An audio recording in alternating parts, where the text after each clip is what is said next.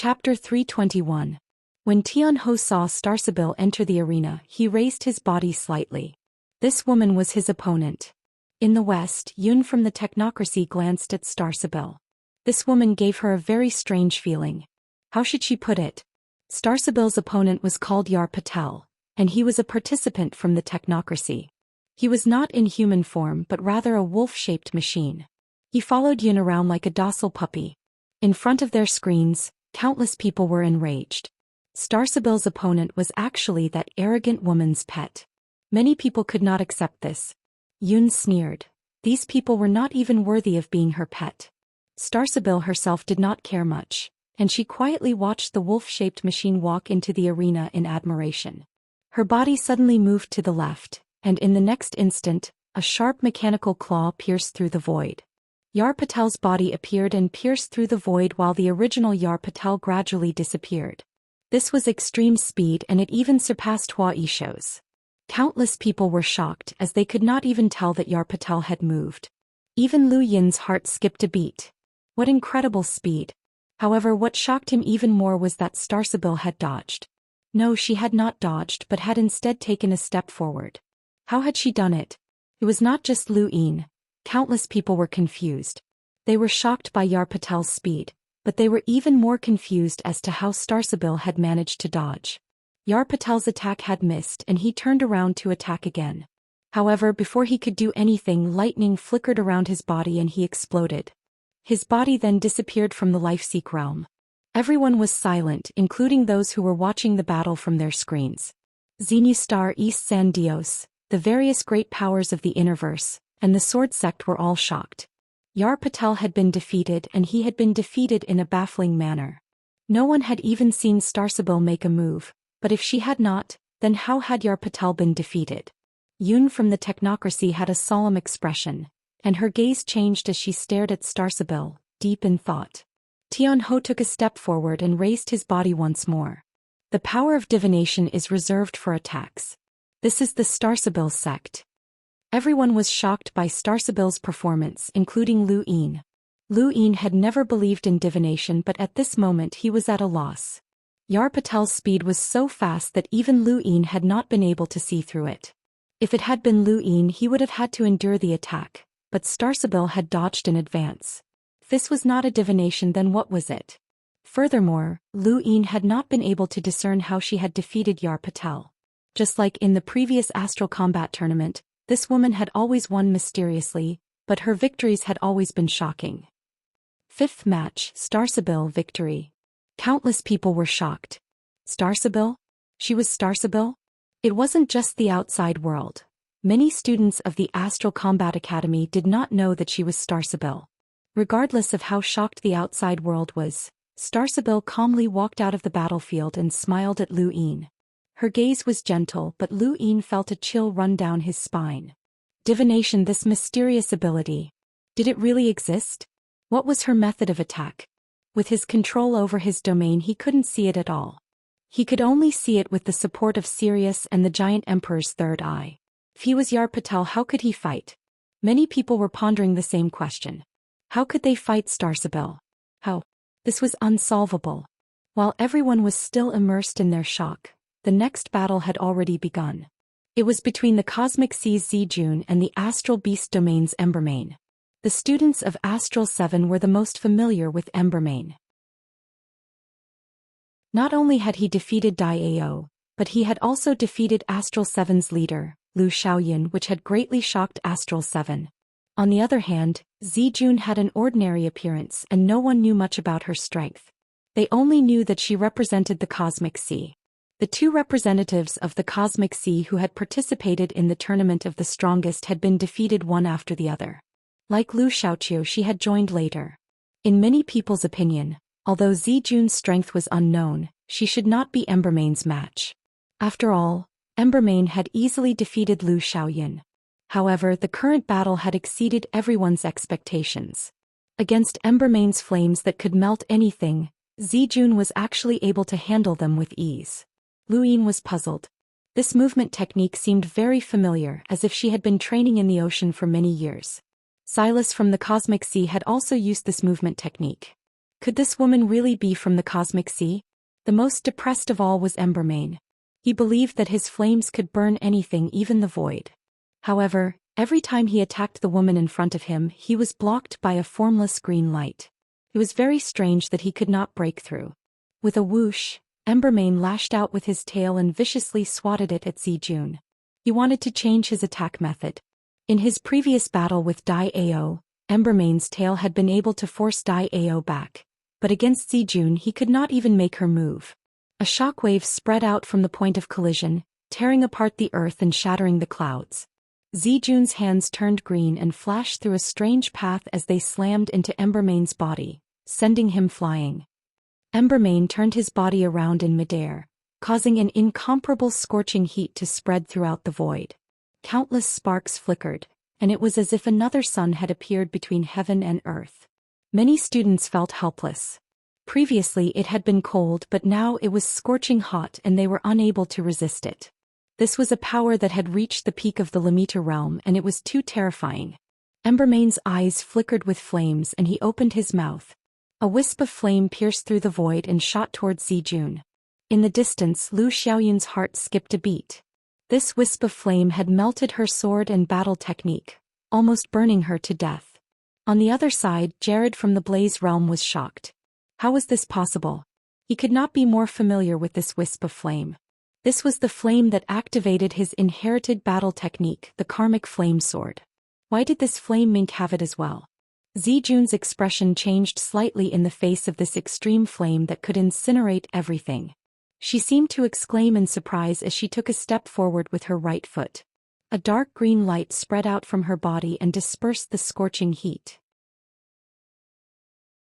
In an instant, everyone felt as if the world had changed, and the battlefield had transformed into a dark green jade.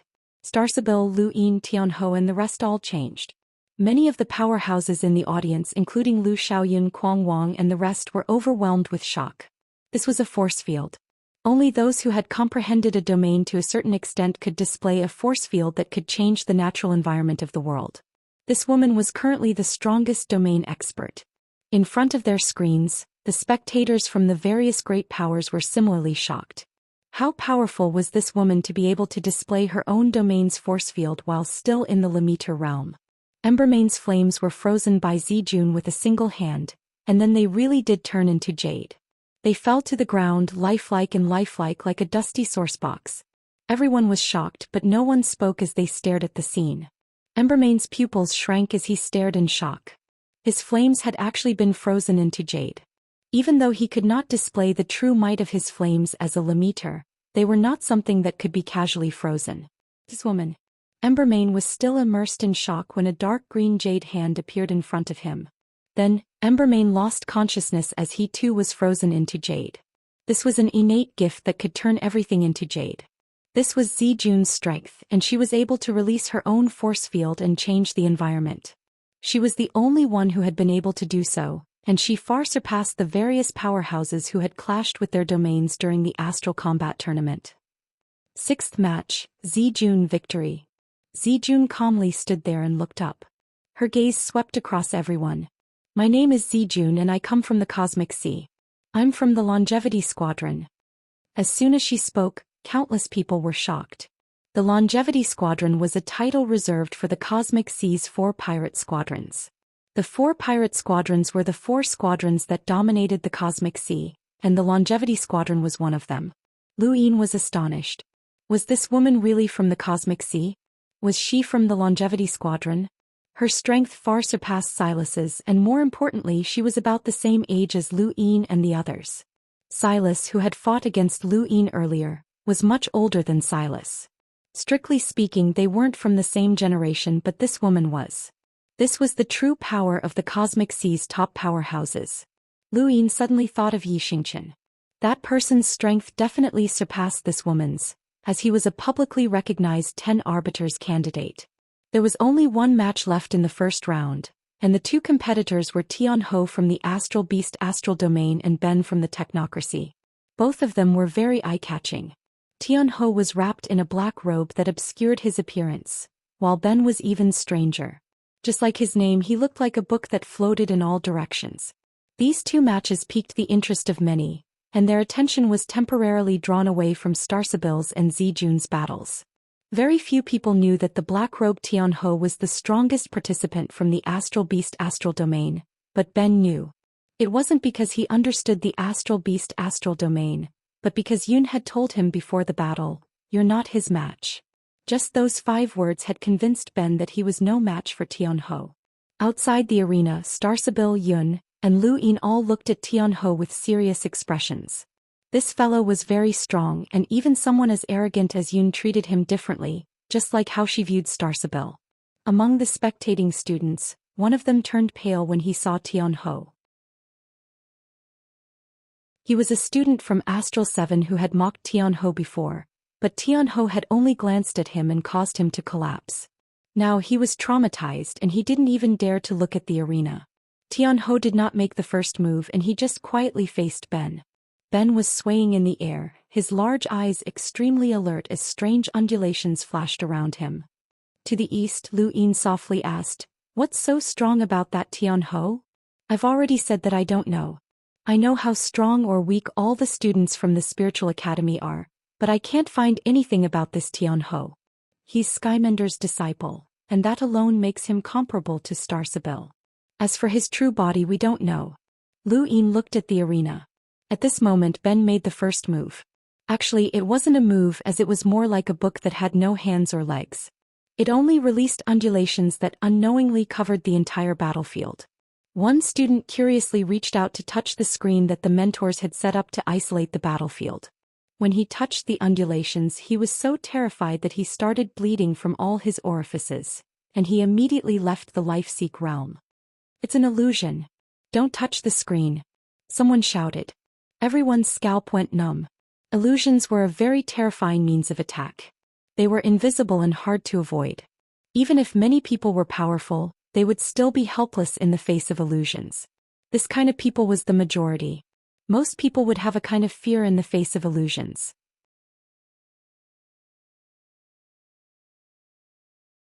Chapter 322. Out of the many students in the Astral Combat Academy, Jared was the most famous illusionist. He had relied on his illusory battle techniques to become an area master and the strongest of the Blaze Realm's younger generation. Unfortunately, his illusory battle techniques had been too weak and he had been defeated by Xiaoluo. Now Ben's illusory technique had struck fear into everyone's hearts, and he had instantly defeated an Astral Combat Academy Limiter. What a terrifying ability. However, as time passed, everyone began to feel that something was amiss. Ben's illusory technique had clearly enveloped the entire battlefield, but there was nothing abnormal about it at all. It was terrifyingly calm. To the west, Yun's expression grew even more solemn, and the disdain in her eyes gradually turned into astonishment. He seemed to have discovered something extraordinary. Suddenly Ben raised his head. His body was hidden under his black robes, but everyone could sense that his body distorted and then vanished. This was not extreme speed, nor was it tearing through the void. It was more like he had merged with the void. Lu Yin's eyes widened as he had never seen such a strange technique before. Explorers could cross an infinite distance and tear through the void, but Lu Yin had never encountered someone who could merge with the void. The next moment Ben's figure appeared above Ben and stepped on him, pressing him into the ground. The void distorted again and Ben's body disappeared. He had been swallowed up by the void just like Lu Xiaoyan's battle with Tu Bo. Although she had won, she had been exiled into the void by Tu Bo, which had been equivalent to mutual destruction. 7th match, Ben victory. Only then did everyone realize that the battle had already ended. This was one of the battles that had ended the quickest, second only to Starsabil's battle. It had taken about the same amount of time as Yun's battle with Han Chong, and the outcome had been decided in an instant. Was Ben weak? Impossible. Of the technocracy's participants, Yun's strength was unfathomable. Domi had forced Grandini Mavis into a difficult situation, and Yarpatel's speed had shocked everyone. Their overall strength surpassed most of the Astral Combat Academy's student leaders, but unfortunately they had met the wrong opponent. 3 out of the 4 participants from the Astral Beast domain had also been defeated. Just like the technocracy, they were not weak and had strength that surpassed most of the Astral Combat Academy's student leaders. However, they had also met the wrong opponent. It could only be said that the tournament of the strongest was too expensive. Even the Astral Combat Academy's student leaders like Kuang Wang could not enter. Of the 4 participants from the Astral Combat Academy, only Han Chong had been defeated by Yun. Both participants from the Cosmic Sea had advanced to the next round. The 7 contestants who could participate in the next battle were Starsabil, Grandine Mavis, Lu Yin, Tian Ho Yun, Lu Xiaoqiu and Zi Jun. The first round of drawing lots has ended. The next round of drawing lots will begin in 1 day. 1 day was enough for everyone to recover. After all, they had borrowed the bodies of the Life-Seek realm, so they recovered quickly. Although there were only 7 battles, it was a feast for the eyes of countless people. The Astral Combat Tournament was only a tournament between students of the Astral Combat Academy, and it did not represent the universe's top elites. However, the tournament of the strongest was different. Regardless of whether it was Starsabil, Tianho or Yun, all of them were at the top of their generation in their respective star fields, and there were very few who could match up to them. Through their battles, one could see just how strong a picometer was. Unfortunately, a battle of this level was not suitable to be completely open. Fortunately, the various powers in the Great Yu Empire, Earth and East Sandios could all see it, but ordinary people could not. While the tournament of the strongest was taking place, the star field negotiations were also taking place. The continuous war has caused irreparable losses to all 3 of us. It is imperative that we stop the war. You humans are so hypocritical. You fight whenever you want and you stop whenever you want. Isn't this Imperial Tutor Skymander's idea as well?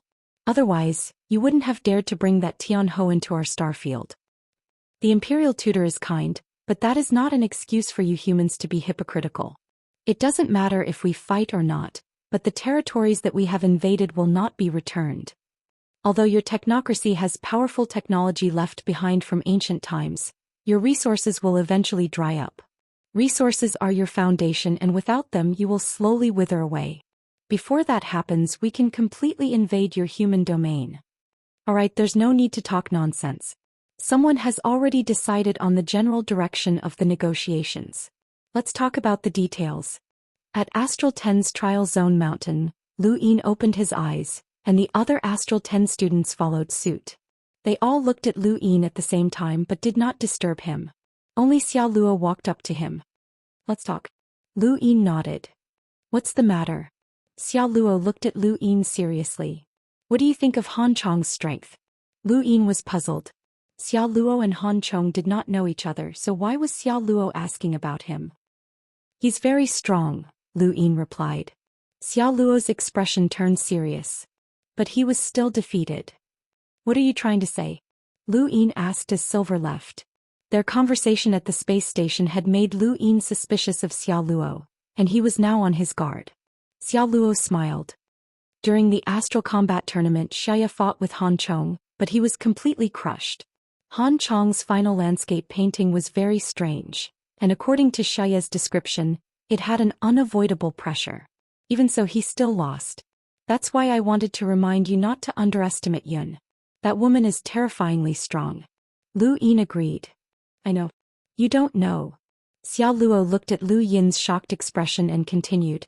There are many mysterious things in the universe, such as astronomical phenomena, sceneries, ruins and so on. These things cannot be seen by ordinary people and they cannot be remembered or imitated. But once they are imitated, they will possess a mysterious power. Han Chong's landscape painting is one such example. You haven't fought with him, so you won't be able to understand that pressure. Xiao Luo's words reminded Lu Yin of the Stonewall scriptures.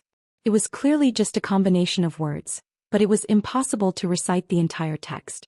This was the so-called unmemorizable, unreadable and mysterious power. Brother Lu, you and I have walked together. I hope that you can go even further, Xiao Luo said sincerely as he looked at Lu Yin. He then turned and left. Lu Yin was confused the entire time as he had no idea what Xiao Luo meant. After Xiao Luo left, no one disturbed Lu Yin. He rested for a while, and when he opened his eyes again he entered the Life-Seek realm. Everyone was present and the battlefield had returned to normal. 7 lots, 1 blank. You can advance to the next round, a loud voice said. Lu Yin looked up at the sky and saw 3 colored lots spinning in the sky. The colors were constantly changing just like in the first round. There was also a colorless lot that didn't change color, which clearly told everyone that they could advance to the next round. With so many people watching, no one dared to take the blank lot except for Lu Yin. Of course, there was another person, Grandini Mavis. Both of them conjured their star energy and grabbed the blank lot while the rest of the people randomly picked a colored lot. 2 waves of star energy collided above the blank lot, but Lu Yin was slightly faster and grabbed it first. Grandini was so angry that she gritted her teeth. "Hey, are you a man or not? If you are, then fight fair and square." Lu Yin glanced at her. "Aren't the Mavis family members all fond of fighting? Why aren't you fighting?" Grandini was furious, but the blank lot had already been taken by Lu Yin. She had no choice but to snort and take the last colored lot. At this moment, everyone from Astral 10 had awkward expressions on their faces. Everyone else had casually picked a lot, but Lu Yin had taken a blank lot. It was obvious that he didn't plan on fighting this round, and many people felt that he lacked confidence. Even Zini Star was speechless. "The royal regent does things very casually," one of the ministers said helplessly after some thought. "Yes, the royal regent is conserving his strength. Of course he's a wise man." On Earth, Zhou Xian laughed heartily as he recalled Lu Yin's time on Earth. This guy was still the same as before, unwilling to suffer any losses or do more than necessary. Wendy Yushan looked at Lu Yin on the screen and her eyes lit up. This man was getting closer and closer to her. Now that the Yushan family had died out, perhaps he was the closest person to her. Marriage was out of the question, but she would just treat him like an older sister. In East San Dios, Yen Feng heaved a sigh of relief when he saw Lu Yin voluntarily concede. From his perspective, this was Lu Yin showing weakness. Although Lu Yin was still far from being as strong as he was, the two of them would inevitably become enemies in the future. Furthermore, Lu Yin was about to marry Jenny Anna, which would further escalate their conflict. In the Life-Seek realm, Grandini looked at Lu Yin with even more displeasure. She was the first to fight and her opponent was Tian Ho. Lu Yin shrugged, feeling a little sympathy for Grandini. Although she was from the Mavis family, in terms of power she should not be able to compare to Tian Ho. If he had given the blank lot to Grandini, then he would have been the one to face Tian Ho. "Just you wait," Grandini threatened Lu Yin softly. She clenched her fists and stepped into the arena. Lu Yin laughed, as this woman did not seem to be confident. Otherwise, with the Mavis family's belligerent nature, she would not have backed down. Boom. The ground trembled as smoke and dust flew everywhere. Giant cracks spread across the surface of the ground, and at the same time, multiple spatial cracks flickered as if lightning had torn through the sky. Grandini's 5-lined battle force glowed with a dark gold radiance, and just like when she had faced Domi, she covered the entire battlefield in her attack range. Many were speechless, as this woman had used her full strength from the very beginning. This showed just how much pressure Tian Ho was exerting on her. Lu Yin's gaze trembled. 5-line battle force combined with 13 stacks was the move that Grandini had used to defeat Domi from the technocracy. He wondered how Tian Ho was faring. When the dust settled, the void distorted and Tian Ho slowly stepped out, his entire body spotless. Grandini's pupils shrank and she clenched her fists and punched out once more. Tian Ho's figure distorted and he merged into the void once more. Grandini's punch missed and the wind from her fist pierced through the void, tearing a giant crack in the void. Unfortunately, although her attack was powerful, it was useless. Everyone was shocked as Tian Ho was too mysterious. Grandini had used her full strength, but she could not even touch him. Suddenly, Tian Ho appeared behind Grandini and placed a hand on her shoulder, causing the void to distort. This scene was very familiar, as the technocracy had been exiled into the void with a single attack and had not been able to retaliate. Grandini felt an unimaginable tearing force, and her green clothes were torn apart. She growled as her dark gold 5-lined battle force revolved around her body and forcefully pushed Tian Ho away. She turned around and kicked him, causing him to merge into the void once more. He retreated and stared at Grandini in shock.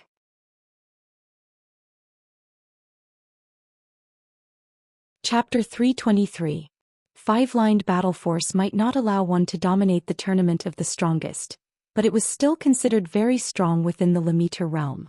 Tianhou had thought that he could easily defeat Grandini, but he had underestimated her battle force. Don't underestimate the Mavis family, Grandini growled. With a bang she charged towards Tianhou and raised a hand. 5-lined battle force burst forth and swept through the void in an attempt to seal Tianhou in the air and prevent him from fusing with the void.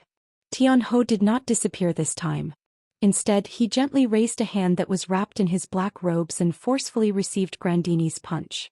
In front of everyone's eyes, the violent shockwave crushed the ground, overturning the entire battlefield. In the void, a huge spatial crack smashed down from the top, tearing the ground apart once again, letting out a deafening sound that made people's ears ring. Lu Yin and the others narrowed their eyes and stared at the sky in shock. Impossible. Grandini's 5-line battle force and 13 stacks had actually been blocked, and Tianhou had not even taken a single step back. This scene not only shocked Lu Yin, but also everyone else, including Yun, who had always looked down on everyone else. This attack had been too shocking. 5-lined battle force, 13 stacks, and the Mavis family's monstrous strength. This punch had already surpassed the peak attack that Lu Yin had used to defeat Night Queen Yanqing. It could be said without hesitation that this punch would have been enough to take first place in any of the astral combat tournaments. However, such a powerful punch had been easily blocked by Tianhou, and not even his clothes had moved. Grandini's eyes flickered. Impossible, you dash. But before she could finish, Tianhou's hand that had grabbed Grandini's right fist twisted. A black light flickered as an intense pain swept through her body. Grandini's expression changed and she suddenly waved her left hand, tearing off her right arm. She quickly retreated and in the next instant her right arm disappeared into the void. The spectating students were all shocked and Lulu could not believe it. Grandini had been suppressed to the point that she could not even retaliate. He was a Mavis family member. Tianhou lowered his hand, and a trace of admiration flashed through his eyes beneath his black robes. Not bad battle awareness.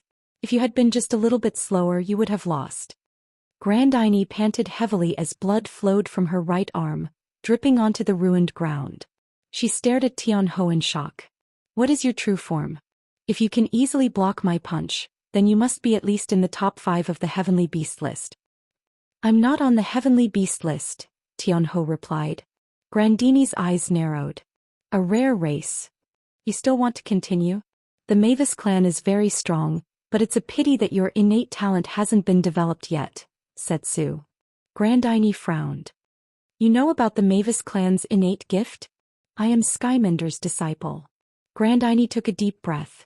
She had been suppressed from start to finish in this battle, and she had been unable to catch her breath. Even her right arm had been destroyed, but she was still unwilling to give up. Just as Lu Yin had said, the Mavis family was born with monstrous strength and they loved to fight. Since they had already fought to this point, she had to give it her all. The air swirled around Grandini and swept upwards. A verdant green light flashed through her eyes, just like when she had faced the explorer in the Shenwu continent's imperial palace. It was not obvious, but to Tianhou, who had been observing her all this time, it was like a firefly in the night sky. You want to forcefully use your innate gift? It's useless. Even if you can use it normally, it's useless against me. The Mavis clan is invincible. Grandini shouted. Her eyes widened as she stared into Tianhou's eyes. At the same time she charged forward and pressed down on Tianhou's head. She raised her left hand and 5-lined battle force flowed along her body and gathered onto her left palm. 17 stacks. In the sky, a palm covered in a dark golden radiance pressed down with 17 stacks, causing the void to tremble and almost tear the sky apart. Countless people who saw this scene were aghast. Tianhou slowly raised his head, but he did not move, allowing the palm to strike his head. In that instant, even the participants from the astral beast domain felt their scalps go numb. This palm had shocked them, and if they had been in Tianhou's place, they would have definitely died. The participants from the technocracy also stared at the palm. This palm was very powerful and it contained 17 stacks and 5-line battle force. Lu Yin, Starsabil, Han Chong, Lu Xiaoqiu, Zijun, and the rest all watched on solemnly. This palm strike would determine victory and defeat. Grandini's palm landed on Tianhou's head, and his black robes were instantly torn apart. Shockwaves surged out and distorted the void as a boundless and terrifying force rippled outwards. It even affected the screens that the mentors had set up. What is that? Some students stared blankly at the sky, as if they had seen something inconceivable. High up in the sky, beneath Grandini's left palm, there was a black humanoid creature quietly standing there. It was like a human-shaped vortex that had no flesh or skin, but it had eyes, ears, mouth and nose as well as arms and legs. Everyone stared blankly. What was this thing? Luine was confused. What was this? Starsibyl suddenly took a step forward, her expression solemn. So it was this creature. No wonder it was so terrifyingly strong. In the technocracy, Yun was shocked that such a creature had been born again. The participants from the astral beast domain were also shocked, as this was the first time they had seen Tianho's true form. Countless people were shocked and confused, but at the same time, many people seemed to have thought of something and their faces paled. The astral beast domain has given birth to another creature. Immediately request for destruction, one of the mentors from the Astral Combat Academy said. It's useless. The higher-ups have already reached a consensus. If this creature dares to appear, then it must have some confidence. No wonder it's called Tianho. In front of their screens, many seniors from various powers who had hidden themselves were shocked. The astral beast domain actually dared to bring such a creature here. It looks like this ceasefire is inevitable and the humans don't have the initiative. In the sword sect, the sect leader stared at his screen with a deep chill in his eyes. This creature had once brought an unerasable humiliation to the sword sect, as one of their previous sect leaders had been devoured by such a creature. At the border of the erudite flow zone, Shui Chuanshao sneered when he saw Tianho appear. It looks like those old fogies have reached a consensus. My era is over. Monkey, what's that thing? Luine asked. The monkey was shocked. It actually appeared again. No wonder it's called a Tianho. Why didn't I think of it before? Hurry up and tell me what it is. Luine was curious as he had seen Starsibyl's shocked expression. This was the first time he had seen such an expression in her eyes. A Tianho is a strange creature. You can think of it as a creature born from a celestial phenomenon. It appeared tens of thousands of years ago and once devoured the sword sect leader. The monkey did not speak much, but when he mentioned that it had devoured the sword sect leader, Luine felt a chill run down his spine. Is it very powerful? Luine asked. It's not just powerful, it's extremely powerful. This thing can cultivate and it has intelligence. It can do anything that normal creatures can do, and within the same realm, very few attacks can reach the upper limit of what this thing can withstand. Do you still remember the day-night restoration technique? You can think of it as a strengthened version of the day-night restoration technique, because there's almost no attack that can break through its upper limit. The monkey exclaimed. Lu Yin's eyes narrowed as he stared at the sky in shock. Grandini had used all of her strength, but the Tianho had not changed at all. Grandini had used 17 stacks of 5-line battle force, but it had not even been able to make the Tianho take a single step back. This was a Tianho. Seventh bro, I have to say that you're really unlucky. Any one of you would have been the strongest before the universe changed, but ever since the universe changed, formcast models were developed, and monsters like the 10 Arbiters were born. You've all become ordinary and there are more and more monsters like Tianho. I pity you, the monkey gloated. Luine did not reply and just stared at the sky. Everyone stared at the sky. The Tianho looked up. Aside from having eyes, ears, mouth and nose, there was only a black vortex on its face. However, its eyes were intelligent. I told you it's useless. Even if you forcefully used your innate gift to lock me down, you still can't hurt me. Grandini retracted her left palm and her expression turned bitter. It's actually a Tianho. No one should be your match in the tournament of the strongest. I've lost. The Tianho slowly raised a hand and pressed it against Grandini's forehead. A black vortex appeared on its palm, distorting the void and banishing Grandini. Second round, first match, Tianho wins. No one spoke as they all stared at Tianho in shock. This battle had been too stifling. Grandini had used all of her strength from the very beginning, but in the end she had only managed to remove Tianho's black robes. She had not even been able to harm him. Before Tianho left the battlefield, he glanced at Starsibyl and Yun before slowly leaving. Seventh bro, it ignored you, the monkey cried out. Luine muttered to himself. The pressure of the tournament of the strongest was increasing, and he had no idea what the bottom line of a strange life form like the Tianhe was. It seemed that his preparations had not been enough, and he needed to raise his strength. But how? The first thing that came to mind was the strengthening fruit, but unfortunately he did not have any money. Should he borrow some? As he thought about it, he looked around. Was there anyone who could lend him some money? Brother Lu, it's a good thing that you got a blank lot. Otherwise, you would have been the one to win this battle, Han Chong said with a smile. Lu Yin sized up Han Chong. Did this guy have money? Han Chong felt uncomfortable under Lu Yin's gaze. What's wrong, Brother Lu? Nothing, Lu Yin replied indifferently as he turned around. Han Chong felt strange, but he did not ask any further questions. At that moment, the second match was about to begin. This match was even more interesting than the previous, as one of the participants was Lu Xiaoqiu. The sword sect's 13 swords had always been the most interesting, especially since Lu Xiaoqiu had completely comprehended the fourth sword. Everyone wanted to know just how powerful the fourth sword was, and his opponent was Yun. The familiar disdain appeared once again as Yun faced Lu Xiaoqiu with her usual disdain and arrogance.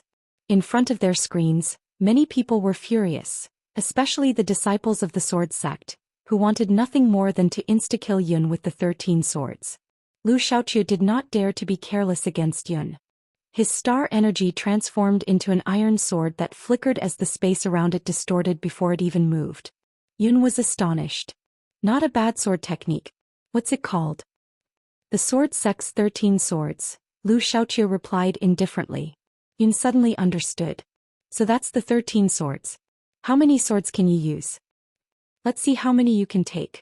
Lu Xiaoqiu slowly raised his sword. Yun sneered. Ignorant. I heard that your sword sect proclaims itself to be the emperor of the sword. Let's see if you can use a sword technique that can defeat me.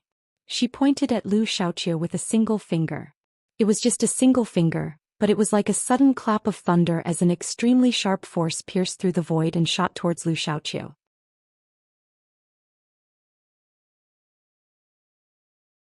Chapter 324. Lu Xiaoqiu's expression changed and he slashed out with his sword.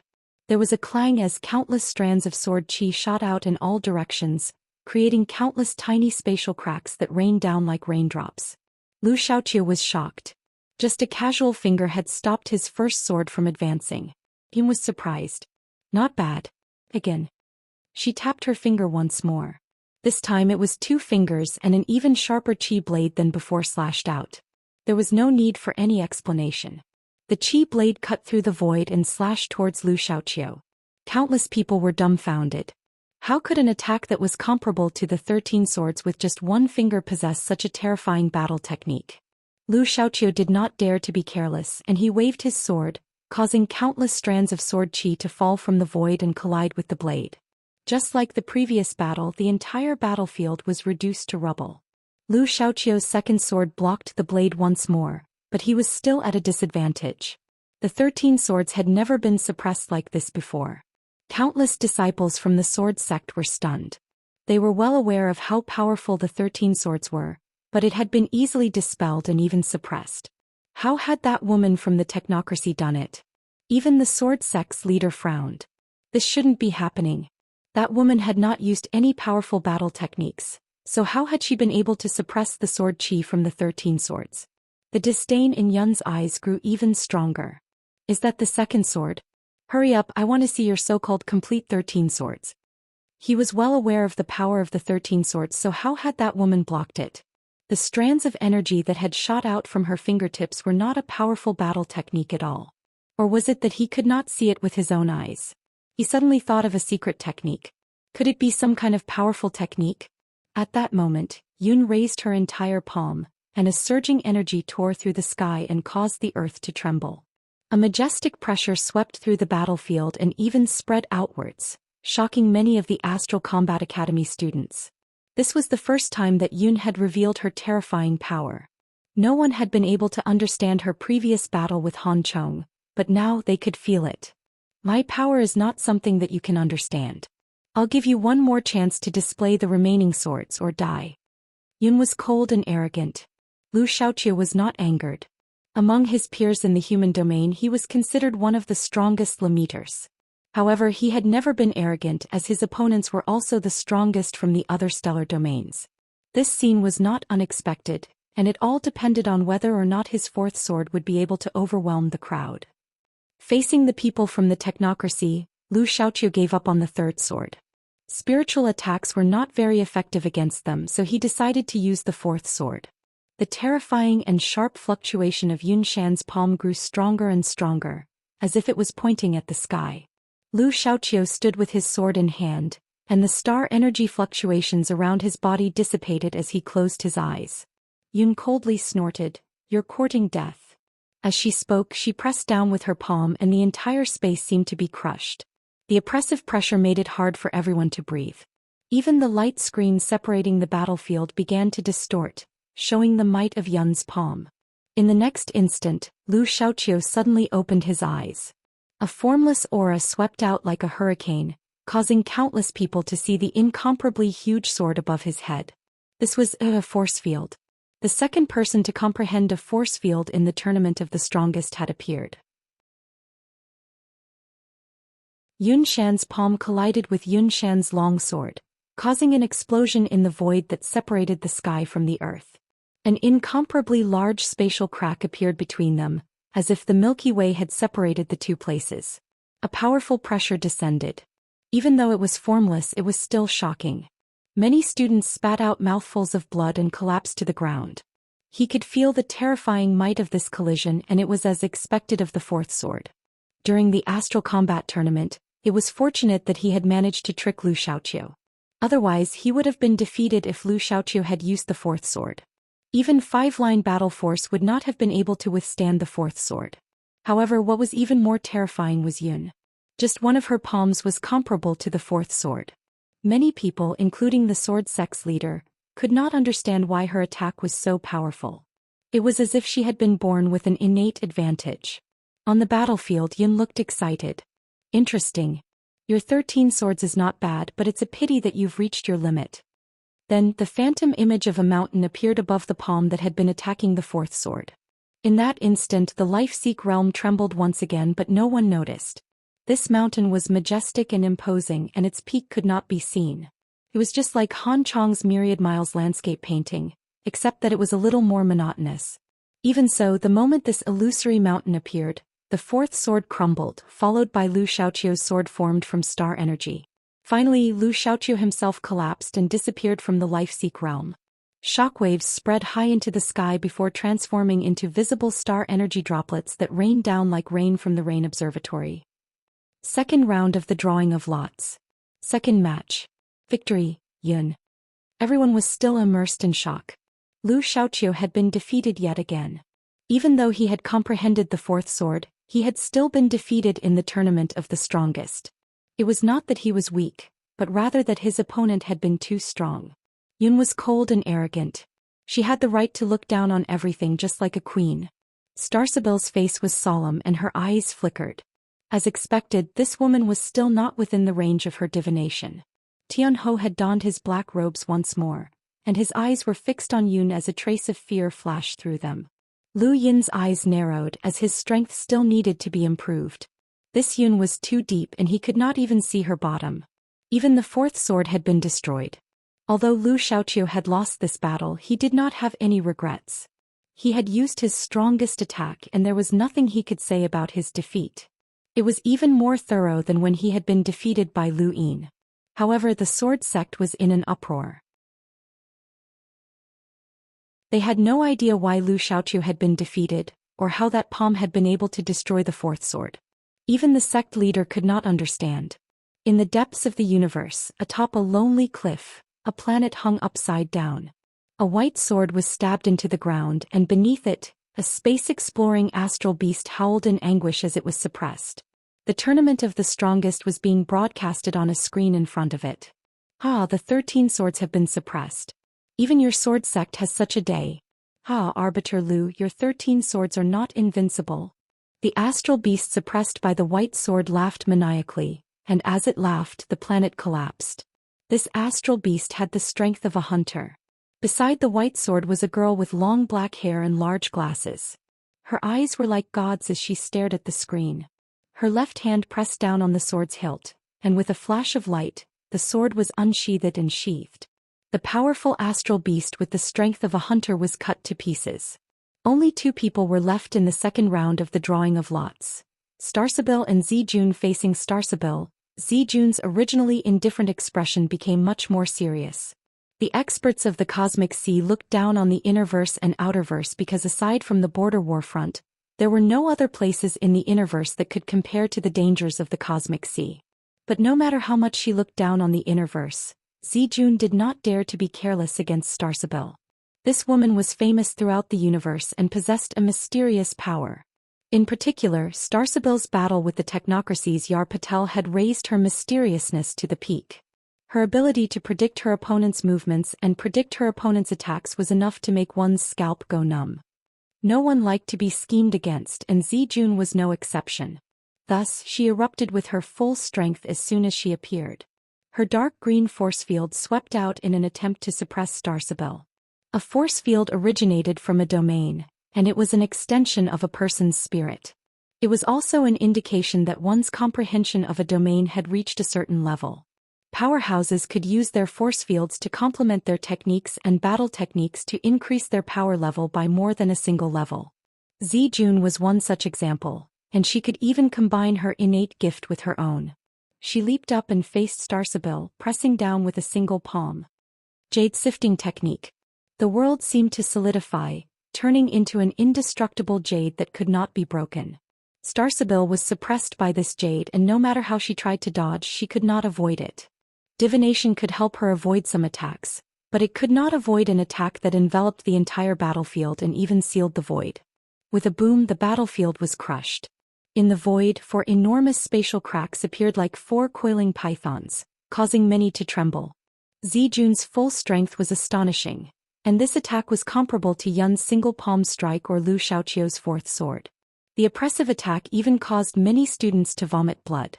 This was the strength of an expert from the cosmic sea. What about Starsabil? Was she dead? Outside the battlefield, Lu Yin's eyes narrowed. No, Starsabil was not even in her original position. He had risked using the serious technique just to observe Starsabil's battle trajectory. What he had seen was Zijun's attack descending and Starsabil's body being crushed. However, that was not her body but rather an afterimage. From the very beginning, Starsabil had not been in her original position. Lu Yin looked up, and at the same time, Zijun's entire body trembled. She abruptly looked up and saw Starsabil's indifferent gaze. Astral disorientation. This battle technique caused Zijun to freeze in place. Starsabil's palm descended once more, and Zijun disappeared from the Life-Seek realm. Third battle of the second round. Winner, Starsabil. In these 3 battles, Tianho's main body had shocked the audience, Yun's battle prowess had brought disbelief, and Starsabil had once again caused the audience to tremble. Each of her battles had been easy, and it was as if she could really divine the future. Because Zijun understood Starsabil's battle style, she had gone all out from the very beginning. Her attack range had covered the entire battlefield and even the void. Unfortunately, Starsabil had always been a level higher than her and had escaped her attack range from the very beginning. It could only be said that Zijun had been tricked. This was a battle without any suspense, and it was a very sullen battle. Zijun was not the only one sullen. Many of the spectators were sullen as well. Lu Yin was the same. He did not know what he would have done if he had faced Starsabil. Attack first? Or wait to be attacked? Tianho, Yun and Starsabil were all too powerful. They had used these 3 battles to determine the rankings for the tournament of the strongest, and Lu Yin had been nothing more than a foil. Compared to them, his 5-line battle force was much weaker. Lu Yin was like Grandine Mavis. He would have been crushed by any one of them. This was the consensus of many. On Xenu Star Huqingshan's side, Lu Yin was actually very strong, but when faced with those freaks he would always be a level lower. Shuoshan Anna's eyes flickered as he looked at the screen and then at his gadget. The date of Yan Feng's marriage to Jenny Anna was displayed. On Earth, countless people were watching their screens. They couldn't understand these battles, but at the very least, they understood Lu Yin's position in the group of 4. He had been one of the top 4 in the tournament of the strongest for nothing, while the other three had easily crushed their opponents. No one said anything as this was an unchangeable fact.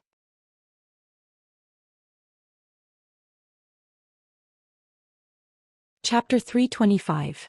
The third round of the drawing of lots will begin in one day, a loud voice said. Countless students were startled awake and looked at Lu Yin sympathetically before leaving one after another. Han Chong looked at Lu Yin. Brother Lu, don't overthink it. Prepare well. To the side, Grandine Mavis shook her head helplessly. I feel very lucky. At least I'm not being compared so obviously. Lu Yin was speechless. Seventh bro, are you confident? Actually, by relying on the secret sidestep technique, you'll be able to face anyone with ease. However, it'll be too difficult for you to win. No one knows the upper limit of Tianho's damage tolerance, and that woman called Yun is too strange. Your human Starsibyl seems to be very disgusting. The monkey was gloating at Lu Yin's misfortune. Lu Yin exhaled, blocked the monkey and left the life-seek realm. Within the trial zone mountain, Lu Yin opened his eyes. The surrounding astral, 10 students did not disturb him, as they wanted to give him some peace and quiet. Lu Yin walked out of the trial zone mountain and bowed to the trial master before heading to the space station, hoping that Madame Naylan had not left yet. The trial master watched Lu Yin's departing figure. This kid had done well, but it was a pity that he was still a bit too weak. If he could match the power of the 10 arbiters back in the Astral Combat Academy, then he would be able to fight against anyone and even completely crush them. Being a 10 arbiters candidate was just a compliment, as only those 3 limiters were truly qualified to be 10 arbiters candidates. At Astral 10's space station, the Naylan family's spacecraft had yet to leave. Lu Yin entered the spacecraft and saw Madame Naylan. Today Madame Naylan was wearing an even more alluring set of clothes, which complemented her already enchanting figure. Lu Yin felt a rush of heat and he felt rather awkward. The semi-finals are in one day. Why have you come to my place? She asked curiously as she poured him a drink. Lu Yin was a bit embarrassed, but when he thought about the 3 monsters he still asked, Madame Naylan, can you lend me some money? She was astonished. Lend me money? Lu Yin nodded. Although I'm embarrassed, I really do need money. She pursed her lips and smiled. Sure, how much? Lu Yin calculated that he had used up 400,000 star crystals to upgrade the strengthening fruit, so that shouldn't be the limit. If he were to calculate based on 1,000,000 star crystals, then he probed 2,000,000 star crystals. She nodded. Not much. His heart skipped a beat. Not much. His greatest wealth had only been 10 star essence, which was equivalent to 1,000,000 star crystals. Now that he had asked for 2,000,000, was that not a lot to Madame Naylan? She truly deserved to be called the richest widow in the Outerverse. Not long after, a crystal card from the Mavis Bank was delivered. Lu Yin quickly asked, Madame Naylan, do you have the real thing? I need a physical object. Madame Naylan smacked herself on the head and smiled. It's my fault. You're in urgent need of money, so you'll naturally need something tangible. She then had someone bring out 20 star essence and pass it to him. I don't have 2,000,000 star crystals on me, so I can only give you the essence. Will that do? Lu Yin nodded. Thank you, madam. By the way, how do you calculate the interest? Hee, student Lu, is there a need for interest based on our relationship? Madame Naylan beamed at him. Feeling awkward, Lu Yin hurriedly got up to leave. Madame Naylan's lips curled up as she watched him leave. This youth was very interesting. Although 2,000,000 star crystals wasn't a lot to her, it wasn't something that could be borrowed from just anyone. But to this youth, 2,000,000 star crystals really wasn't a lot. It had been a month and a half since he had last rolled the die, which was quite a long time. Lu Yin found a secluded place in hopes of rolling Enhance, but before he started he placed his cosmic ring aside. The more time passed, the more likely it was for him to roll a good number. If he rolled Enhance, then his hopes of improving the strengthening fruit would be dashed, as Enhance would instantly deplete all of his star crystals. He raised his hand and the die spun in his palm. He tapped it, causing it to spin rapidly before finally stopping. In that instant, the scene in front of him changed for a moment before returning to normal. Lu Yin exhaled. Felt like Enhance. He had known that he would roll Enhance. Fortunately, he had placed his cosmic ring aside, or else all of his star crystals would have been depleted. Enhance was very useful, but right now he still wanted to use the strengthening fruit to increase his strength. Enhance was a gamble. He might be able to fuse with a powerhouse and increase his strength, or he might be able to fuse with someone like Wuxia, but he couldn't afford to gamble. He used a cube of star crystals to restore the die and tapped it again. At the same time, he retrieved his cosmic ring to prevent himself from rolling time stop. As the die slowly stopped spinning, Lu Yin's breathing quickened as he looked at the number on the screen. He was a little excited. He had rolled Enhance so quickly. Sure enough, the more time passed, the more likely it was for him to roll a good number. As he watched the two screens rise, Lu Yin took out a strengthening fruit and threw it onto the screen. He then took out a star essence and tossed it onto the screen. As the strengthening fruit continued to level up, it began to change just like the previous one. With the consumption of 4 star essence, the strengthening fruit's upgrade had slowed down. Although star essence was of a much higher quality than star crystals, they were not the same. Lu Yin had no choice but to take out another star essence to upgrade this strengthening fruit to the same level as the previous one. 5 star essence was equivalent to 500,000 star crystals, which was enough to upgrade one strengthening fruit. Lu Yin watched as the strengthening fruit distorted the void and vaguely saw the meridians circulating. Lu Yin thought about it for a moment and then tossed the strengthening fruit back up. He tossed out 2 more star essence and the strengthening fruit fell down once more. Unfortunately, only half of the fruit had fallen down. He calculated that he would need another 3 star essence if he wanted to level up again. This meant that he would need double the amount of energy he had used to upgrade the fruit. Lu Yin gritted his teeth and tossed out another 3 star essence. The strengthening fruit fell to the ground with a thud. This time, the sound of meridians circulating was even louder and clearer, as if it was real. At the same time, the distortion in the void became even more obvious. Lu Yin had wanted to upgrade it again, but when he saw that he only had 10 star essence left in his cosmic ring, he decided against it. It probably wasn't enough and he would only have more as time passed. This strengthening fruit was even more effective than the previous one, so it should be enough to deal with this tournament. Lu Yin didn't hesitate and swallowed it. One day later, in the Life-Seek realm, all of the students arrived and looked into the distance with excitement. The semi-finals were about to begin. All the contestants from the 4 corners of the screen had arrived, except for Lu Yin. What's going on? Why isn't Lu Yin coming? Many students were discussing amongst themselves. Is he scared? He's going to face those 3 freaks. Zhu, don't talk nonsense. Those people from Astral 10 are watching you. In the distance, Xiao Luo remained calm while Michelle frowned. Lu Yin still hadn't arrived. Senior, should we go look for him? Coco asked. Little Pao shook his head. No need. On the west side of the screen, Yun sneered. Aside from Star Sibyl and Tian Ho, she looked down on everyone else. Right, there was also that brat from the sword sect. His sword technique wasn't bad, but of course, it was only not bad. On the east side, Star Sibyl remained indifferent. Grandine Mavis frowned. On the north side, Lu Xiaoqiu's eyes narrowed. Lu Yin's strength was about the same as his, and his chances of winning against the next 3 were not high. This was especially true for Yun. He still couldn't understand how she had been able to destroy the 4th sword. At that moment, 4 wooden lots flickered high up in the sky. The lot drawing was about to begin. Lu Yin's figure suddenly appeared beside Grandine Mavis, giving her a fright. What took you so long? Grandine cried out. Lu Yin grinned and tried to move, but his entire body was in extreme pain. He felt rather helpless as the strengthening fruit's effects were too shocking. He had forcefully endured an entire day of pain, and it was still going on without any signs of slowing down. He couldn't simply eat such a natural treasure in the future. I slept late, Lu Yin casually replied. Grandine rolled her eyes at him. It would be a miracle if she believed him. Star Sibyl sized up Lu Yin and a strange look flashed through her eyes. This person had changed a little. 4 streams of star energy shot out and 4 wooden lots were drawn. The first match was between Lu Yin and Yun. Lu Yin remained expressionless when he saw that his opponent was Yun, but everyone else's expressions changed. Was this a predestined showdown? Many people immediately thought of the battle between Lu Yin and Lu Xiaoqiu during the Astral Combat Tournament. That was the battle that had made Lu Yin famous, and now his opponent was Yun, who had defeated Lu Xiaoqiu.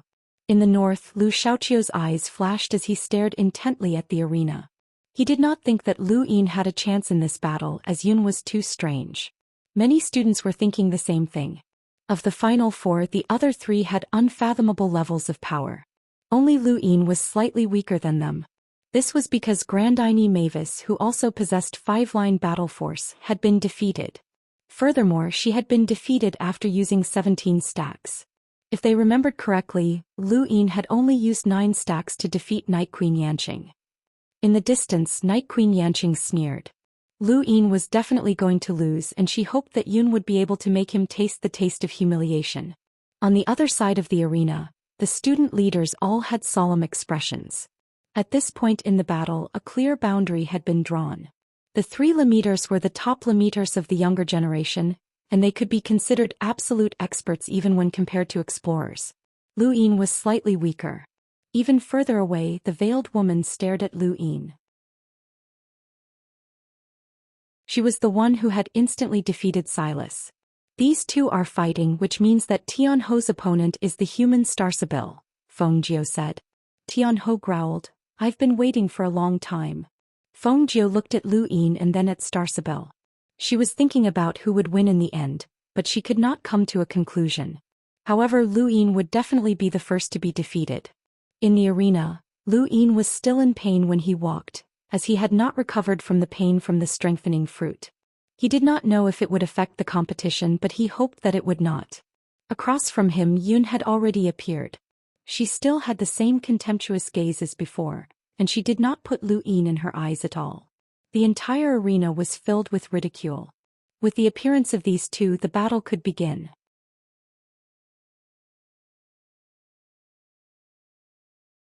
Chapter 326. Lu Yin did not make a move. Across from him, Yun snorted and lifted a finger, causing a sharp force to shoot out. This scene was very familiar. When Lu Yin had fought Lu Xiaoqiu, he had used a single finger to block the first sword of the 13 swords. That seemingly simple finger had actually contained an incomparably terrifying power. Lu Yin's gaze turned cold as he stared at the void and saw the force tearing through the void. He lifted a palm, intending to use the overlaying stack's path to disperse the force. But as the force pressed down on him, the pain in his body actually lessened. This surprised him, and his raised palm unconsciously slowed down. The force slammed into his shoulder and sent him flying back 100 meters. Many people's hearts skipped a beat. Can't be right? He lost so easily. Yun was disdainful. He couldn't even block a single attack from her. Outside the arena, Starsabil's gaze turned cold. Night Queen Yanqing's smile grew wider as this was the result. Lu Yin was about to suffer the greatest humiliation. On Xenu's star, Huqingshan and the rest had solemn expressions. Lu Yin couldn't have been defeated so easily, right? After all, he had defeated Lu Xiaoqiu before. On Earth, countless people watched the screen with complex emotions. Lu Yin lowered his head and felt the force attack. The pain in his right arm had indeed lessened. It was effective, and he looked up at Yun in pleasant surprise. Continue. Yun's disdainful expression sank. Are you trying to provoke me? Lu Yin shrugged. Think what you want. Continue.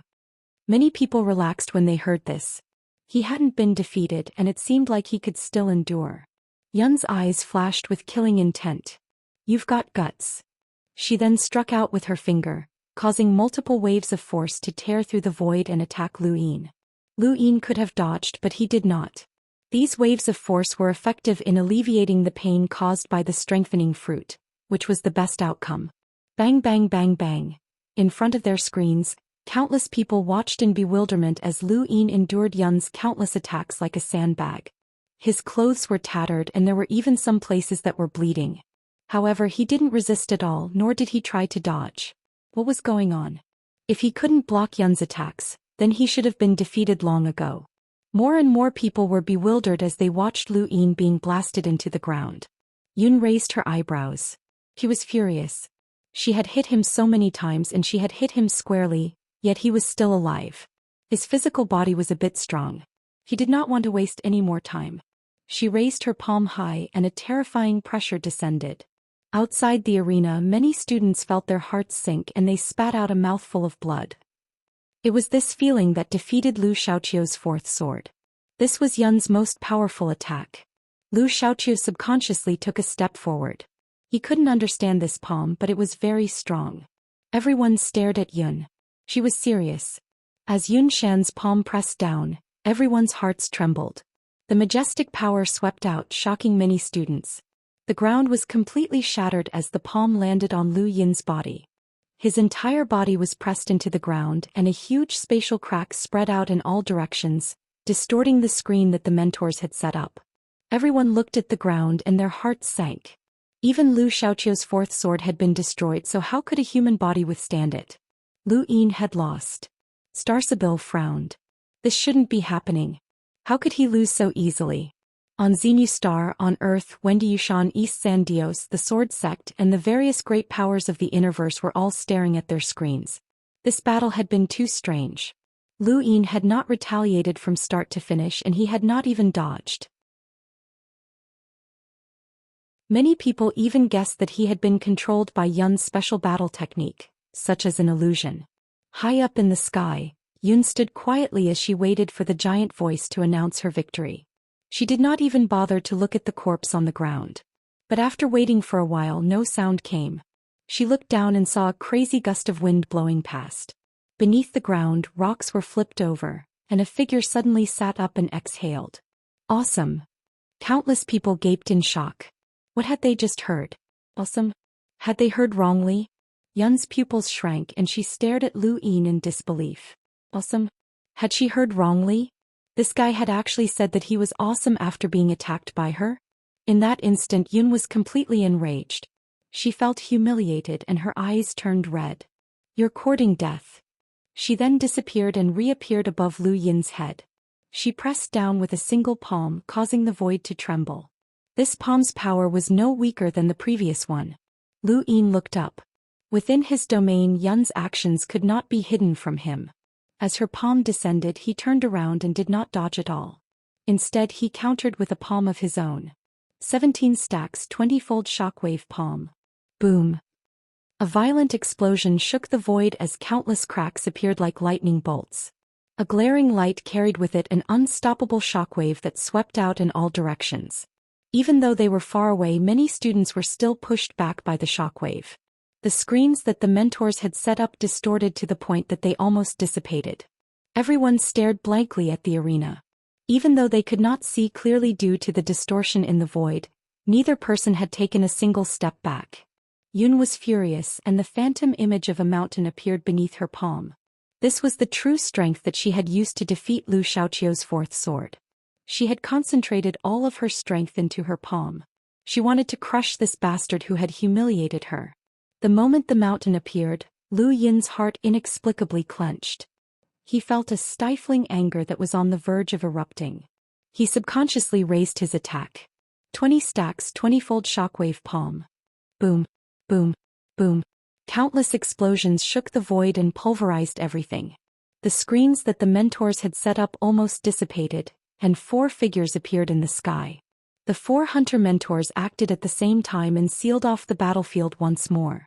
In the next instant, the berserk shockwave was restrained by the mentor's sealing power. It could not escape, and instead it erupted into the sky.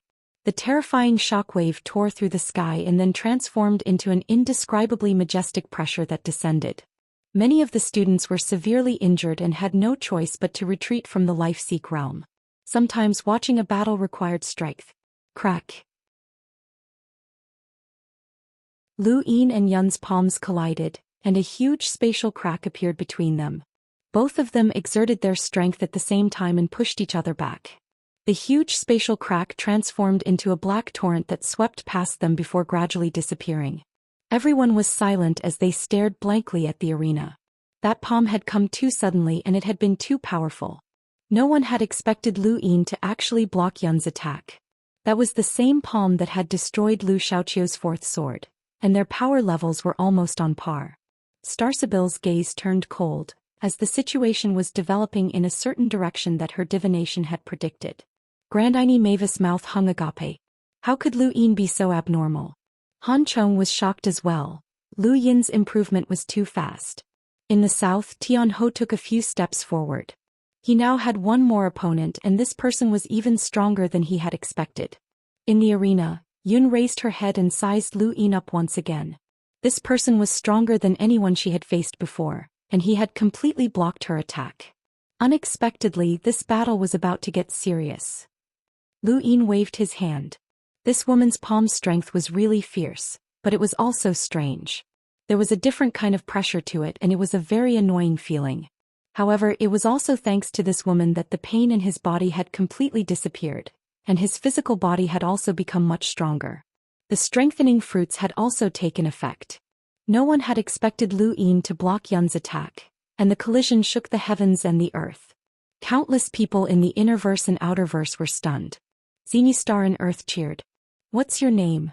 Yun asked as she stared at Lu Yin. "Think about it yourself." For some reason Lu Yin hated Yun. He used Flash to appear beside her and kicked out. Yun's eyes were cold.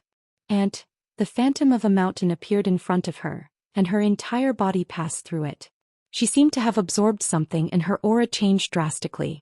She became as steady as a boulder. Lu Yin's kick missed, and Yun appeared behind him. She kicked out as well, causing the void to tremble. This kick was even stronger than the previous one, and it was terrifying.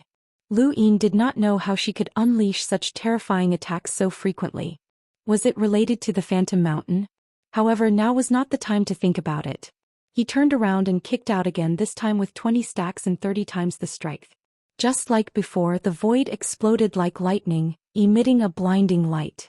An incomparably terrifying shockwave soared into the sky and bombarded the void. Bang bang bang. In the arena, Lu Yin and Yun were like giant beasts that could crush the void as they clashed. Every attack shocked the students, and they felt as if they had seen a ghost. Lu Yin secretly rejoiced that he had strengthened his physical body again. Otherwise, he would not have been able to withstand the attacks of 20 stacks. Where did this abnormal woman come from? She's too damn strong. The monkey's voice rang out in Lu Yin's mind. Lu Yin had the same thought. This woman was too abnormal. Yun's shock was no less than Lu Yin's. In fact, she was even more shocked than him. She had believed that her strength that was enough to suppress the man in front of her had been ineffective. Her strength had been able to tear apart Lu Xiaoqiu's fourth sword, which was equal in strength to her, but it had been ineffective against this person who had the same strength. Bang! Countless spatial tears transformed into black streaks that swept out in all directions. The shockwave swept out once more, distorting the void. The two clenched their right fists together, and neither was able to push the other back. "I remember now. Your name is Lu Yin." Yun shouted. Lu Yin sneered. "Correct. Who are you? Are you immune to my strength?" Yun growled, deliberately lowering her tone. Lu Yin's heart skipped a beat. What did she mean? Did this woman have an unusual background? "Same as you," Lu Yin replied. Yun's pupils shrank. "Bullshit. Our strength is fundamentally different. How dare you trick me?" Her eyes flashed red as she launched 2 attacks at Lu Yin. Lu Yin tilted his head and dodged. With the support of his domain, Yun's every move could not be hidden from him. However, he had forgotten that this woman was from the technocracy and that her body was made of machinery. Wait, if she was made of machinery, then how could she display such a terrifying battle technique? Sizzle. There was a thump as the two collided once more. Their knees collided, and Lu Yin suddenly erupted with 5-line battle force. A dark golden radiance flickered as he clenched his left hand into a fist. 20 stacks, 30-fold shockwave palm. The next moment, his fist turned into a palm that slammed into Yun's abdomen. A phantom mountain appeared on the surface of Yun's body once more and collided with Lu Yin's palm. Dark golden battle force spread out along with countless spatial tears that rained down like raindrops. Countless people watched this scene. The battle was too intense. Suddenly, the surface of Yun's body cracked open. Lu Yin's battle force and overlaying stacks had reached the upper limit of what her body could withstand. In the end, her body was made of machinery, so there was bound to be an upper limit. Thanks to Akira Nato. Heavenly Slayer's reward is the 3rd. Thank you for your gifts.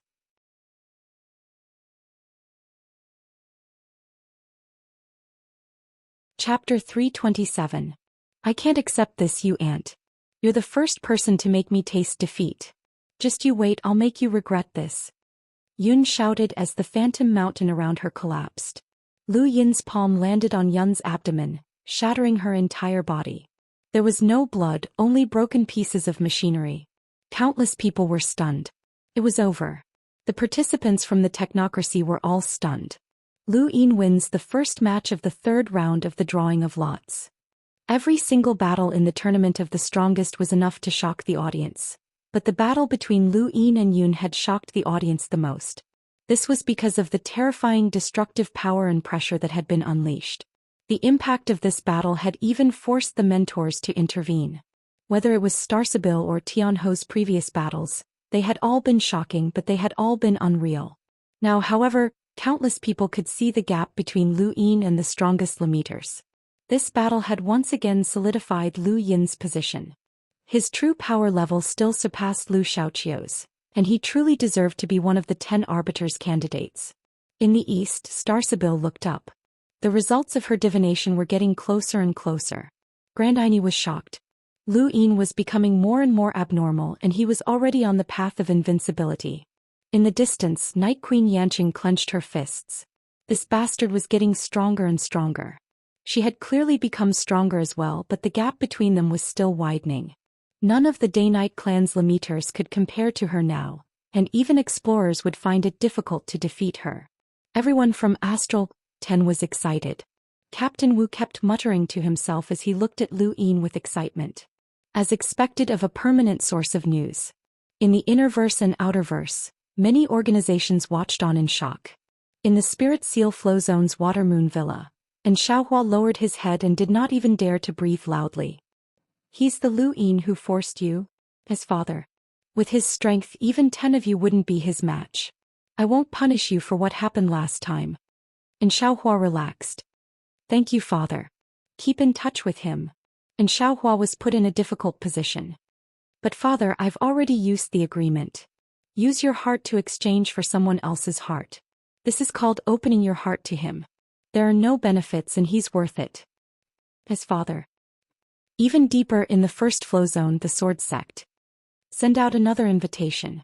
My Sword Sect is willing to treat this child as a junior sect master. Countless Sword Sect disciples agreed, as this battle had allowed them to fully realize the gap between them and Lu Yin. He was just too powerful, and he had even surpassed the fourth sword. In the Day-Night clan's ancestral grounds, Night King Yuanjing retracted his gaze from the screen and glanced behind him. You've completed the mission? Zhou Day-Night stood behind Night King Yuanjing, and she similarly retracted her gaze from the screen. She suppressed the shock in her heart and respectfully said, It's done. Do whatever you want. No one in the Day-Night clan will restrict you, Night King Yuanjing said gently. Zhou Day-Night bowed and slowly retreated. The Astral Combat Academy's Astral Combat Tournament was not enough to shock countless organizations, as it was only a competition between the Astral Combat Academies, and it did not represent the universe's strongest youths. However, the tournament of the strongest was different, and its significance was different as well. On the surface, it seemed like a competition between the younger generation, and it was merely a mediator in the negotiations between the star domains. However, many people were actually looking at the candidates to replace the 10 arbiters in the future. A true 10 arbiters candidate represented a completely different meaning, especially someone like Lu Yin who had no foundation at all. Anyone who could pull him in would be his, and he was basically a 10 arbiters candidate who was outside of the realm of power. This was too attractive to the various large organizations. Perhaps only Xenu Star, Earth, and a few other places truly wished Lu Yin well. Lu Yin walked out of the battlefield in the life-seek realm of the Astral Combat Academy. Congratulations, Brother Lu, Han Chong congratulated him. Lu Yin smiled bitterly. It was too hard on me. That woman was very strong. Nonsense. Grandini rolled her eyes. Lu Yin felt that this girl was becoming more and more like Lulu. Were all Mavis family members so lively? How did they manage the economy? There were only 2 people left in the next round, Starsabil and Tianho. At this moment, Tianho had already appeared in the arena. Starsabil was not in a hurry to enter. Instead, she walked to Lu Yin's side and whispered something to him before entering the arena. Lu Yin turned around and stared at Starsabil's back in shock. Starsabil had actually agreed to let him enter the Life-Seek Realm's Mirror of Clarity. The Mirror of Clarity was similar to the Heavenly Drum, the Tilting Tower and the Sky Platform. It was the best training ground in the Life-Seek Realm, and whoever controlled the Mirror of Clarity would become the Realm Master of the Life-Seek Realm. Ever since Starsabil had taken control of the Mirror of Clarity, only Night Queen Yanqing had been allowed to use it. Now, at this crucial moment of the Tournament of the Strongest, she had actually agreed to let him use it. What was the meaning of this? Lu Yin could not figure it out. On the battlefield, Starsabil's lips curled up into a smile. Since the results of her divination were becoming more and more obvious, she might as well give it a push and plan for the future based on her own divination. The battlefield had already been restored, and this had happened countless times. Regardless of whether it was the Astral Combat Tournament or the Tournament of the Strongest, this battlefield would always be destroyed. Limiters possessed great destructive power. Not to mention a battlefield, even a planet could be destroyed by a limiter given enough time. Human Starsabil, your great name can be heard even in the Spiritual Academy. Tian Ho spoke up on the battlefield. He rarely spoke. Starsabil smiled. Tian Ho's great name has been recorded since ancient times. I hope that you won't disappoint me in this battle, Tian Ho said. Starsabil's eyes flickered. I'm sorry, but I might have to disappoint you. My attack power cannot reach the upper limit of what you can handle. The Starsabil sex battles have never relied on attack power. Tian Ho's body melded into the void, and when he reappeared he was already in front of Starsabil. He reached out with a hand, intending to banish her into the void. Unfortunately, his plan fell through as the black vortex arm pierced through Starsabil. Starsabil was no longer in her original position, or rather she had never been there. Astral disorientation. A voice rang out from above. Tian Ho raised his head slightly and did not dodge, allowing Starsabil to tap him. At the same time, Tian Ho reached out to grab Starsabil, and the two simultaneously attacked each other. Everyone watched closely. The battle between the two was not as intense as Lu Yin and Yun's, but it was just as dangerous. The slightest mistake would result in defeat. The battlefield fell silent as both attacks struck each other. In the next moment, Tian Ho's black robes were torn apart, revealing his strange body formed entirely of vortexes. As for Starsabil, she was swallowed up by the void behind her. Countless people's hearts were in their mouths. Was Starsabil going to lose? Lu Yin narrowed his eyes as he did not believe that Starsabil would be defeated so easily. With a whoosh, Tian Ho suddenly let go and turned around to look behind him. Starsabil, who had been swallowed up by the void, gradually disappeared and transformed into a white robe. Countless people sighed in relief. Starsabil was fine. Your attacks are useless against me, Tian Ho said indifferently, as if this was something very normal. On the other side, Starsabil was helpless. Yes, but you can't attack me either. Not necessarily. Tian Ho raised his head high as a black vortex gradually expanded beneath his feet. The battlefield limits you. If this was a battle to the death, then you and I would not be able to determine a victor. Unfortunately, in this restricted battlefield, even your divination abilities are useless. My attacks will devour the world and your defenses will not be able to block them. The vortex then rapidly expanded as if a black hole had been placed on the ground. As they watched the expanding vortex, some students' eyes flickered before they suddenly collapsed to the ground. They were not dead but rather unconscious. Everyone, don't look at the vortex, one of the mentors could not help but shout from high up in the sky. Everyone was horrified as this was too strange. The students of Astral 7 suddenly thought of the student who had mysteriously collapsed to the ground, and they looked at Tian Ho with eyes full of fear. This creature's attacks could silently take away a person's life. It was too terrifying. Starsabil rose into the sky and looked at the vortex that was gradually swallowing up the ground. A trace of helplessness flashed through her eyes. There's no need to continue. I admit defeat. As she spoke, Tian Ho raised his head, and the vortex gradually disappeared beneath his feet. A wise choice. Many students had ugly expressions as Starsabil had been defeated. Although Starsabil had never been synonymous with invincibility, she represented divination and the future. Now she had actually lost to the astral beast domain, which was something that many could not accept. Tian Ho was right. The battlefield had limited Starsabil's abilities. Unless Tian Ho could devour the entire universe, he would not have been able to defeat Starsabil. This was an unfair battle. This is not what I'm after. I hope that next time we can fight in outer space, Tian Ho said in a low voice. Starsabil smiled and left the Life-Seek realm. Third round of the drawing of lots. Tian Ho wins. At the same time, Tian Ho turned around and looked at Lu Yin. At the same time, outside the battlefield, everyone looked at Lu Yin. The finals of the tournament of the strongest were about to begin between these two. Who was stronger? Who was more invincible? One had unimaginable destructive power, while the other had unfathomable endurance. It was like a spear against a shield. A decisive battle was about to begin. A screen completely enveloped Tian Ho and Lu Yin, and their figures appeared in various parts of the universe.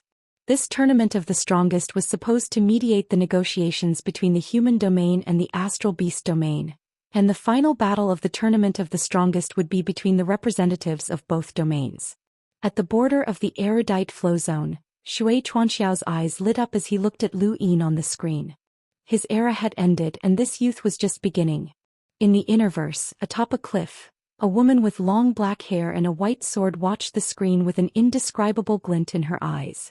At this moment, countless gazes focused on Lu Yin. He was not only representing himself but also the entire human domain. "Seventh bro, you must be under a lot of pressure," the monkey suddenly spoke up. Lu Yin looked away from Tian Ho and towards the other side, where the Mirror of Clarity was. "The fourth round of the finals will begin in 1 day," a loud voice said. Tian Ho immediately left the Life-Seek realm and the others followed suit. Han Chong glanced at Lu Yin and then left as well. No one disturbed Lu Yin as no one could predict the outcome of the final battle. However, many were not optimistic about the outcome. Lu Yin soared into the sky and disappeared in a flash. He had gone to the Mirror of Clarity. Although he did not believe in Starsabil's divination abilities, since she was willing to hand over the Mirror of Clarity, he would not stand on ceremony and go take a look. "Monkey, this final battle is very important. Tell me everything you know about Tian Ho," Lu Yin said solemnly.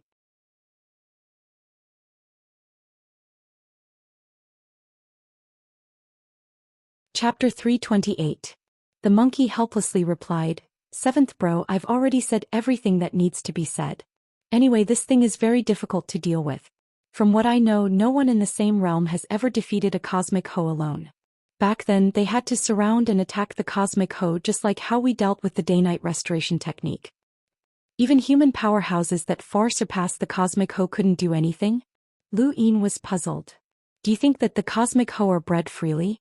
They're the treasures of the astral beast domain, and there are plenty of powerhouses protecting them. The cosmic Ho that have appeared throughout history have all been plotted against by you humans, and they've all died in the end," the monkey said. "If that's the case, then the astral beast domain still dared to send this cosmic Ho to us. They're really bold." The monkey added, "This is indeed strange. It's as if the astral beast domain's rulers are certain that the humans won't act against the cosmic Ho. Could it be that Butian also calculated this? That's too strange."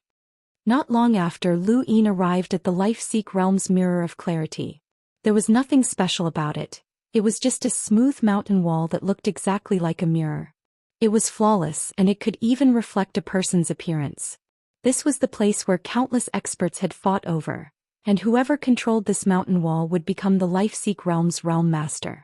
It was rumored that the Mirror of Clarity could simulate one's battle techniques and make up for any flaws, but Lu Yin did not know if this was true.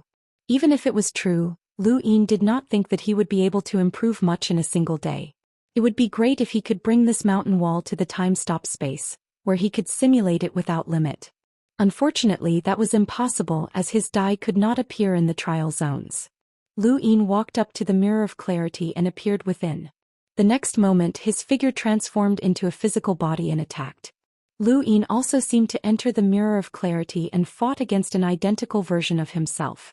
The serious art, overlaying stacks, multiple shockwave palm, flash, skybeast claw, day-night punch and so on. Every battle technique that he had learned was displayed one by one. He was able to see his own battle techniques through the eyes of his opponent and experience them for himself. It was a wonderful feeling. 2 hours later, Lu Yin's body trembled and his consciousness retreated from the mirror of clarity. He looked at his palm. It seemed that he had used flash at times and his overlaying stacks had been too wasteful. Also, seventh bro, what's wrong with you? Have you gone crazy after being in a daze for 2 hours? The monkey shouted. Lu Yin frowned, finding this annoying. He didn't even think about it before immediately blocking it off. He then looked at the mirror again, where he reappeared and battled with an identical copy of himself. Just as he had guessed, if he could stay in the mirror for a period of time, his battle prowess would definitely increase. Unfortunately, it would only last for a day. A single day was not enough for him to transform, and he had been pondering this question the third time he had left the mirror. There were less than 15 hours left until the final competition. He needed to rest for a few hours, which meant that he had less than 10 hours left. It was impossible for him to become stronger in 10 hours. Could his attack reach the upper limit of what Tianhou could withstand? Lu Yin didn't know, and neither did the others, because no one knew what Tianhou's limit was. Hold on. Lu Yin's eyes suddenly lit up. He had reached a dead end. Why did he have to surpass the upper limit of what it could bear? Was there no way to surpass the upper limit and injure its main body? Tianhou's main body was a vortex, a vortex, a vortex. Lu Yin fell into deep thought and subconsciously looked at the mirror of clarity. He saw the art of Sirius circulating on the surface of his body, and he recalled the scene of his 9 stars being swallowed up by a vortex. His own art of Sirius had limitless possibilities. More than 10 hours later, the screen that isolated the battlefield rose once more. People from the innerverse and outerverse, including those from the astral beast domain and technocracy, were all watching. The final battle of the tournament of the strongest had begun. Tianhou was already standing in the middle of the battlefield, and Lu Yin's figure quickly appeared. He stepped into the battlefield and was now less than 100 meters away from Tianhou. Everyone held their breaths as they watched the battlefield. Many were nervous. Lu Yin is strong, but even Starsabil was defeated. Can he win? I don't think so. I've asked the elders in my clan to investigate the legends of Tianhou. It's almost impossible to defeat that creature alone. That's right, we've looked into it as well. Tianhou had defeated Starsabil, and its legend had gradually spread. It had originally been classified information, but because of the tournament of the strongest, Tianhou's name had spread far and wide. Anyone who had heard of it did not have much hope for Lu Yin, as the rumors were too exaggerated. Tianhou was invincible in a duel, as there had never been a powerhouse in history who could break through the upper limit of a Tianhou's endurance. Aren't you guys annoying? Every time Lu Yin fights, he says that he'll definitely lose, but he always wins, a young girl said impatiently.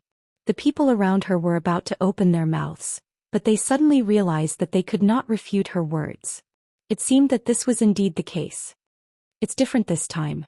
His opponent is a legend, Huang Wang said in a low voice as he appeared out of nowhere. Even Astral 5's leader had said this, which made the others even more worried.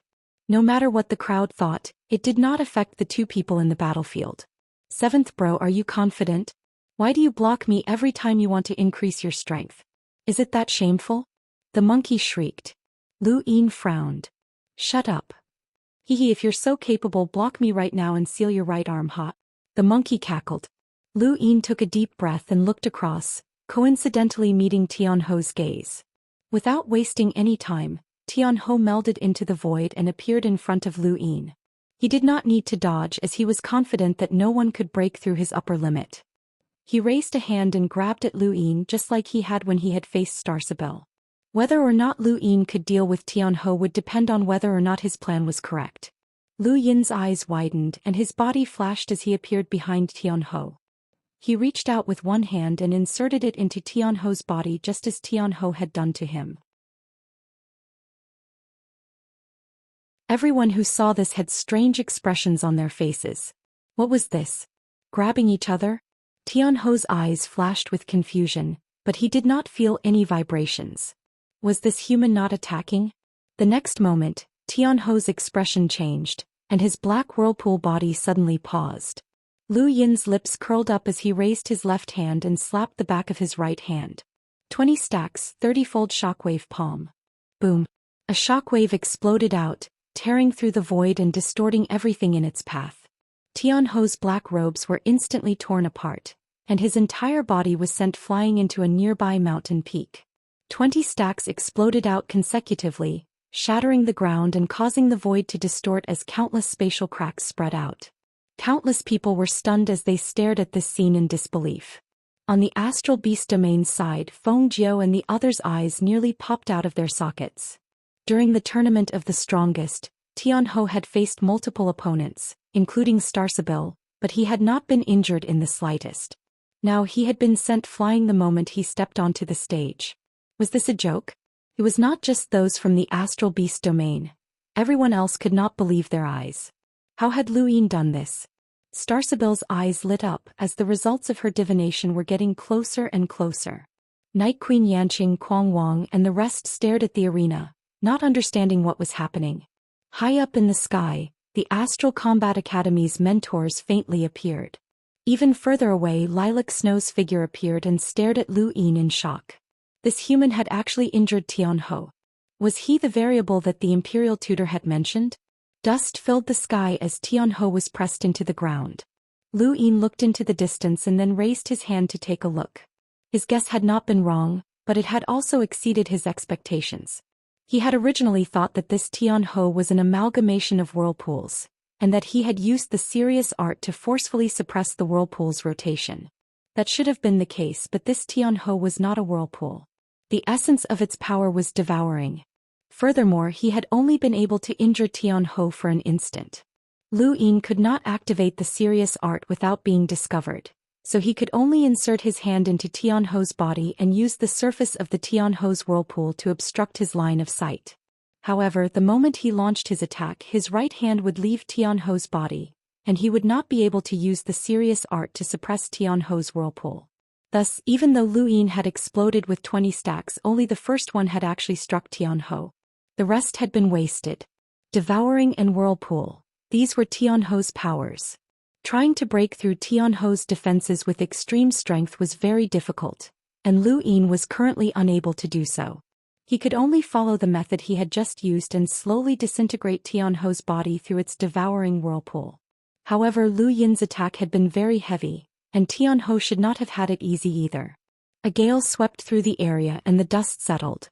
Tianho's black whirlpool body appeared from underground, and he stared at Lu Yin in shock, followed by intense excitement. Before coming here, Tianho's master Skymender had said that aside from Starsabil, no one else could force him to use his full strength.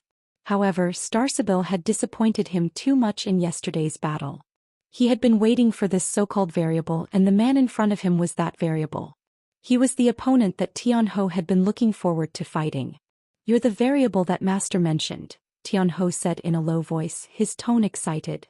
Lu Yin was stunned. "Variable?" Tianho stared at Lu Yin. "If you can injure me, then you're a variable. I'm looking forward to your strength." He then merged into the void again and appeared behind Lu Yin.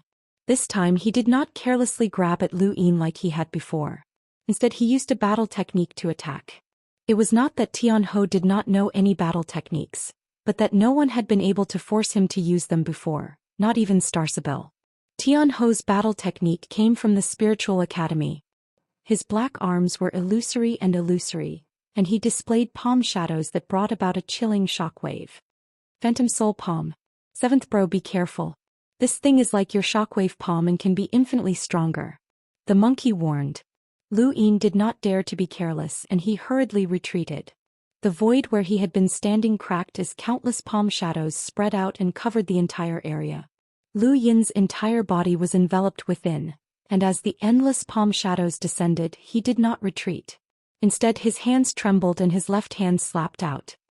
30-fold shockwave palm. There was a whoosh as Lu Yin's left hand collided with Tianho's palm shadows. There was no shocking collision, and Lu Yin's attack simply vanished into nothingness as his attack had been devoured. The next moment, Lu Yin felt an intense pain in his chest as his entire body was sent flying. Tianho's phantom soul palm had directly struck him and pressed him into the ground. Many people's hearts skipped a beat. Lu Yin had clearly struck Tianho before, but he had failed again. Boom. The ground rumbled and Tianhou did not hesitate. Boundless palm shadows descended onto the ground and viciously attacked Lu Yin.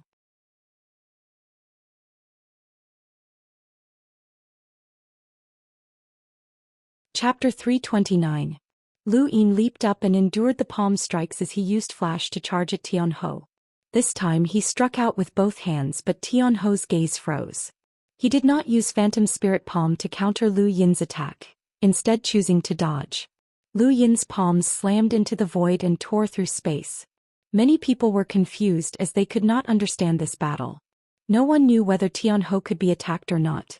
Lu Yin panted heavily as the palm imprint on his chest gradually healed. He looked at Tianhou solemnly. This fellow was very difficult to deal with, and it would be extremely difficult to hit him. Tianhou looked at Lu Yin solemnly. If this is your limit, then I'm very disappointed. Lu Yin's eyes narrowed and he felt extremely sullen. If not for the live broadcast, he could have used the serious technique without any hesitation.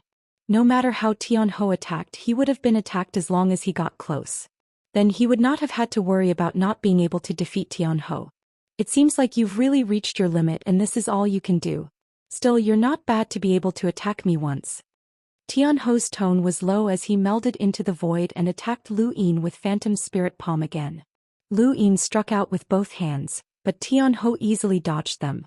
Although Tianhou was not extremely fast, his ability to meld into the void was something that no one could compare to.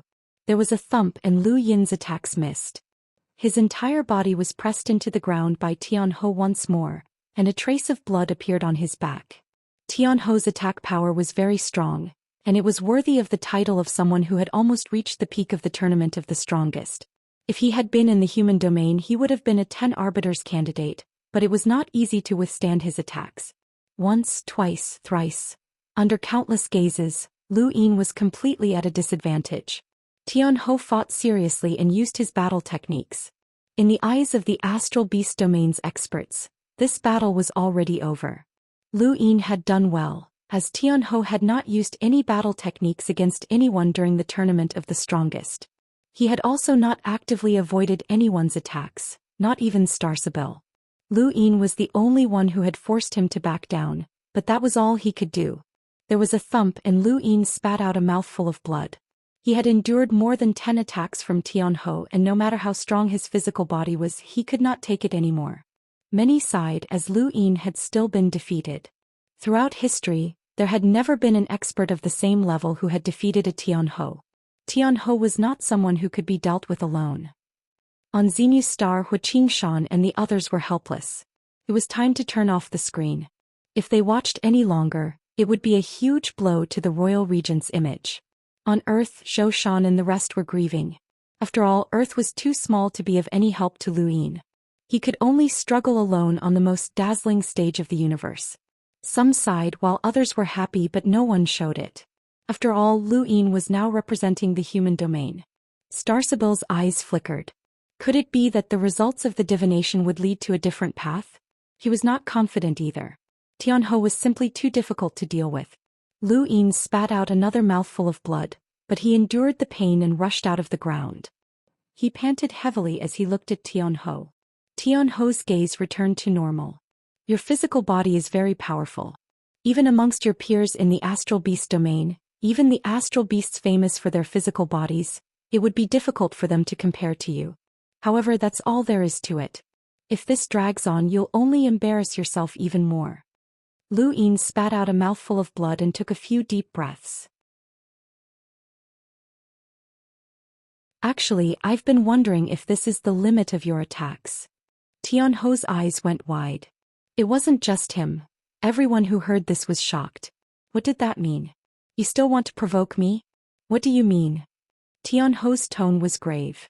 Lu Yin licked his lips, which were stained with blood. He reached out to wipe it off and looked at it with a grin. If your attacks are only as powerful as before, then the outcome will be uncertain. Let's fight it out and see who's lucky. Lu Yin then stretched out his hands and suddenly clasped them together. His 10 fingers interlocked, and star energy transformed into chains that tightly bound his hands together. This way I won't be able to escape. Tianhou was confused. Countless people who saw this scene were equally confused. They all looked at Lu Yin in confusion. Could he deal with Tianhou just by tying his hands together? Seventh bro, are you stupid? Don't be discouraged.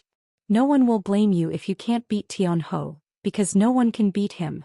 The monkey shrieked. Lu Yin lowered his voice, but his tone was firm. You're wrong. I believe that the 10 arbiters could have defeated Tianhou back in the Astral Combat Academy. The monkey wanted to retort, but the words were stuck in his throat. The 10 arbiters were freaks that had changed the universe. Since ancient times, there had never been anyone as terrifying as them in the younger generation. Their strength was incomprehensible, and the monkey did not believe that Lu Yin could defeat Tianhou in a duel, but the 10 arbiters did. Although the Astral Beast Domain's Skymender list was said to be comparable to the 10 arbiters, the monkey knew that this was just a rumor. This rumor had originated from Yao Gu's battle with the 10 arbiters Phoenix, where he had been forced to retreat in a draw. That was why the rumor had spread that Skymender's list was comparable to the 10 arbiters. However, in the battle at the border, Yao Gu had been at a disadvantage against Xianxia, and it would have been difficult for him to defeat the 10 arbiters in a real fight. Lu Yin was certain of this because of the Rainmaster's words. Back in the Astral Combat Academy, the Divine Fist had cultivated his overlaying stacks to the 30th layer. What did that mean? Even with Lu Yin's current physical strength, it was difficult for him to reach such a level. This was the terror of the 10 arbiters. Even if the 10 arbiters were able to defeat Tianhou back then, what are you trying to do now? Are you trying to match the 10 arbiters by tying your hands together? The monkey was puzzled. Lu Yin did not explain. He tied his hands together using one serious palm and the other shockwave palm. This was his plan. If he separated his hands, he would be easily distracted by his opponent's attacks, and his movements would also be slower. He wanted to cut off all means of retreat and use his body to forcefully endure his opponent's attacks in exchange for an opportunity to attack. This was a battle of attrition and luck. Come on, Tianhou, Lu Yin growled as he used flash to charge towards Tianhou. Tianhou's eyes lit up as palm images filled the sky. Lu Yin did not dodge, and instead he viciously swatted at Tianhou with his tied hands. Tianhou hurriedly dodged, and when Lu Yin saw that Tianhou had dodged, he immediately dodged as well. The Phantom Soul Palm missed, and so did Lu Yin's attack. Tianhou was shocked, as this person wanted to take him down with him. Lu Yin's plan was gradually being exposed, and Tianhou could see through it. Many others could as well, but it was very strange. Tianhou seemed to be very afraid of Lu Yin attacking with both hands. Did Lu Yin have some kind of ability that could make him so afraid? Many people thought back to Lu Yin's attack at the start of the battle. Again. Lu Yin shouted excitedly as he had found a way. Tianhou gritted his teeth. If you want to go all out, then go all out. Skymender's disciple fears no one. He then used another Phantom Soul Palm to press down on Lu Yin. This time Tianhou did not dodge, and neither did Lu Yin. His bound hands viciously slammed into Tianhou's body. Sirius's palms stopped the vortex from spinning, and Lu Yin's shockwave palm struck out. Tianhou was sent flying by Lu Yin's attack, but Lu Yin's back was also struck by the Phantom Soul Palm and pressed into the ground. Both of them had been struck by each other's attacks at the same time, and many were stunned. It worked. Lu Yin's attack worked. Some students cheered excitedly. Following that, many students grew excited as Lu Yin had begun his counterattack after withstanding more than 10 attacks from Tianhou. On Xenu's star, Xianxia, who had been about to turn off his screen, relaxed. Had Lu Yin finally counterattacked? In a corner of the universe, Wendy Yushan's eyes lit up, and a trace of joy flashed through them. In the inner verse and outer verse, various great powers were shaken. What a strong battle awareness! If his hands weren't bound, his movements would have been slower, and Tianhou would have been able to dodge. This kid isn't bad, the sword sect's leader praised Lu Yin. At this moment the battle had only just begun. Lu Yin's new tactic forced Tianhou into a battle of attrition. This battle seemed very desperate as both sides were using their physical bodies to endure each other's attacks. After 10 minutes, even a strange life form like Tianhou was starting to find it difficult to endure, and it was obvious that the rhythm of Tianhou's attacks had begun to slow down. Lu Yin's body was covered in blood, and there were countless wounds of various sizes. How interesting. You were actually able to force me to this extent, Tianhou exclaimed as he looked at Lu Yin. Lu Yin frowned, but he did not back down. I'm also very surprised that you were able to injure me. Master was right. You really are a variable. Tianhou seemed to be very happy. Outside the arena, Yun's gaze was still filled with contempt, but when she looked at Lu Yin her gaze turned hostile. However, no one cared about her at this moment as they were all focused on the final battle. Seventh bro, I admire you so much. You're so awesome. The monkey shouted excitedly. That's Tianhou. You're the only person in the same realm who can force Tianhou to this extent. You're too awesome. Shut up. It hasn't used its full strength yet, Lu Yin growled. It hasn't used its full strength? That's impossible. This thing already displayed heaven-defying strength, but it still hasn't used its full strength? The monkey shrieked. Lu Yin stared at Tianhou's eyes. He had a premonition that Tianhou had not become a legend just because of what had just happened. There were many people with strange innate gifts in the universe, and some even had innate gifts like black holes. If those people had not become legends, then what did Tianhou have? What had just happened was not enough.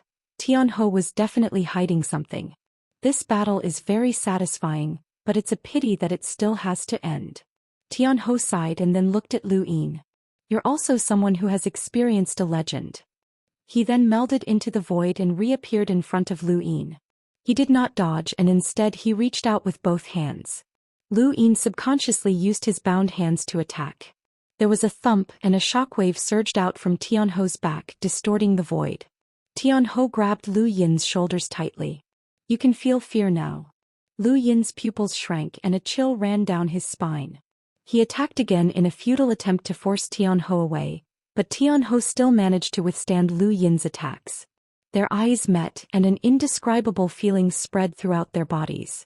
As he looked at Tianhou, fear slowly appeared in Lu Yin's eyes. He was afraid and he was trembling. He wanted to crawl at this life form's feet. They were clearly evenly matched, but Lu Yin felt fear. He felt as if he could not face Tianhou, as if he was facing the vast universe. Humans were so insignificant that they did not even have the courage to look up at the sky. Tianhou continued to stare into Lu Yin's eyes. This was his ability, devour.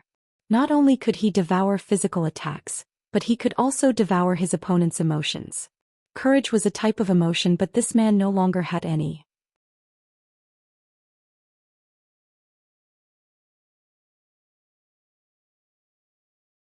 Chapter 330. Tianhou was a legend that could not be covered up.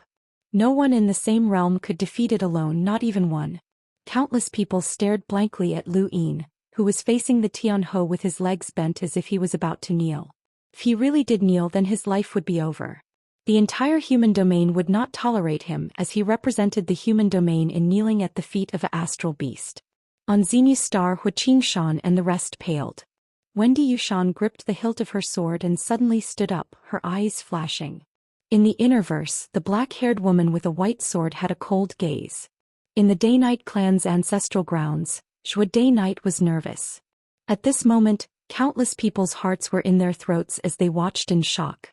Would Lu Yin kneel? A trace of pity flashed through Tianhou's eyes. He knew that Lu Yin would be finished if he knelt, but for the sake of victory he had no choice.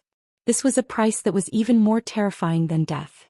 Lu Yin's eyes were filled with terror as his knees gradually bent. Countless people held their breaths as they watched in a daze. High up in the sky, the Astral Combat Academy mentors wanted to stop Lu Yin, but Zixue was the first to appear. Outside the arena, the contempt in Yun's eyes grew even stronger. Starsibyl's gaze was solemn, as she had not predicted such a scene in her divination. Everyone from Astral 10 clenched their fists and Xiao Luo's face sank. Night Queen Yanqing smirked. Lu Yin's knees continued to fall, and suddenly, a voice echoed in his mind. This was the Stonewall Scriptures. At the same time, Tianhou howled and retreated pathetically. It had been pushed back by an indescribable pressure. Lu Yin saw the situation clearly and was enraged. He struck out with his bound hands and sent Tianhou flying. Countless people heaved a sigh of relief. Lu Yin had not knelt. He had held on at the critical moment. Lu Yin's back was drenched in sweat, and he tore off his shirt as he panted heavily. He was afraid that if he had knelt just now, everything would have been over and everything would have ceased to exist. Seventh bro, did you hear that? Seventh bro. The monkey kept shouting. Lu Yin panted heavily. I heard it. What happened to you just now? Why did you ignore me? The monkey was panicking. Lu Yin sighed. I don't know. In that instant my fear was magnified countless times. The monkey did not understand either. Legends were legends after all. There were no clear records, so no one knew what kind of abilities Tianhou possessed. Lu Yin looked at Tianhou, who had been sent flying, and gritted his teeth. The anger in his heart had yet to subside. The worst outcome of this battle would have been death, but this person had actually forced him to kneel. This infuriated Lu Yin to the extreme, and he used Flash to charge out and viciously attack the monkey. The monkey's body was smashed into the ground, and his originally unconscious mind cleared up a little. When he saw Lu Yin's next attack descend upon him, he raised his hand once more. If you want to go all out, then go all out. There was a loud boom as the ground shattered, shocking countless students. Lu Yin was once again grabbed by the monkey. The monkey gritted its teeth and stared at Lu Yin. It wanted to devour Lu Yin again, and no one could stop it. It also wanted to understand what exactly had sent it flying, as it should not have any natural enemies. Fear reappeared in Lu Yin's eyes, but this time he could hear the monkey's voice. Seventh bro, you're afraid again. Damn, what kind of ability is this? Seventh bro, your wife has been stolen. Ming Yan from the Xinwu continent has been taken away by the Day-Night clan. When he heard this, Lu Yin's expression changed, and the beautiful figure of Ming Yan appeared in his eyes. His anger soared once more, and he viciously smashed Tianhou into the ground. Tianhou was stunned. Why was it useless against him? Impossible. No one could be immune to his ability. Lu Yin did not pursue the monkey, and he retreated 100 meters and cautiously stared at Tianhou. Lingering fear flashed through his eyes once more. What kind of ability was this? It had actually caused him to feel fear. Seventh bro, this is troublesome. Tianhou's ability can deal with emotions. Even if you don't feel fear, you'll still have feelings of love, affection, and so on. You won't be able to handle any of them. Think about what would happen if Ming Yan died and Zhou Day-Night was killed by Night Queen Yanqing. Lu Yin's heart sank, and he looked at Tianhou with murderous intent. It was no wonder why this creature had become a legend. It was truly abnormal. What do you think we should do?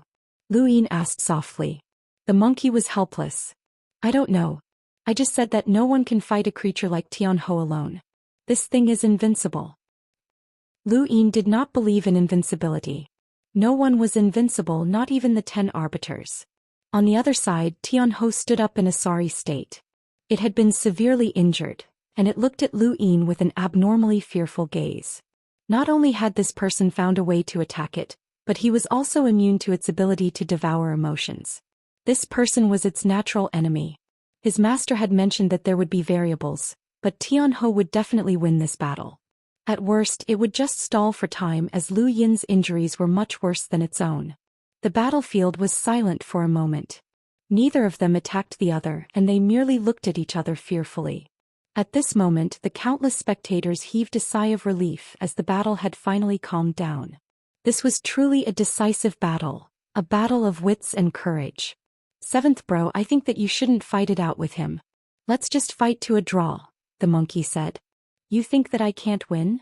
Lu Yin asked. The monkey was speechless. That's for sure. Tianhou thinks that you're immune to its ability to devour emotions, which is why he's afraid of you. That's why he didn't make a move.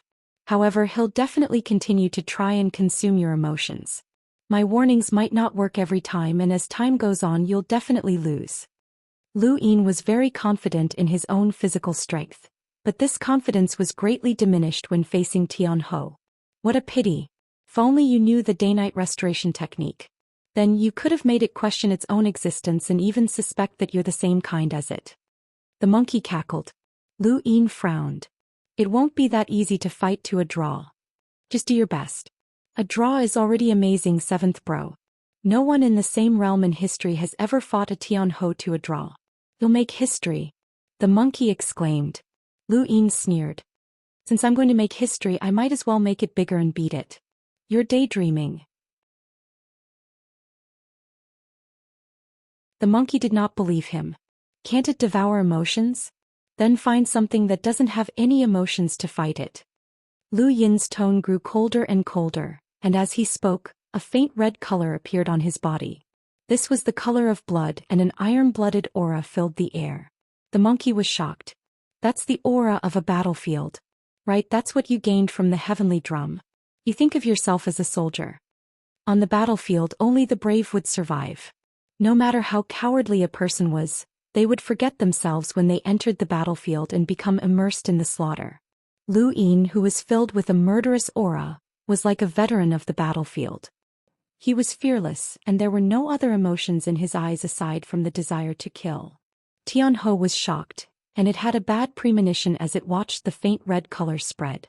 There was a whoosh and Lu Yin appeared in front of Tianhou. He viciously smashed down with his bound hands and Tianhou hurriedly dodged. He used a phantom soul palm while attempting to devour Tianhou's emotions. Even if Lu Yin was immune to being devoured by emotions, he could still delay Tianhou's attack and create an advantageous opportunity for himself. Unfortunately, Lu Yin retracted his domain and firmly blocked Tianhou's devouring. Tianhou was blasted into the ground by Lu Yin's attack, but Lu Yin was also struck by the phantom soul palm. However, as Tianhou's injuries worsened, the attack gradually weakened, and the damage it dealt to Lu Yin was no longer as great as it had been in the beginning. Impossible. Even the veterans at the border war front can't withstand being devoured by emotions. How can you? Tianhou was in disbelief. Veterans did not fear death, but their emotions remained unchanged. It was impossible for Lu Yin to rely on a battlefield's murderous aura to block Tianhou's devouring. If it could be done so easily, then Tianhou would not have become a legend. Of course, Lu Yin wasn't just relying on this.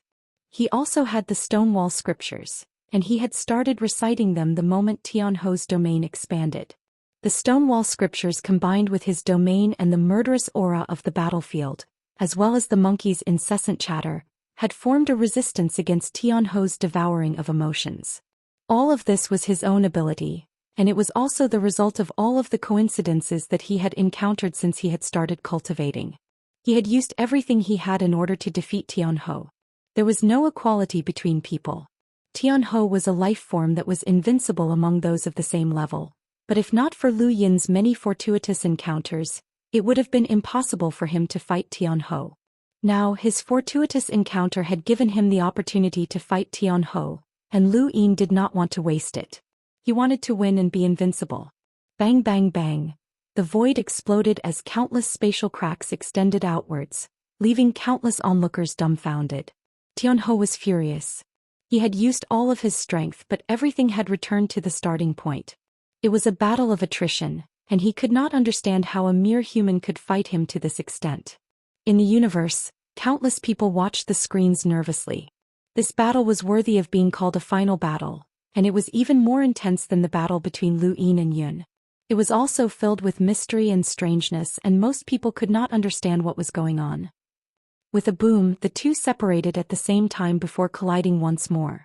It was as if the heavens and earth had collided, and Lu Yin spat out a mouthful of blood as he felt dizzy. The Stonewall scriptures were almost at his limit, and if he recited any more he would faint. On the other side, the vortex around Tianhou's body was spinning slower and slower. Tianhou was also nearing his limit. Could not be seen from the outside, but Lu Yin could sense it. No one dared to speak as they were afraid of disturbing the final battle between the two. Everyone knew that the battle was about to come to an end. The outcome of the battle would soon be revealed. Outside the arena, Starsabil, Han Chong, Grandine Mavis, Feng Jiu Yun and many others were watching nervously. This was the final battle of the Tournament of the Strongest, and it could also be considered a battle between the peak limiters of the human domain and the astral beast domain. On Fire's Melt planet in Frostwave Weave, Jenny Anna stared blankly at the screen. At her level she could not understand this kind of battle, but as she watched Lu Yin fight to the death she did not know why, but she felt as if she could not breathe. It was as if she had lost something that belonged to her. She did not like Lu Yin, but the more exciting his life was, the more uncomfortable she felt. As the battle between the two neared its end, countless people in the universe were unable to take their eyes off this scene. Lu Yin spat out a mouthful of blood and growled. He forcefully twisted his body and used flash to tear through the void. He appeared above Tianhou and viciously smashed down with his bound hands. Tianhou's black vortex body was smashed into the ground, but Lu Yin suddenly released his hands and smashed downwards. His right hand pressed against Tianhou's back while his left hand struck out. 20 stacks, 40-fold shockwave palm. Boom boom boom.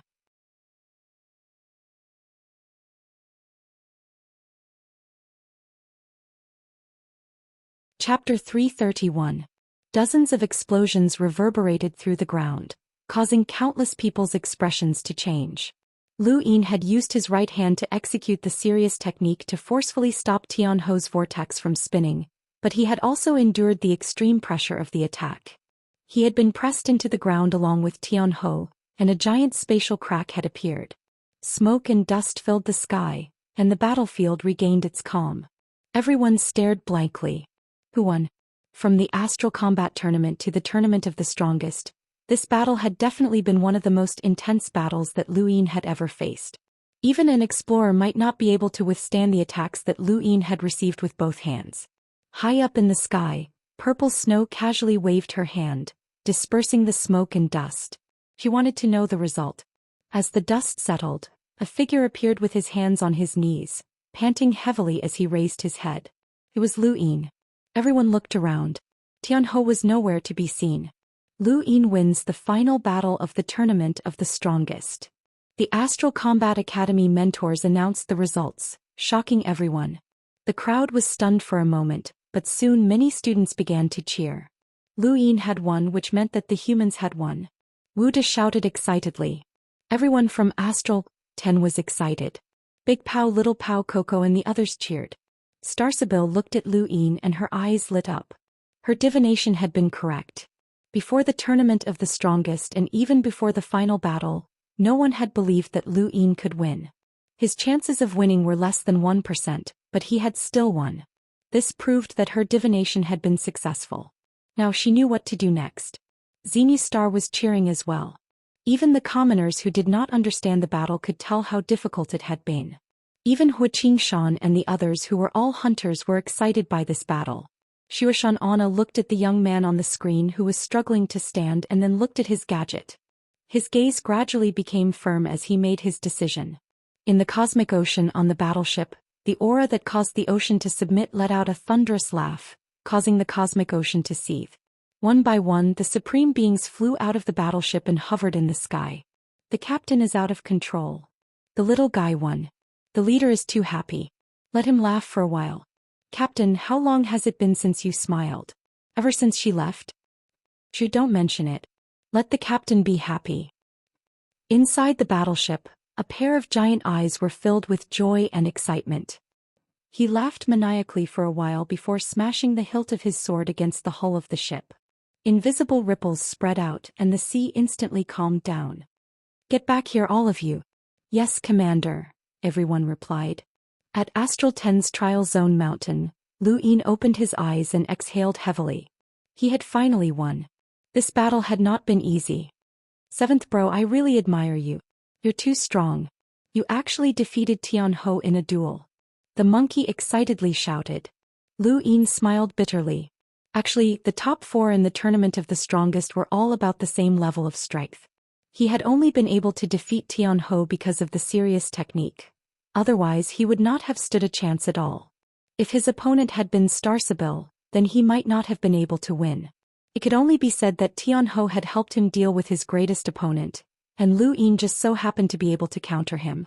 Even so, the difficulty of this battle was beyond his imagination. He had originally thought that his physical body, which had been strengthened by the strengthening fruit, would be invincible. However, he had been too naive. However, when he thought about it, he felt a lingering fear.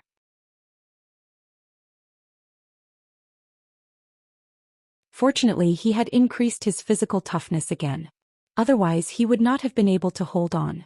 He had only lasted a little longer than Tianhou. 7th brother, how did you attack Tianhou's main body? Its vortex's ability to withstand damage is terrifying, so logically speaking, you shouldn't be able to do it. The monkey was curious. Lu Yin ignored it as the other students of Astral 10 gradually opened their eyes. Brother Lu, you're too strong. Coco was the first to run over to congratulate him. Congratulations, Junior. Your name has spread throughout the universe and it's not just limited to the human domain, Little Pao said with a smile. The others followed suit. Lu Yin smiled. It's just luck. Luck can't win against Tianhou, Xiao Luo said gently. Lulu's face turned bitter. The gap between us is getting bigger and bigger. This is so troublesome. No, I have to go home and cultivate. Meng Yu nodded in agreement. He also wanted to return to the vast earth sect and see if there was any way to increase his strength. Michelle looked at Lu Yin with a complicated expression. Her original goal in coming to Astral 10 had been to find fault with Astral 10 and use reasonable rules to suppress it. However, as time passed, she began to acknowledge Astral 10 more and more, especially since the strongest person had appeared by her side. This person was truly a 10 Arbiters candidate. Everyone left after a few words of congratulations, as they could all see that Lu Yin was very tired. Schütz walked over to Lu Yin. How's the Great Yu Empire? Lu Yin replied, it's fine. You can go back and help me rebuild Yu Academy. Schütz thought about it and then nodded. All right. Schütz had originally been the #1 expert of the Great Yu Empire's younger generation. After spending so much time in the Astral Combat Academy, his strength could no longer be measured by the Outerverse standards. Even in the Astral Combat Academy he could be considered above average. According to standards he could be considered an elite of the Innerverse younger generation and was much stronger than his peers in the Great Yu Empire. With his current strength he could defeat Gerbach in less than 2 moves. As he watched Schütz leave, Lu Yin suddenly wondered if he should bring the Great Yu Empire's younger generation to Astral 10. He had to think of a way. There were still 2 figures on the Trial Zone Mountain who hadn't left. One was Dark Void and the other was Hui Day Knight. Dark Void was eccentric, Michelle was arrogant, Zhao Yilong was indifferent, and Hui Day Knight was the last. Lu Yin didn't know what to do with Hui Day Knight. Although Hui Day Knight had been arrogant in the beginning, he had no ill intentions. Although he had provoked Lu Yin, he had still been beaten up by Lu Yin in the end. When Night Queen Yanqing had summoned the Day Knight clan to deal with Lu Yin, Hui Day Knight hadn't appeared. Now Hui Day Knight wasn't on either side. The Day Knight clan didn't accept him and the people of Astral 10 couldn't talk to him either. Lu Yin looked at Hui Day Knight, who coincidentally opened his eyes and met Lu Yin's gaze. Hui Day Knight then stood up and left the Trial Zone Mountain without a word. Lu Yin suddenly asked, "Can you tell me more about the Day Knight clan?" Hui Day Knight didn't even turn around. "What do you want to know?" "The sealed cage technique," Lu Yin said. These 3 words caused Hui Day Knight's expression to change. He suddenly turned around and stared at Lu Yin in shock. "How did you know?" Lu Yin's eyes narrowed. How did he know? He had heard Zhou Day Knight mention this name several times while she was unconscious, and it didn't sound like anything good. "Can you tell me more about it?" Hui Day Knight's eyes flickered as he stared into Lu Yin's eyes, as if trying to figure something out. Not long after, Hui Day Knight retracted his gaze and regained his indifference. "It's a secret of the clan that cannot be spread." He then left. Lu Yin fell silent. "7th bro, you want to know about the sealed cage technique?" the monkey asked. Lu Yin raised his brows. "How do you know about it?" "Of course the seniors have recorded it before. After all, the Day Knight clan isn't a small clan. Many seniors have records of their matters," the monkey said proudly. "Tell me about it," Lu Yin said. The monkey chuckled. "I can tell you, but you have to promise that you won't block me in the future." "I promise," Lu Yin said immediately. The monkey was stunned and couldn't react. "What? Can you repeat that, 7th bro?" "I said I promise," Lu Yin said calmly. The monkey fell silent for a moment. "7th bro, you're being too insincere. You're lying to me. You don't believe me?" Lu Yin's tone wasn't very pleasant. The monkey felt helpless as the script wasn't right. Lu Yin had agreed too quickly to the point that he couldn't believe it. But since Lu Yin had already agreed, he couldn't refute it. "Fine, I'll believe you for now." He then coughed twice. The sealed cage technique is a method that the Day Knight clan's Night King bloodline used to control the Day Knight bloodline. In ancient times, the Day Knight clan was controlled by 2 royal bloodlines, the Day King bloodline and the Night King bloodline. However, for some reason the Day King bloodline's experts all died, and the Night King bloodline was ruthless enough to create the sealed cage technique to control all of the Day King bloodline's descendants. This method of control is extremely vicious, and it can be said that life and death are in the hands of the controller. Every Night King bloodline descendant is controlled by a group of Day Knight descendants. To put it bluntly, they're slaves. This is the reason why the Night King bloodline is so lofty. It's also because of this sealed cage technique that the Day Knight clan's hierarchy is so strict. They act swiftly and decisively, and they've intimidated the entire universe. Can the sealed cage technique be dispelled? Lu Yin asked as he recalled Zhou Day Knight's pale and helpless face. Of course. Actually, over the years, there have been quite a few good people who have appeared in the Night King clan. They've taken the initiative to dispel the sealed cage technique, but most of them are still being controlled. From what I can see, Hui Day Knight should also be a descendant of the Day King bloodline, but he's been dispelled by the sealed cage technique. Otherwise, he wouldn't have been able to resist your battle with Night Queen Yanqing. Lu Yin had never thought that the Day Knight clan would have such a vicious and terrifying method of control. Is this sealed cage technique also a type of battle technique? Don't worry, the sealed cage technique only targets those from the Day King bloodline. This is also why many people are wary of the Night King clan. In order to control their own kind, they specifically created the bloodline sealed cage technique. It's quite vicious, but it's useless against others. Lu Yin was once again acquainted with the Day Knight clan. No, the Night King clan. This clan's innate nature was something that he detested. By the way, what exactly is the Day Knight clan? Lu Yin was curious. I don't know about that. According to the records, the Day Knight clan produced two extremely powerful individuals in the Day King and Night King bloodlines. That's how the Day King bloodline and the Night King bloodline were born. The rest should be considered neutral. At this moment, little Pao came in again. Junior, old Kai wants to see you. Lu Yin nodded and immediately left the trial zone mountain. Not long after, he met old Kai in the treasury. Old Kai sized Lu Yin up and down and sighed in amazement. Not bad, kid. You actually made it this far. It's all because you taught me well, Lu Yin flattered. Old Kai rolled his eyes. Insincere. Lu Yin laughed dryly. Alright, I called you over for two reasons. First, someone wants to know about Tian Ho's abilities. Second, it's a reward. You've won the Astral Combat Tournament and the Tournament of the Strongest. Lu Yin's eyes lit up. Reward? How much? Old Kai was speechless. Kid, you're too greedy. Lu Yin felt awkward, but he couldn't be blamed. His strength was linked to money, and the more money he had, the faster he would improve. Tell me about Tian Ho's abilities first, Old Kai asked solemnly.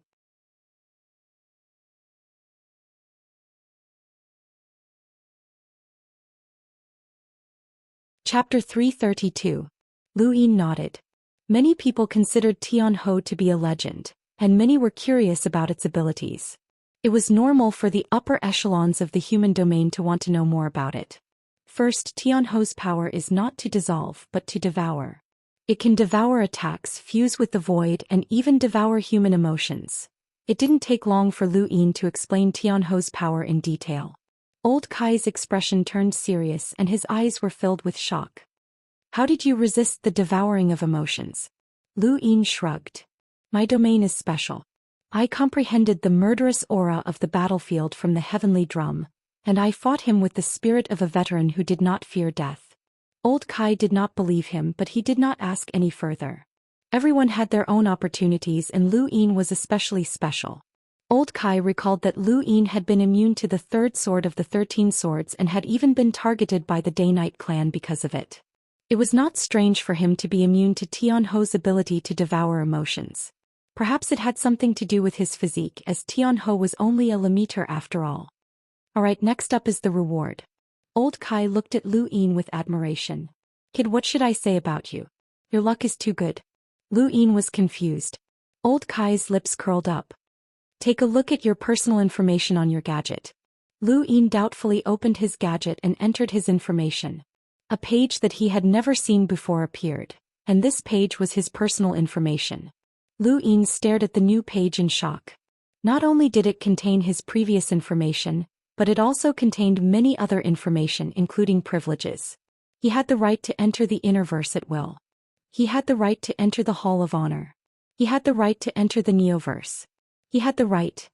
A series of rights dazzled Lu Yin. These were all privileges. Old Kai, what's this? Lu Yin was surprised. Old Kai sighed. Your honor points have changed. Lu Yin looked next to his name and sure enough his honor points had become 2. Someone had long since said that 1 honor point was completely different from 2. Only now did Lu Yin understand the difference. Just 1 honor point was enough to grant him countless privileges out of thin air. Even space-exploring powerhouses would have a hard time obtaining these privileges. Just the privilege of entering and leaving the Innerverse at will was enough to make countless space-exploring powerhouses jealous. After all, it was not easy for many space-exploring powerhouses to enter the Innerverse, and some even had to sell their dignity in order to curry favor with the Astral River Flow Zone envoy. Now that Lu Yin had this privilege, the Astral River Flow Zone envoy would not dare to obstruct him no matter how bold he was. Even if Lu Yin killed the Astral River Flow Zone envoy's son, he would still be able to enter the Innerverse safely, and the Astral River Flow Zone envoy would still have to ensure his safety. That's privilege and there's a whole lot more of it. Your identity has been reconstructed, and it has entered a confidential process. In other words, it won't be easy for anyone to investigate you, said Old Kai. Mentor, why did I get an extra honor point? You represented the human domain and defeated the astral beast domain and the technocracy. You even defeated a legend, so 1 honor point is not too much. The Hall of Honor personally gave you this and no one else applied for it. Little guy, you're very lucky to have caught the Hall of Honor's attention. Lu Yin's face twitched, but he wasn't overjoyed. Instead, his heart sank because the monkey had just said, "Congratulations, 7th bro. You've entered the Celestial Vanquishers list." See, Old Kai, have you heard of the Celestial Vanquishers list? Lu Yin asked nervously. Old Kai nodded and his shocked expression turned into one of sympathy. Yes. What do you think? There's no need to think. You've definitely entered. Although your ranking isn't high, you're definitely someone that the Astral Beast domain must kill. Lu Yin was speechless. Are you sure? Absolutely. Little guy, the human domain's honor points are as important as the Astral Beast domain's desire to kill you, Old Kai said sympathetically. Lu Yin's heart sank and his expression turned ugly. Don't be discouraged. After the tournament, the human domain and the Astral Beast domain will enter a temporary period of peace. Even if there's an assassination attempt during this period, it won't be an expert. You should be fine, Old Kai consoled him. Lu Yin was helpless, but that was all he could do. Besides the honor points, there are other rewards, Old Kai continued. A cultivation technique manual and a harmless perceptive intermediate source box. Lu Yin was shocked. There's a harmless perceptive intermediate source box? The source box from last time was sponsored by the Nalan family. This one is from the technocracy, and the cultivation technique is from the Astral Beast domain. It's called the Jade Circulation Technique. Jade Circulation Technique. Lu Yin was curious. Old Kai replied, these 2 items aren't in Astral 10. Wait for someone to send them over. However, the Jade Circulation Technique won't be of much help to you.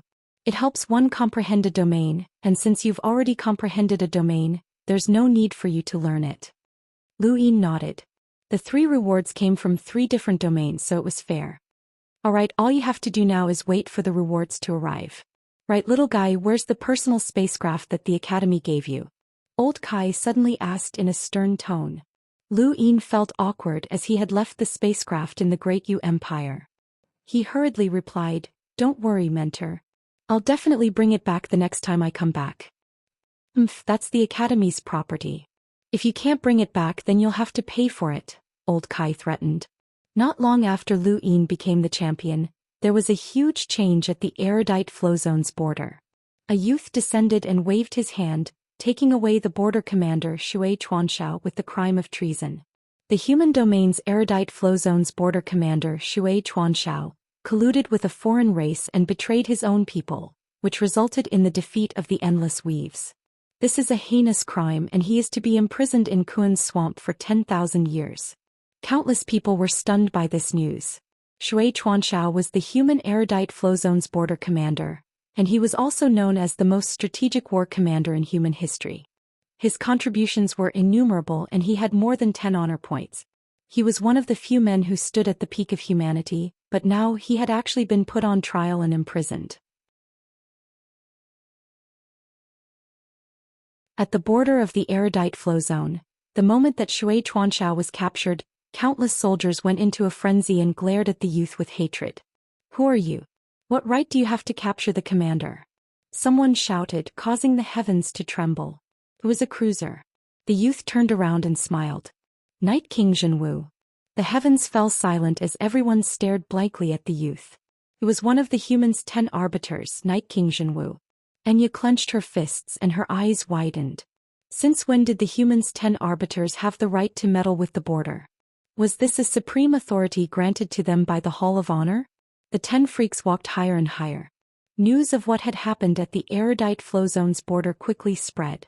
Xianxia was not an ordinary person, and if something happened to him, it meant that countless people's interests would be affected. No matter how strong he was, his position had been promoted by many.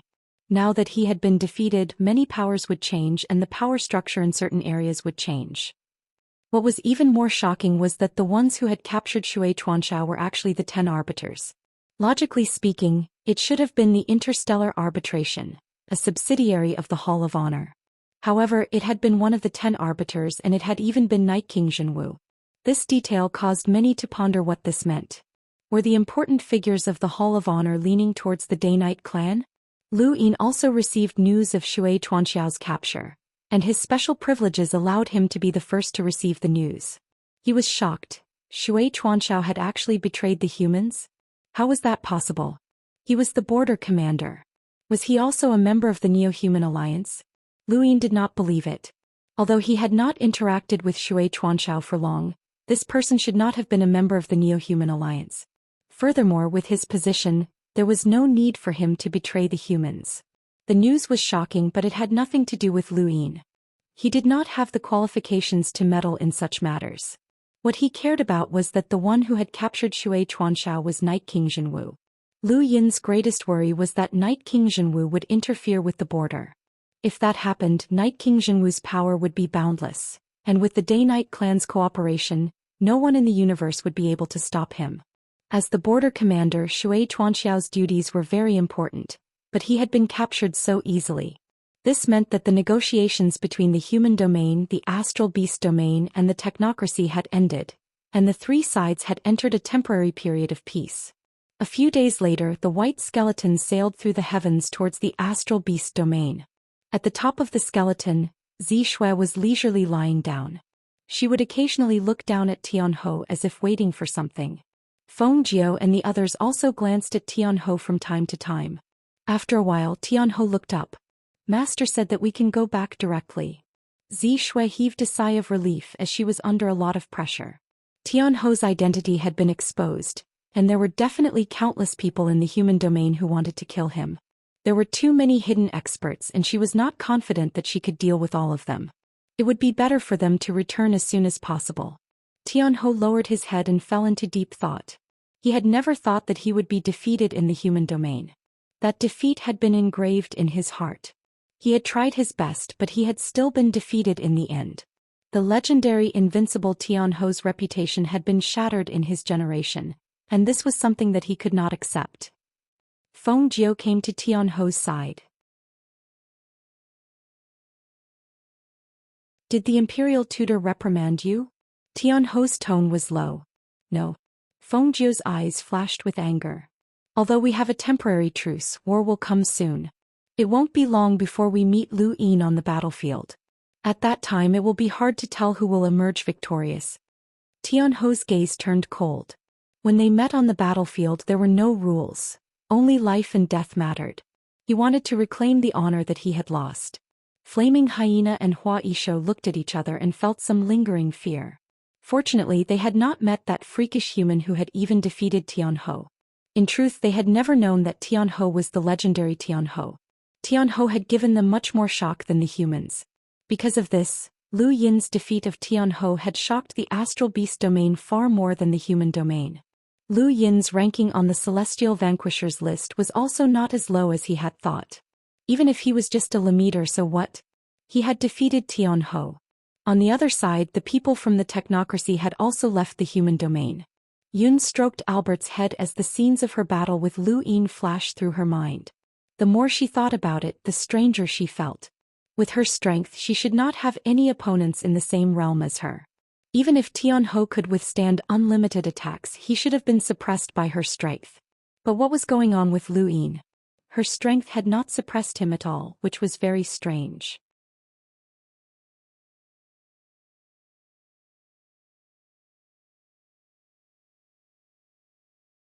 Chapter 333. Back in Astral 10, Lu Yin was having a headache. Madame Naylan had told him that she was about to leave and that he still owed her a large sum of money. He did not want to owe her, but he did not have the money to pay her. At the space station, Madame Naylan's lips curled up as she looked at Lu Yin in amusement. "Student Lu, you don't have to be in such a hurry to return the money." Lu Yin felt rather awkward. He was anxious, but he did not have the money. "Madam, I'll definitely pay you back as soon as I have the money." Madame Naylan smiled. "All right, I'll be waiting." At that moment, Lu Yin received a notification and his eyes lit up. He hurriedly called out to her. "Madam, is the Naylan family interested in buying cultivation techniques?" She was surprised. "Student Lu, you have a technique for sale?" Lu Yin nodded. "It's the Jade Flow technique, a technique that can help one comprehend a domain. The Astral Beast domain offered it as a reward for the tournament of the strongest." Her eyes lit up. If the Astral Beast domain dares to offer something that can help one comprehend a domain in the tournament of the strongest, then it must be worth quite a bit. "All right, the Naylan family will buy it. How much do you want?" Lu Yin's expression turned serious. "How much is it worth?" Madame Naylan asked. "Student Lu, you really don't know the importance of a domain. If this technique can help someone comprehend a domain, then even if the success rate is very low, it's still priceless. Let me put it this way, this technique is worth more than the money I lent you." "If that's the case, then I'll give it to you, madam." Madame Naylan was astonished. "Student Lu, you should consider this carefully. This technique is worth more than 100 star essence." Lu Yin's expression turned serious. "Madam, you lent me a helping hand during my most difficult times and even saved my life twice. One technique is not enough to make up for it, so this is just a token of my sincerity." Madame Naylan's alluring eyes stared at Lu Yin for a while before she smiled. "All right, the Naylan family will accept your sincerity." Lu Yin shook his head. "It's not for the Naylan family but for Madame. Madame was the one who saved me and she was also the one who lent me the money." She nodded. "All right, I, Lu Fuxue, will accept your sincerity. Madame, please wait a moment. The technique will be delivered soon. Have a drink. Who knows when we'll meet again." Madame Naylan's body. He quickly averted his gaze and nodded before following her into the Naylan family's spacecraft. Not long after, the Jade Circulation Technique and the Perceptive Intermediate Source Box arrived. Lu Yin gave the Jade Circulation Technique to Madame Naylan without even looking at it. To most people, the Jade Flow Technique was useless to them, but it was still a technique and had an instinctive allure. However, Lu Yin hadn't even glanced at it, which caused Madame Naylan's eyes to light up. She had discovered one of Lu Yin's strengths, his boldness. This student had a boldness that did not belong to someone his age. Perhaps it was time to cooperate with the Great Yu Empire. Not long after the Naylan family's spacecraft left Astral 10, Lu Yin was just about to head to East San Dios when he suddenly received a message from the Outerverse Youth Council's network. He had already joined and the network was now open to him. Prospective Representative Yen Feng of the Outerverse Youth Council will be marrying Miss Jenny Anna in 12 days. Congratulations from Bezer. Lu Yin's pupils shrank when he saw the message and his face sank. Then his rage soared. With Yen Feng's status, he did not have the qualifications to announce Lu Yin's wedding on the Outerverse Youth Council's network. Bezer had deliberately done this for Lu Yin to see, and it was also Yen Feng's way of provoking him.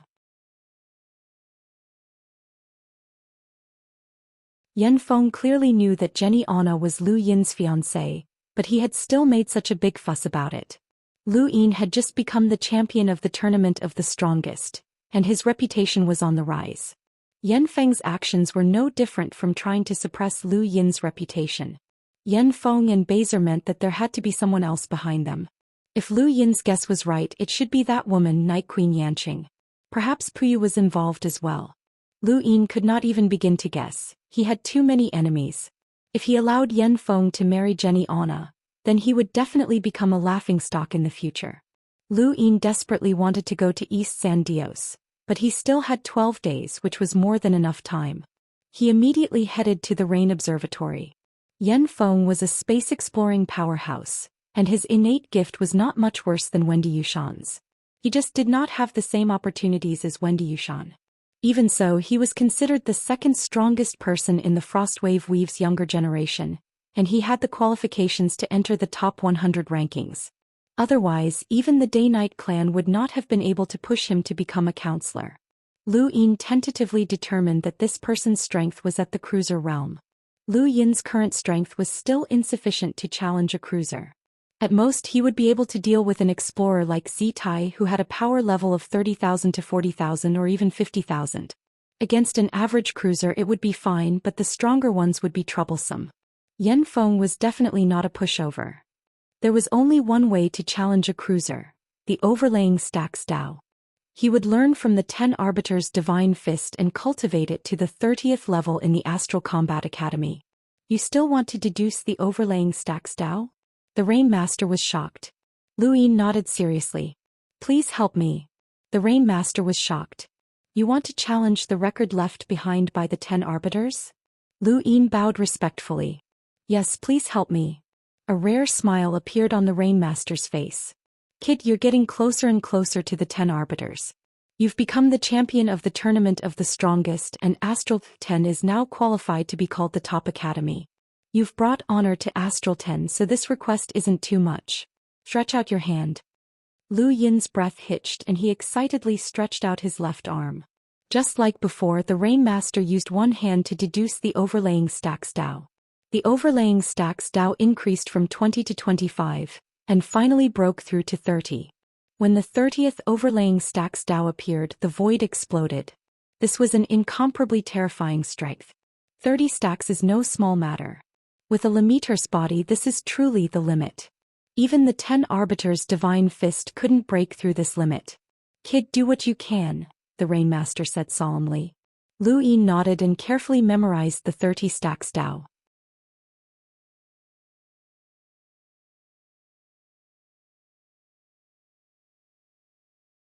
As long as you could name it, they would give it to you. He did some calculations and found that a single strengthening fruit would require 10 star essence to upgrade to its previous state. If he wanted to upgrade it to the next level, he estimated that it would require at least 20 star essence. As he thought about it, he raised 3 fingers. Lulu rolled her eyes in disdain. 300,000 star crystals? Multiply that by tenfold. Lu Yin was a little embarrassed. It was too much. No, too much. Lulu was shocked. 3 million star crystals? Do you have the money to pay that back? Do you know how much that is? You're just a student.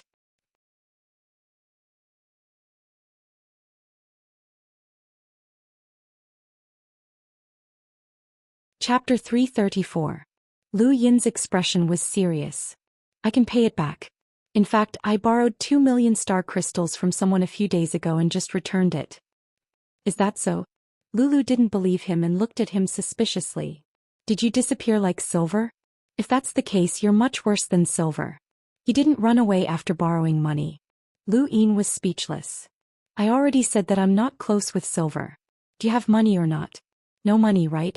No money? What a joke. I'm a Mavis, a Mavis. Lulu blew her top and threw out a purple crystal card. Go spend it. Lu Yin was pleasantly surprised. He also had a similar card that stored star essence. It seemed that this woman was indeed rich. Thank you, how much is inside? Lu Yin asked happily. Lulu sneered and raised her head proudly. 40 star essence. Lu Yin's eyes lit up. Thank you. What are you thanking me for? I didn't borrow it for nothing.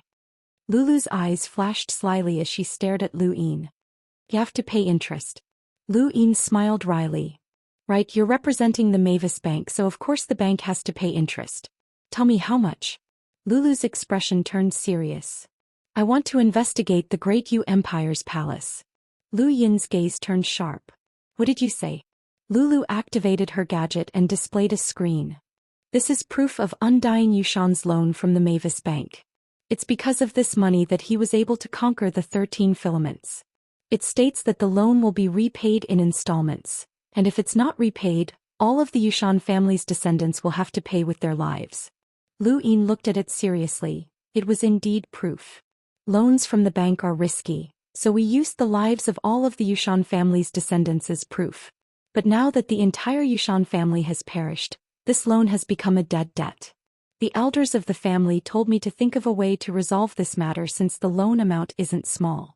Lu Yin, this is my mission. Lu Yin frowned. You said it yourself. The original conditions were that the Yushan family would have to repay the loan. Now that the Yushan family is gone, this is the Mavis Bank's bottom line. In other words, since the conditions aren't valid, this dead debt is invalid. Lulu was helpless. That's right. No one can force a dead person to repay their debt, so this is my mission. Lu Yin, if you help me complete this mission, I can lend you more money. Lu Yin smiled bitterly. The Great Yu Empire's economy is in decline, and I don't have any money to give you. We don't need money. The quest didn't say that we have to pay it back. Of course you can't afford it anyway. It's just for show, Lulu said. Lu Yin's eyes flashed. Investigate the Great Yu Empire's palace? Lulu nodded. We've already checked all of the Yushan family's properties in the Great Yu Empire, and all that's left is the palace. As long as we check it, we'll be able to prove that the Yushan family's remaining assets are unable to repay the loan. Lu Yin snickered to himself. Yet another person was investigating the 7 courts. If Lulu hadn't mentioned it, he would have forgotten about it. This Mavis woman had also been in the Great Yu Empire from the very beginning, just like Silver and Xiaoluo.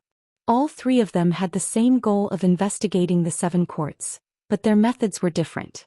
Silver's neo-human alliance was violent, and the Yushan family's demise was most likely their doing. He didn't know what Xiaoluo had done, and he didn't even know which organization was backing Xiaoluo. Lulu, on the other hand, used the methods of the Mavis Bank to investigate, so she didn't attract too much attention. 3 people, 3 methods, and all of them wanted to confirm the Yushan family's secret. Unfortunately, this secret had already been taken away by Lu Yin. The Yu secret art, void transfer, should be what they were after. Alright, investigate if you want, but don't make it too obvious. Otherwise, I won't be able to do anything, Lu Yin agreed readily. In any case, there were no more secrets in the palace. Lulu was excited. Deal. I'll lend you a bit more. I'll give you 50 star essence. Return it early and there's no interest. She then left happily. Lu Yin grinned, as the Mavis family was destined to not be able to find anything. However, should he keep them in suspense? If they were certain that there were no more secrets in the Great Yu Empire, then they would all withdraw, which would be a loss to the Great Yu Empire. That was a problem. 7th bro, your ability to borrow money is almost on par with your fighting ability. Just a few sentences and you're able to borrow so much money without interest. Why don't you find someone else to borrow some more? You can get rich. The monkey laughed strangely. Lu Yin laughed as well. The monkey was startled. 7th bro, don't laugh. It's scary. As soon as the monkey finished speaking, Lu Yin blocked him off. Lu Yin found a place and took a deep breath. It had only been a few days since he had rolled the die. Fortunately, he had not rolled it 4 times, or else he would not have been able to do so. Even so, it would be difficult to roll enhance. However, there were still 12 days left and this wedding could not continue.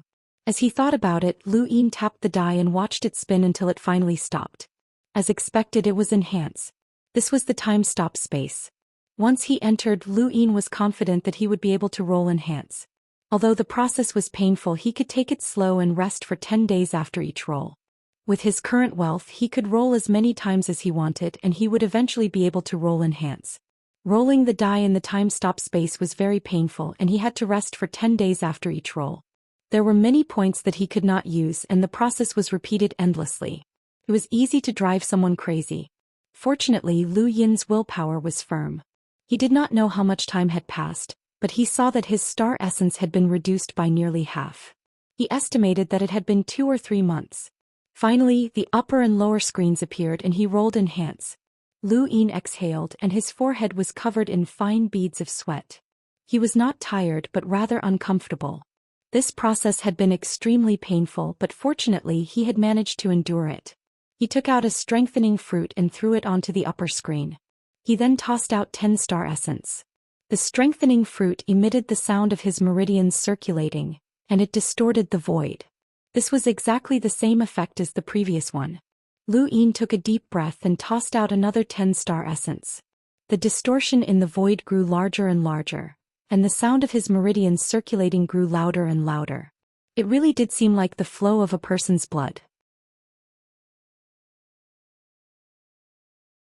Less than half of the strengthening fruit fell and it began to vibrate strangely. Lu Yin did not pay it any mind as he was more concerned about its effects. This strengthening fruit seemed to be becoming more and more effective, and he hurriedly tossed out another 10-star essence. He now had 30. The strength of the strengthening fruit's vibrations increased, but it still had not reached the bottom. Lu Yin took a deep breath and did some calculations. He then stingily tossed out 4-star essence. The strengthening fruit was still a little bit away from the bottom. Lu Yin tossed out another star essence. There was a thump as the strengthening fruit fell to the ground, and its light faded away.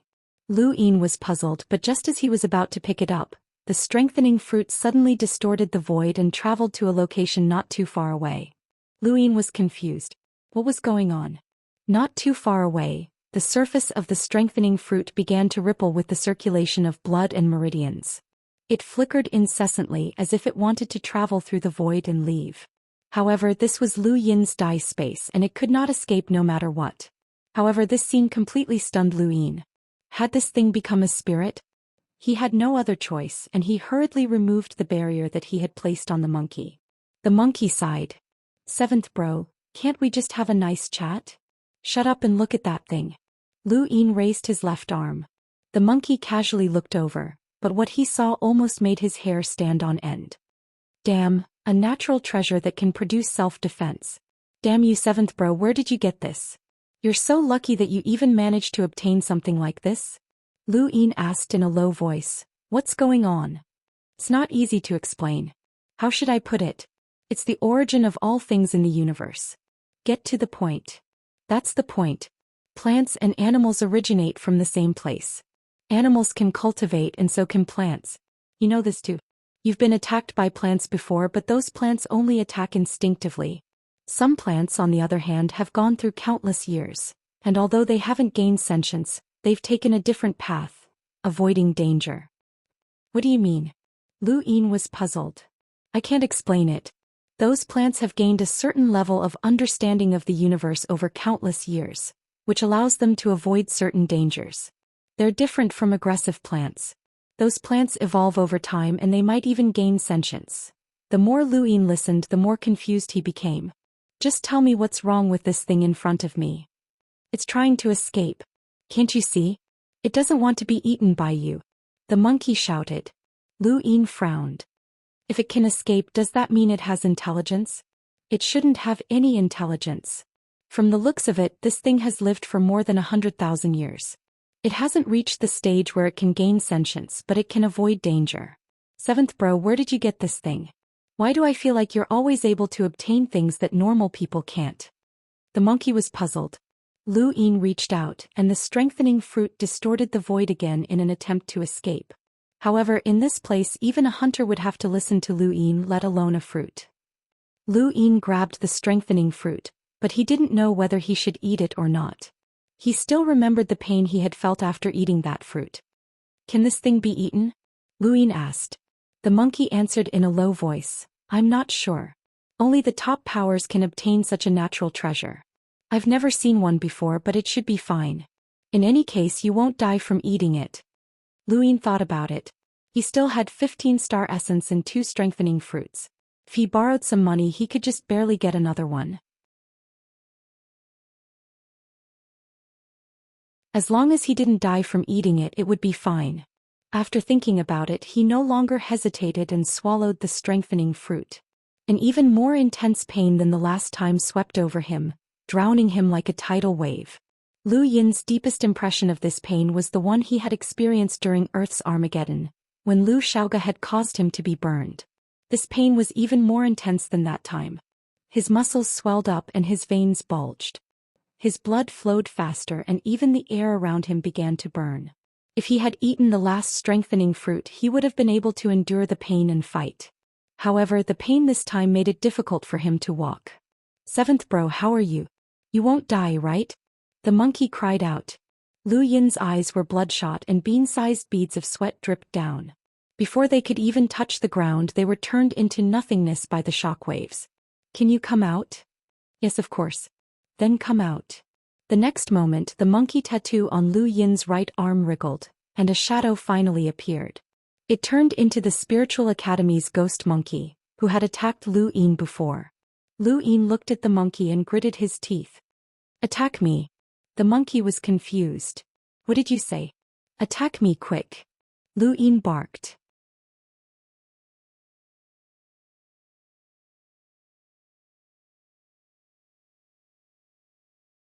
Chapter 335. The monkey didn't have time to think. It swiped at Lu Yin with its paw, sending him flying more than 10 meters away. Lu Yin exhaled as the pain from the monkey's attack lessened somewhat. It was effective and he was delighted. "Continue." The monkey was speechless. "This is the first time I've heard such a request. I'll satisfy you." It then attacked Lu Yin furiously, jabbering incessantly as it attacked. Lu Yin could vaguely hear things like, "This is for blocking me, this is for bullying Sister 9, this is for not allowing me to reunite with Sister 9, this is for..." Lu Yin's pain was alleviated by the monkey's frenzied attacks, but it was still not enough. The monkey's attacks were far inferior to Yun's. "Use more strength." The monkey was enraged. "You're looking down on me." It even used a battle technique to attack Lu Yin. The more it attacked, the more shocked the monkey became. Lu Yin was completely unharmed and its attacks were ineffective. The monkey was left speechless. Lu Yin's physical defense was too abnormal. It was no wonder why he could fight Tianhou head-on. Compared to their first encounter at the border war front, Lu Yin's improvement was unimaginable. It was certain that Lu Yin could not compare to the 10 arbiters at his age, but he was definitely comparable to those on Skymander's list at his age. Even Yao Gu was not as abnormal as Lu Yin when he was at Lu Yin's age. Bang bang bang bang. Within the time-stop space, Lu Yin endured the monkey's beatings to alleviate his pain. The monkey's initial venting had gradually turned to helplessness and then to sullenness. It felt an indescribable pain and it didn't want to fight anymore. However, it couldn't resist Lu Yin. Lu Yin's words had forced it to continue. "If you don't hit me, I'll hit you." These words enraged the monkey once more, and it continued to beat Lu Yin for a few more days until it was completely exhausted. With a thump, Lu Yin lay on the ground and exhaled heavily. Although his body still hurt, it was about the same level as when he had eaten a strengthening fruit. In other words, he could walk now. He looked at his hands and clenched them. They seemed to be much stronger than before. "Seventh bro, that's enough. I'm too tired. I can't," the monkey said helplessly. Lu Yin nodded and put the monkey away. He then stretched out his arms, causing the air around him to vibrate and release a shockwave.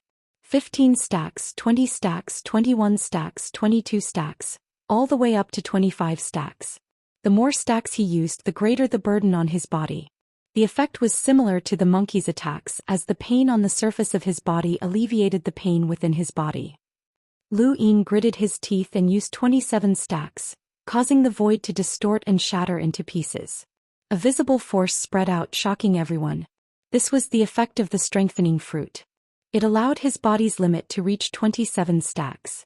Furthermore, he had not completely absorbed the fruit's effects. Once the strengthening fruit's effects were fully absorbed, he would definitely be able to reach 30 stacks. Lu Yin was overjoyed. 27 stacks was much stronger than 20 stacks, and he had improved a lot in just a few days. "Seventh brother, I wanted to ask you a question just now. Where are we? Something doesn't feel right." The monkey was curious. Lu Yin's eyes flashed. "A training space in Astral 10.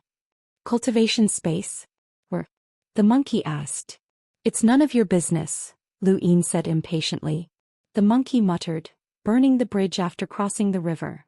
Lu Yin did not want the monkey to discover the secret of the time-stop space, so he shielded the monkey from him once again. There were less than 2 days left before the time-stop space ended. Lu Yin moved his body and used his star essence to strengthen the gravity. In the past he had been able to withstand 130 times the normal gravity, but that had been his strength after the astral combat tournament. Now that his body had grown stronger, he did not know what his limit was.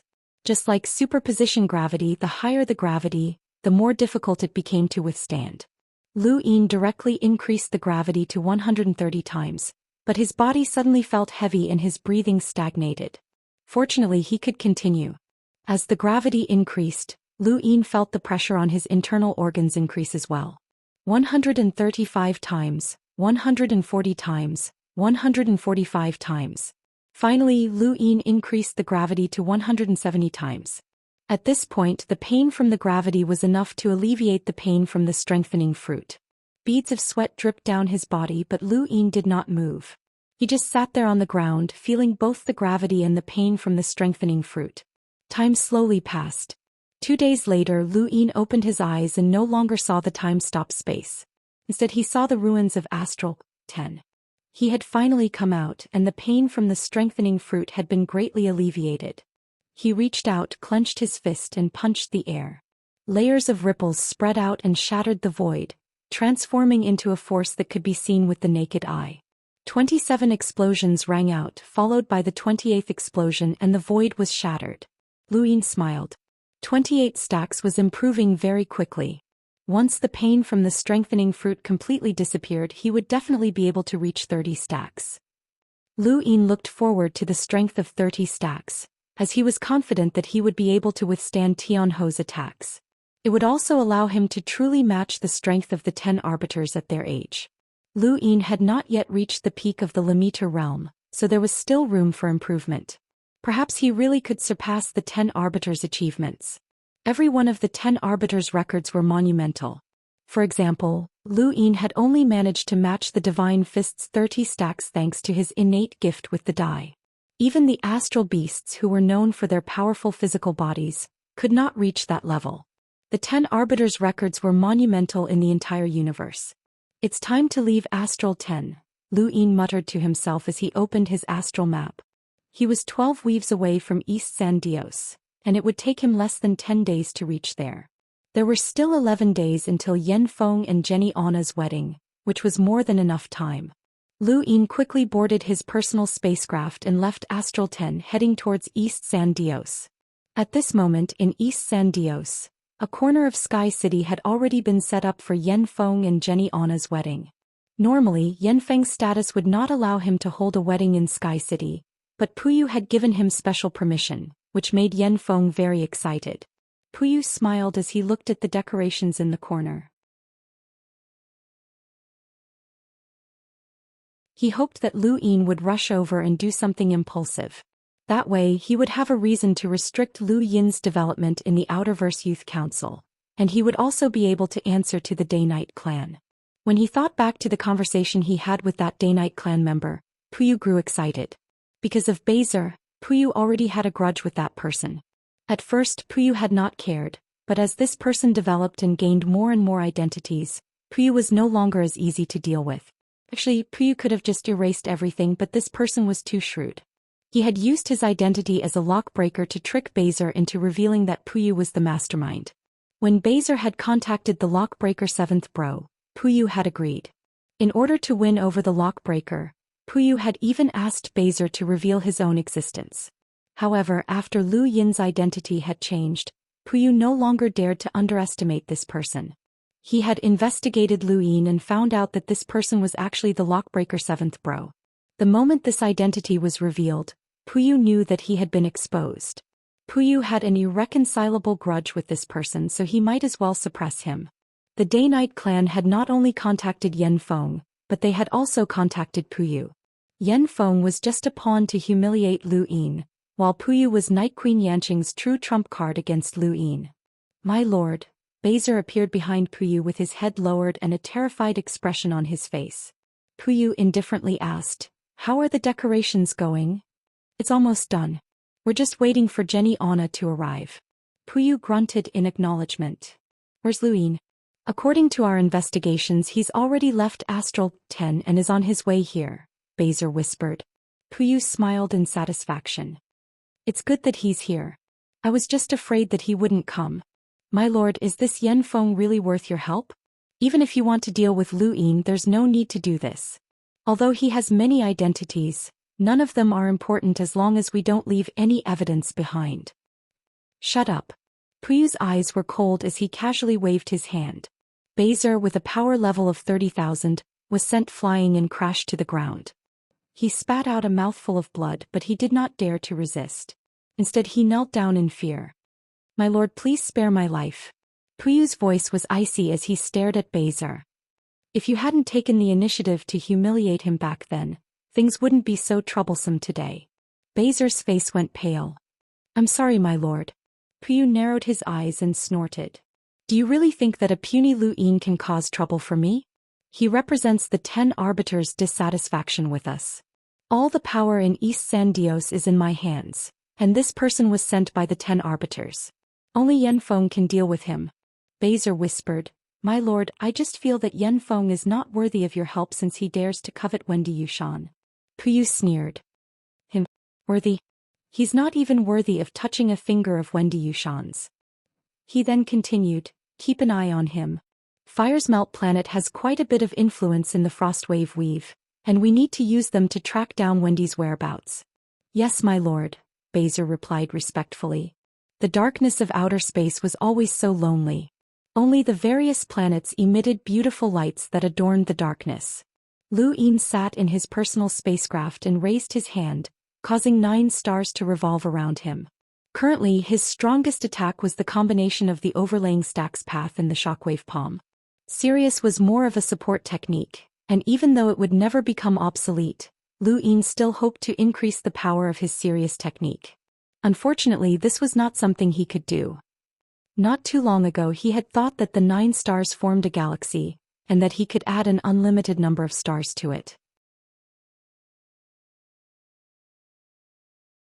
However, he had been too naive. His 9th star had been forcefully deduced by the crazy headmaster, and it was not the true Sirius technique. Its power was limited to that. Sirius Palm, Sirius Technique and Sirius Sect. Lu Yin looked up at the sky. In an infinitely distant place, there was an extremely powerful sect called the Sirius Sect. This sect was the true Sirius, and he wondered if he would be able to learn the rest of the Sirius techniques. Beep beep beep beep. His gadget beeped and Lu Yin turned on his screen. He was surprised to find that this was not a normal call. The sound came from the 10 Arbiters Council interface. Lu Yin was unfamiliar with this interface, as he had only been able to access it after joining the Council of Astral Academy and becoming a member. However, the interface was so large that he could not see anything other than the Northline flow zone. The 10 arbiters had 10 blank pages, but at this moment one of them beeped. One of the 10 arbiters was trying to contact him. Lu Yin only knew one of the 10 arbiters, the scholar Xianxia. It was most likely Xianxia who was trying to contact him. Hello. Lu Yin opened the call and greeted the other party. My name is Lan Si. A firm voice sounded out, causing Lu Yin's pupils to shrink. This was an unfamiliar name, one of the 10 arbiters.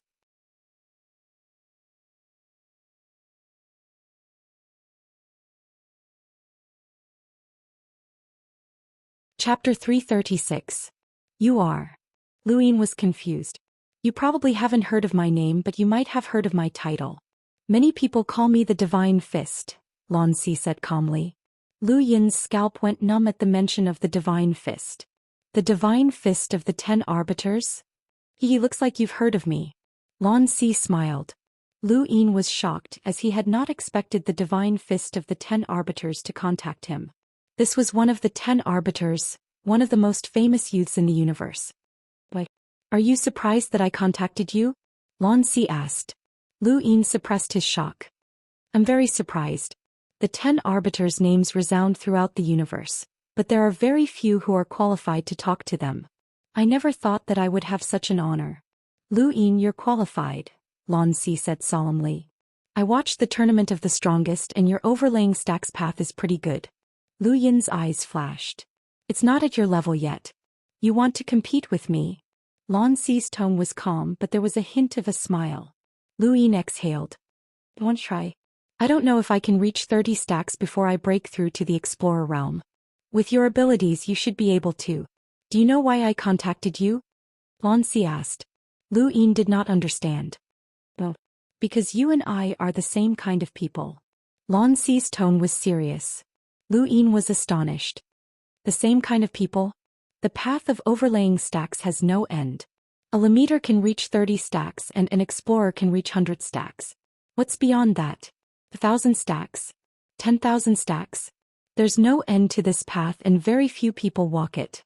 You and I are both well-known figures on this path, so we're naturally the same kind of people. Lu Yin probed, "How many can you use?" Lan Si smiled. "I won't tell you. You can guess for yourself. But there's one thing I know. My record cannot be broken." Although it was just a simple sentence, it revealed Lan Si's confidence that could cover the heavens. His aura reminded Lu Yin of the Sandmaster's words. The 10 Arbiters' auras were unrivaled and their auras were born at the same time. Even without battle force, their auras could still bring about an indescribable pressure. This was the 10 Arbiters. With just one sentence, Lu Yin could see Lan Si's boldness. However, no matter how strong his spirit was, it did not matter. Lu Yin had already reached Lan Si's record in the Astral Combat Academy, which was 30 stacks. Lu Yin could use it now, but no one knew about it. Lu Yin had yet to reach the peak of the limiter realm, so he still had a long way to go. When that time came, he would rely on the money he had earned and his physical body would become even stronger. He would definitely surpass Lan Si and break all of Lan Si's records one after another.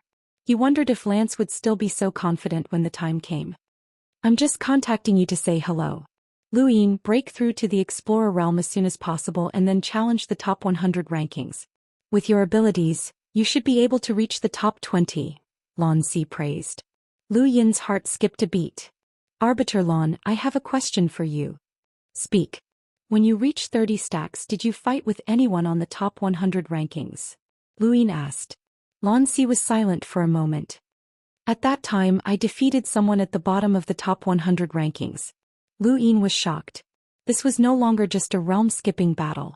The top 100 rankings represented the top 100 experts of the younger generation, and these experts could all challenge realm-skipping battles. At that time, Lan Si had only been a limiter, and defeating someone on the top 100 rankings was equivalent to defeating a cruiser. This was the strength of the 10 Arbiters, and at the same time, it was also Lu Yin's current strength. After ending his call with Lan Si, Lu Yin became even more anxious to reach East San Dios. Puyu Yanfeng and the others would definitely know of his whereabouts. Their understanding of him was still limited to the time of the tournament of the strongest. Although only a few days had passed, Lu Yin's strength had increased significantly, and he should be able to give them a huge surprise. Lu Yin looked at his gadget and muttered to himself for a moment before contacting Xianxia. "Your Highness, congratulations on becoming the champion of the tournament of the strongest." Xianxia congratulated. Lu Yin smiled. "Thank you, Uncle Hua. There's something I need your help with." "What are your orders, Your Highness?" Xianxia asked seriously. Lu Yin's gaze turned cold. "Help me gather evidence of Beizer's negligence." "Beizer?" Xianxia was stunned. Lu Yin explained, "Beizer is a subordinate member of the Great Yu Empire's Youth Council who represents Wendy Yushan. He has to perform his duties as a subordinate member of the Great Yu Empire, but has he done so? Or rather, how much has he done? Have you persecuted anyone? Have you done anything unfair? I need evidence for all of that." Xianxia solemnly replied, "I understand, Your Highness. Don't worry, I'll gather all the evidence within 7 days." Lu Yin grunted and ended the call with Xianxia. After thinking about it, he contacted Xianxia Ana. On the Great Yu Empire's Xenu star, Xianxia Ana was in the study of the Ana family. When he saw Lu Yin's call, he was shocked, but he quickly accepted the call. Not long after, Xianxia Ana put down his gadget with a conflicted expression. "Brother, the 7th filament has been pacified," Rocky Ana excitedly reported as he entered the study. Xianxia Ana's expression was gloomy and ugly. Rocky Ana was puzzled. "What's wrong, brother?" Xianxia Ana rubbed his head. "I just spoke to the royal regent." Rocky Ana's heart skipped a beat. "What did the royal regent say?" Xianxia Ana's eyes flickered. "He's heading to East San Dios and he wants me to write a certificate." "A certificate?" Rocky Ana was confused. Xianxia looked up, his gaze icy. A certificate stating that Jenny was forcefully taken away from the Fire's Melt planet, and a certificate stating that the Anna family does not approve of this wedding. Rocky Anna fell silent. That's not surprising, brother. Yes, it's not surprising at all. I just didn't expect it to be so soon. When the royal regent was still on Xenu Star, I already expressed my stance and even removed Jenny's name from the family records. But expelling Jenny is one thing and publicly rejecting this wedding is another. The Daoist clan is behind this, and it even implicates the Outerverse Youth Council. It's very complicated, Xianxia sighed. Rocky Anna was helpless.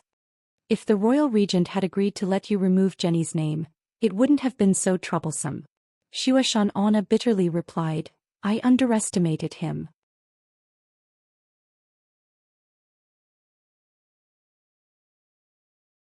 I originally thought that he was thinking about us when he disagreed with the Anna family expelling Jenny, but who would have thought that he was waiting for this moment?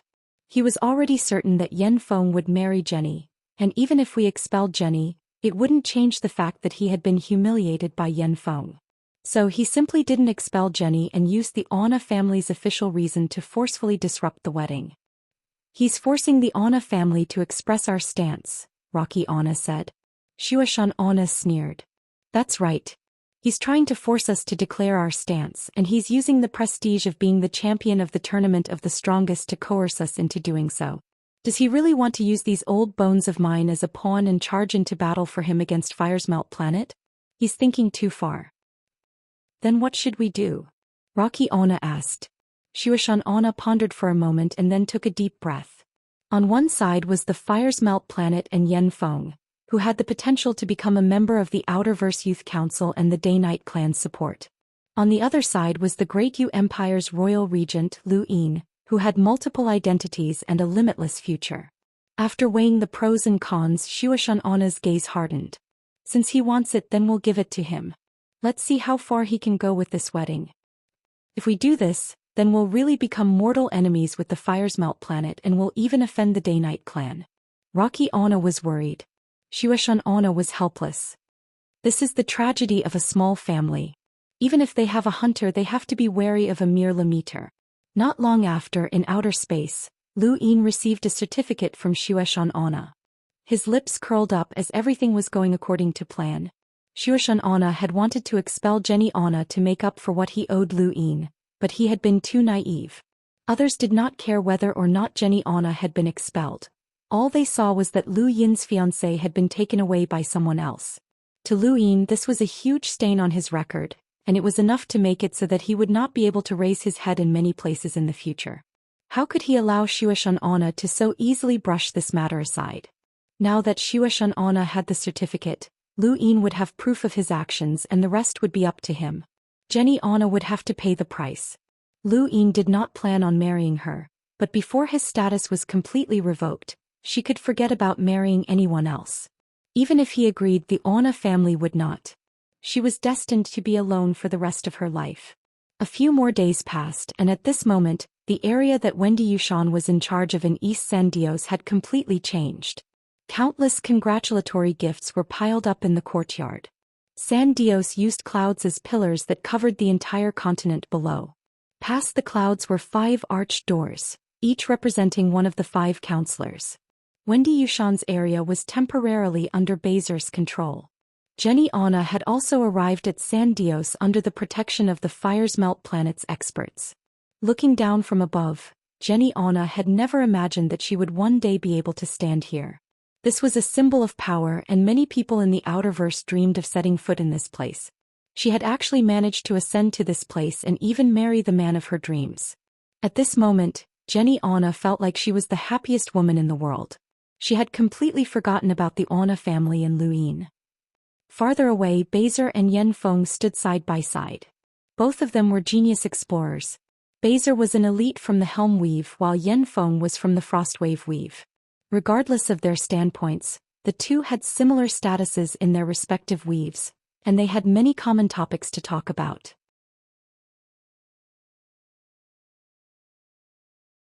Once the wedding is over, Brother Yen will receive the support of the Daoist clan and have a high chance of becoming a counselor. Let me congratulate you in advance, Bezer said with a smile. His tone was very polite, and it did not seem like he had slandered Yanfeng in front of Puyu. He was also not as arrogant as he had been back in the Great Yu Empire. Yanfeng smiled. Many thanks.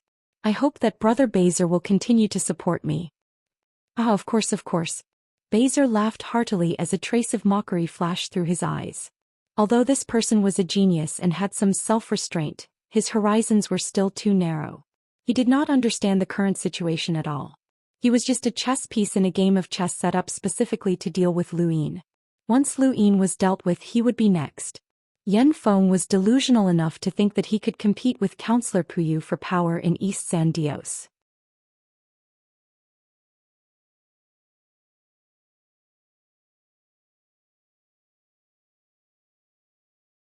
Chapter 337. Bezer and Yanfeng looked at their gadgets at the same time and smiled at each other. That woman seems determined to help Lu Yin. It doesn't matter. As long as Wenju interferes, that woman won't be able to do anything, Yanfeng said disdainfully. Bezer replied, don't underestimate her. She's ranked 53rd on the top 100 rankings. Even if we work together, we might not be her match. Yanfeng's expression turned ugly. It was difficult for him to admit that he was inferior to a woman just like Wendy Yushan. He had always dreamed of marrying her, but reality was too far from his dreams. Regardless of whether he wanted to admit it or not, Wendy Yushan and Mira were both stronger than him. In San Dios, strength is not the only thing that matters but also the means. That Lu Yin will definitely cause trouble for the wedding, and I'll personally make him experience the ultimate humiliation. Let's see if he still has any face left. Bezer smiled proudly. This was exactly what he wanted. No matter who Lu Yin was, he deserved to be beaten to death for messing up someone else's wedding. Of course, Bezer could also help. No matter how strong Lu Yin was, he wouldn't be able to block Yanfeng and Bezer's killing intent.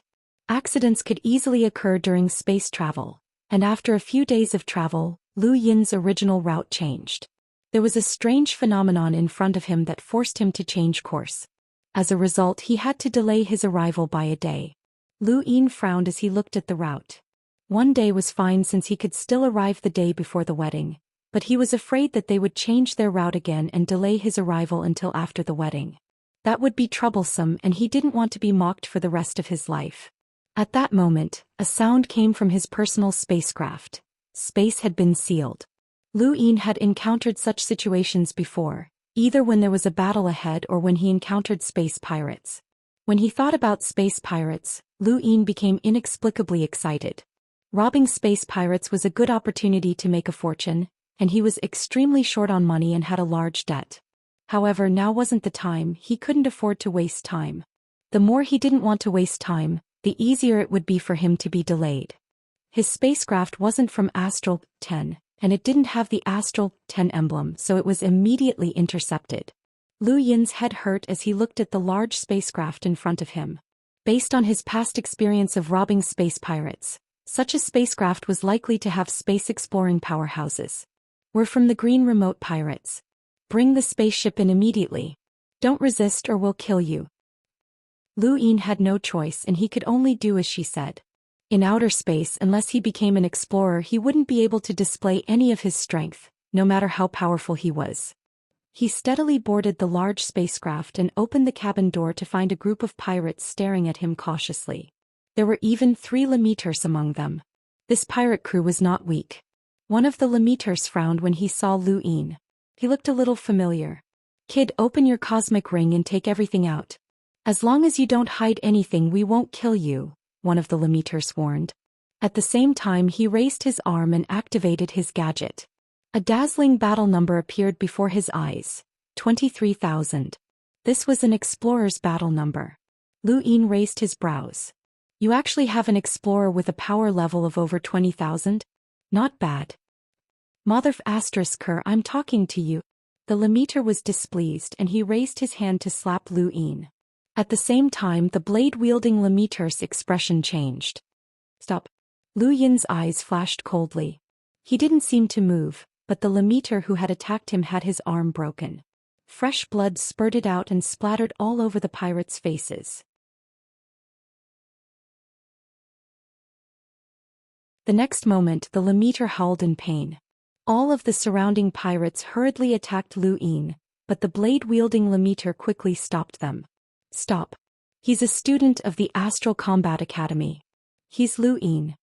The surrounding pirates were confused. Another Lemeter's eyes narrowed. Lu Yin?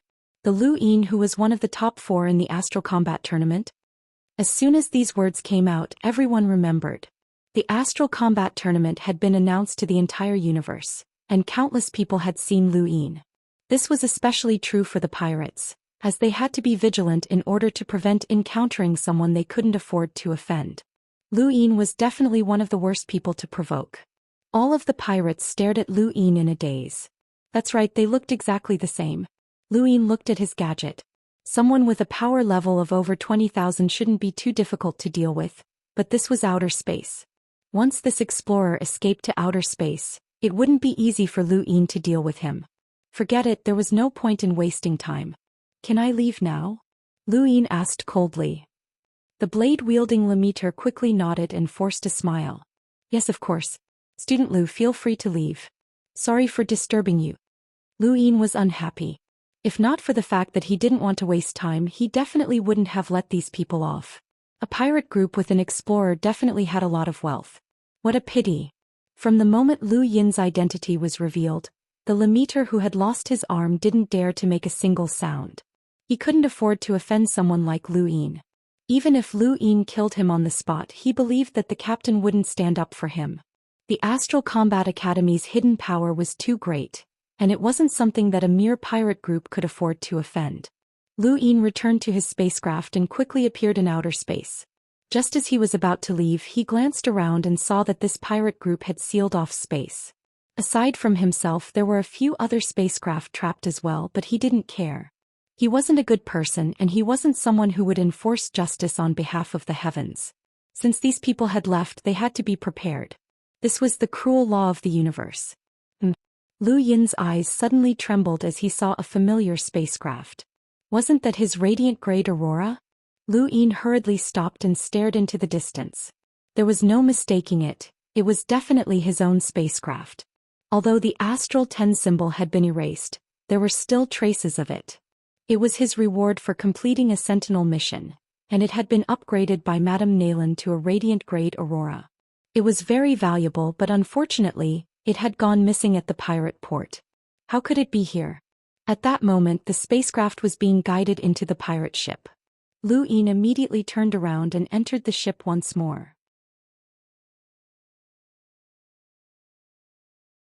On the top floor of the ship, in the luxurious captain's cabin, the captain of the Green Oasis pirates frowned as he stared at the screen. What's going on? Why is that Lu Yin back? The blade-wielding Lemeter was standing behind him. Captain, are we lacking supplies? The explorer was unhappy. Go receive him. Be polite and coax him away as soon as possible. What if he wants to save the others? The Lemeter asked nervously. They had robbed many people before, and they had met many righteous experts who were the most disgusting. The explorer narrowed his eyes. If he wants to interfere, then let him go. The Lemeter was puzzled. Captain, even if he's an Astral Combat Academy student, there's no need for us to accommodate him even if we don't touch him. Just do as I say, the explorer shouted, scaring the Lemeter into running away. If possible, the explorer would not have let go of these fat sheep, but he had no other choice. Others might not understand, but he knew that he was definitely not Lu Yin's opponent. Although Lu Yin was only a Lemeter, based on the power level he had displayed during the Astral Combat Tournament, Lu Yin would have no problem defeating him. This was the terror of an absolute genius. Crack. Lu Yin did not disembark from the pirate ship's cabin. Instead, he looked to the side as he wanted to know who had stolen his spacecraft. The surrounding pirates did not dare to act too presumptuously because of Lu Yin's presence. They only surrounded the area and stared at the several pirate ships that were being guided in. 2 of the pirate ships were interstellar mercenaries, and they were not weak. They were both Lemeters, but they did not dare to act presumptuously in front of the green remote pirates. They skillfully opened their cosmic rings. The door to Lu Yin's pirate ship that had been stolen opened. This pirate ship was the most eye-catching because it was a radiant grade aurora. Even the explorer captain stared at the screen, wanting to see who had disembarked. A pure white hand stretched out from the cabin door, followed by a red longsword. Louis knew who it was. The red longsword was definitely Zhou Daoist. Sure enough, her long black and white hair danced in the wind as Zhou Daoist's pure and beautiful face appeared. Her eyes were still indifferent, and they carried traces of worry and indifference. However, when she saw the surrounding pirates, her indifference turned into cruelty. Louis facepalmed. Not again. How much did this woman hate pirates? Seventh bro, it's a woman from the Daoist clan, the ghost monkey shrieked. Louis ignored him. At this moment in the captain's cabin, the explorer captain's pupils shrank when he saw Zhou Daoist. Not good, it's the Daoist clan. There was a whoosh, and before the surrounding pirates could even react, Zhou Daoist had already attacked. Her sword cut off the necks of more than 10 pirates, causing their heads to tumble to the ground. The Green Remote Pirates have killed 579 people since their debut. They deserve to die. As soon as she finished speaking, her red long sword danced in the air, and streaks of sword chi shocked the surrounding pirates. A continuous stream of pirates rushed in, including several Lemeters. However, they were all powerless against Zhou Daoist. She was much stronger than she had been the first time she had fought Louis. At the very least, she had completely comprehended her domain. Within her domain, even an ordinary explorer might not be able to defeat her, let alone a Lemeter. The people who had been robbed were all stunned and they all hid in their spacecraft. Seventh bro, that woman's pretty tough. The monkey was astonished. Zhou Daoist's figure quickly disappeared as she charged into the spacecraft. Louis opened the cabin door and quietly followed her. At the top of the pirate ship, the explorer captain's face was gloomy.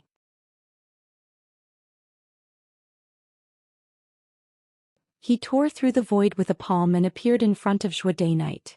Zhou Daoist coldly stared at the explorer captain and raised her red long sword. Daoist clan powerhouse, my Green Remote Pirates have never offended you. Why are you attacking us?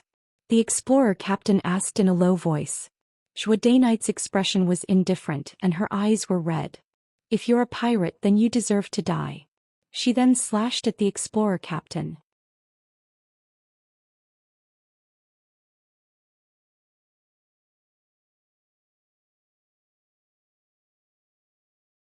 Chapter 338.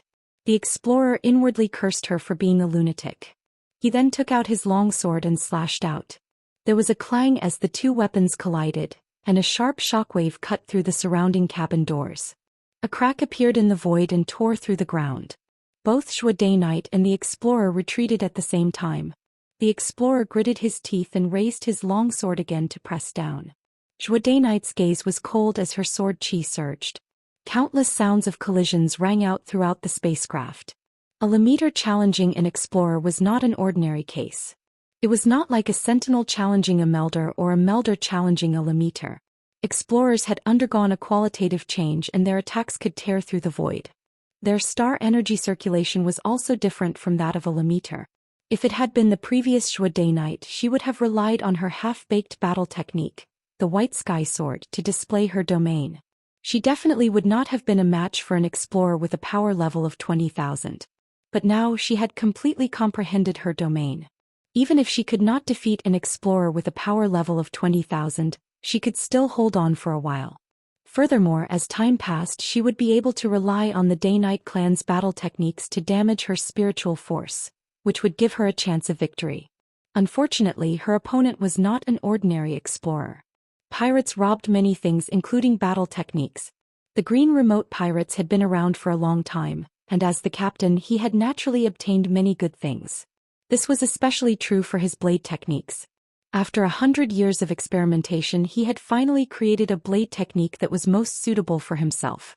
It was swift and fierce, but its angles were tricky. Zhou Daoist could not hold on for much longer. There was a flash of white light as his longsword blocked the red longsword. The blade swept past and the longsword fell with a thump and embedded itself in the wall. The explorer coldly stared at Zhou Daoist. Leave immediately. I won't kill you out of respect for the Daoist clan. Zhou Daoist stared back at the explorer, unwilling to give up. The explorer's eyes were filled with fear. His battle with Zhou Daoist had not been easy, and he had felt like he had been suppressed from start to finish. It was as if his attacks had been seen through. The Day-Night clan's sword techniques were too powerful, and if not for the huge gap between them, he would not have been able to defeat this woman even if his power level was lower by 5,000. These elites from powerful clans were too abnormal. He was an explorer with a power level of 20,000, but he was actually afraid of a limiter. Zhou Day-Night walked to the wall and grabbed the sword's hilt. She then pulled it and pointed it at the explorer. The explorer captain was furious. Although I'm afraid of the Day-Night clan, I won't just sit around and wait for death. Don't refuse a toast only to drink a forfeit. Zhou Day-Night's sword was pointed at the explorer captain, but she did not move. She was thinking about how she should act as the difference between the two of them was just too great. Only a few limiters in the entire Day-Night clan could challenge this person, and she was not at that level yet. You clearly can't win, yet you still want to fight head-on. You even want to be seriously injured? Zhou Day-Night and the explorer's captain turned around at the same time and saw a smiling Lu Yin. Zhou Day-Night was shocked. It's you. The explorer captain stared blankly at Lu Yin, as he had completely forgotten about this person. This person was the greatest threat to them, and he far surpassed this woman. Long time no see, Lu Yin greeted. Seventh brother, you know her? Wait a minute, she looks familiar.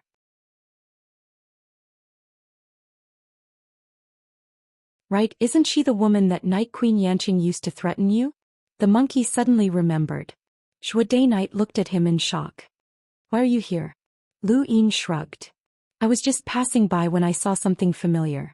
Zhou Day-Night knew that he was talking about a spacecraft. I'm sorry, but I can't return that spacecraft to you for the time being. Then let's buy it. How much are you willing to pay? Lu Yin teased. Zhou Day-Night's eyes narrowed as she actually did not have much money. At this moment the explorer captain's face turned gloomy. He could tell that these two knew each other, and when he saw that they were about to continue chatting, he suddenly tore through the void to leave. The best way to deal with a limiter, especially one who could challenge a realm breaker, was to hide in outer space. However, Lu Yin kept an eye on him, so how could he let him leave so easily? The moment the explorer tore through the void, Lu Yin stepped forward and caused a powerful vibration to shatter countless metals on the pirate ship. Ripples appeared in the void, and the vibrations forcefully forced the explorer out. He looked at Lu Yin in shock. Student Lu, there's no enmity between us. Sorry, but you must die. Lu Yin's eyes were cold as he appeared in front of the explorer in a flash. He raised a hand and unleashed a 20 stacks 40-fold shockwave palm. This was his strongest attack in the tournament of the strongest, and this was just a warm-up. Lu Yin's palm had not even been fully unleashed, but it had already caused the void to collapse. This scene shocked everyone, and the explorer captain's face turned pale.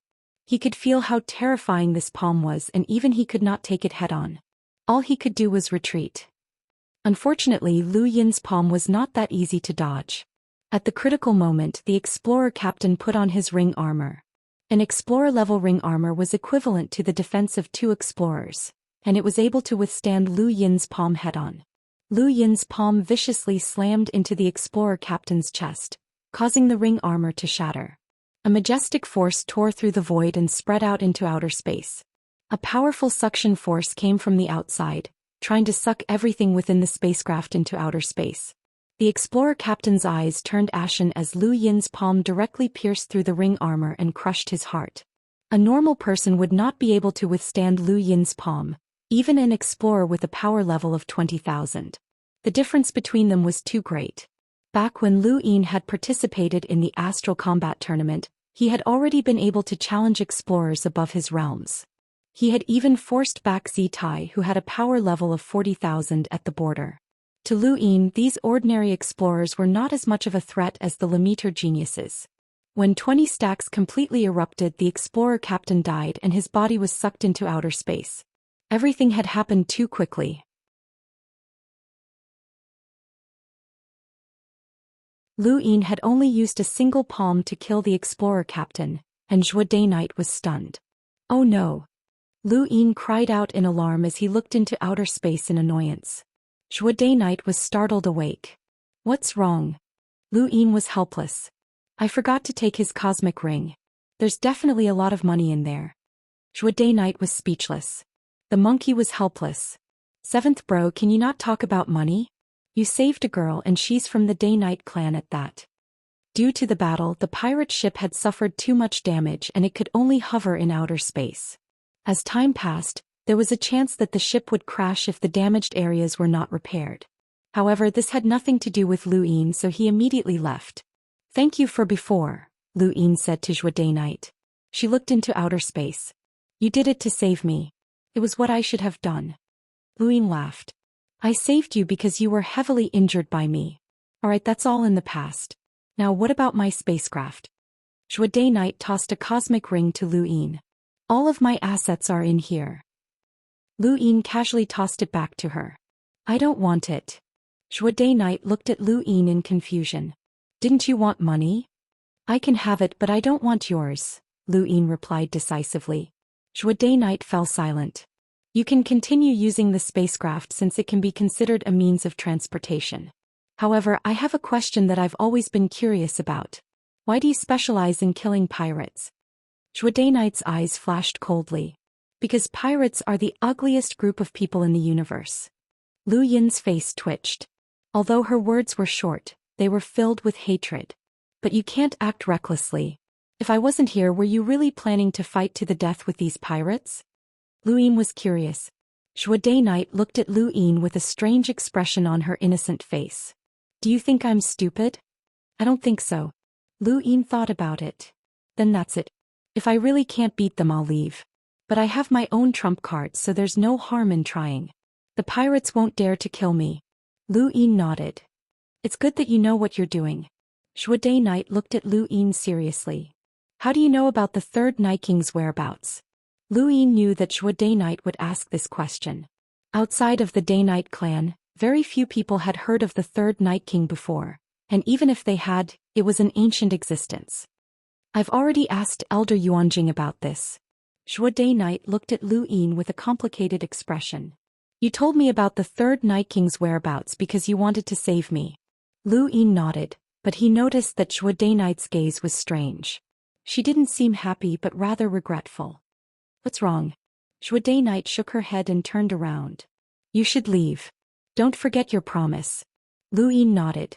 This woman was hiding something, but it had nothing to do with him. She had been willing to testify for him, which had moved him greatly. Everything he had done for Zhou Day-Night had been to repay her kindness, and it had nothing to do with romantic relationships. He didn't have the time to worry about her matters. Then I'll leave. You should leave as soon as possible, Lu Yin said before leaving. Zhou Day-Night looked up at the sky and closed her eyes in pain. I never thought that I, Zhou Day-Night, would become a sinner of the Day King bloodline. I'm sorry, Mother. Seventh bro, what's wrong with that woman? She doesn't seem happy that you saved her, the monkey said angrily. Lu Yin's tone was cold. It's none of your business. I'm on your side. Why do you always vent your anger on me? I have my own dignity. The monkey shrieked. Lu Yin could vaguely guess why Zhou Day-Night was unhappy.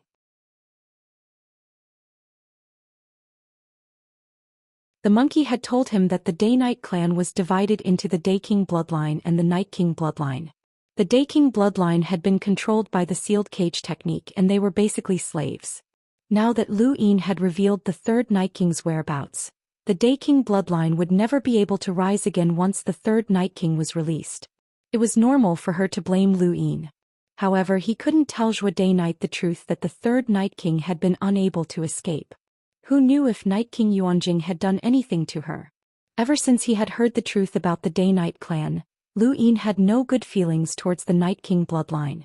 In fact, he even loathed them. Lu Yin didn't spend too much time with the pirates, so he set foot in outer space once more.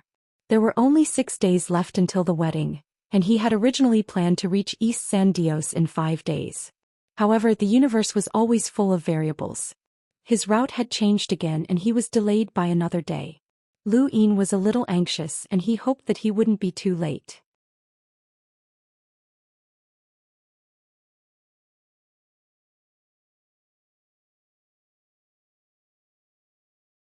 Chapter 339.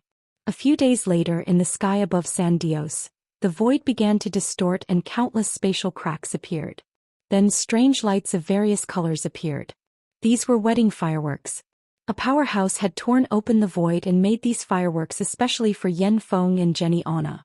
Within a large courtyard, Jenny Anna blissfully looked at herself in the mirror.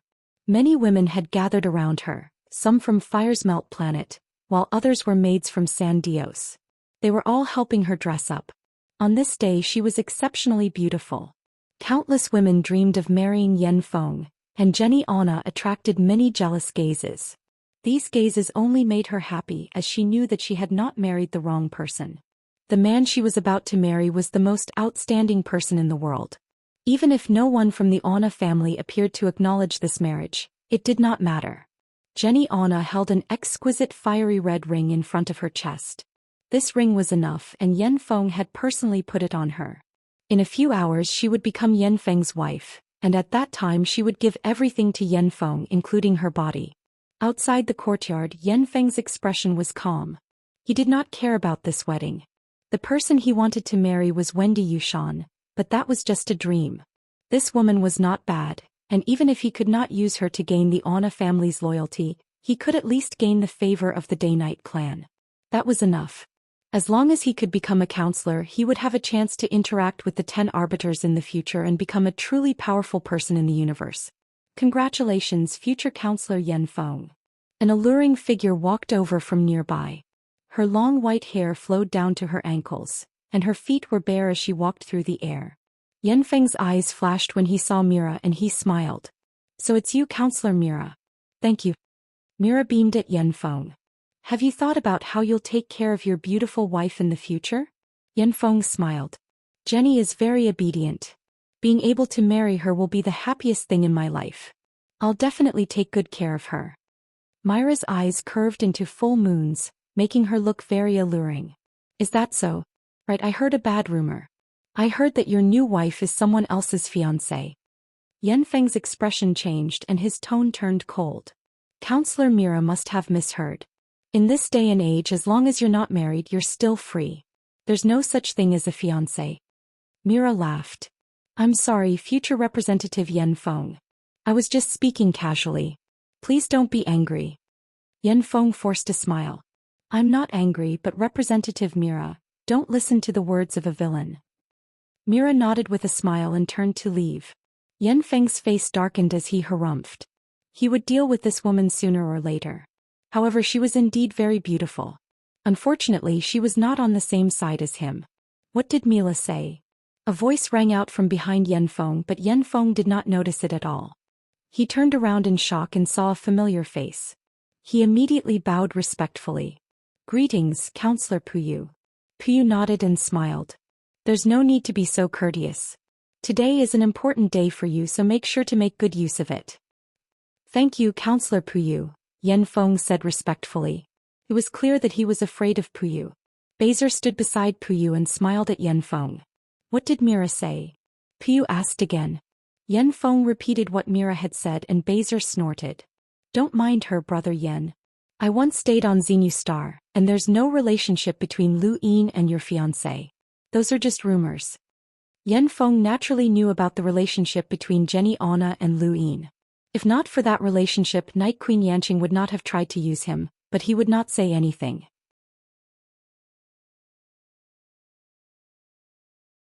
Compared to Night Queen Yanqing, Puyu was a truly ruthless person.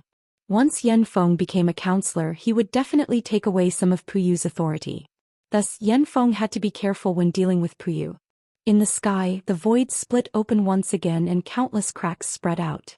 To the people of this continent, this was a miracle, but to San Dios, this was just the prelude to a wedding.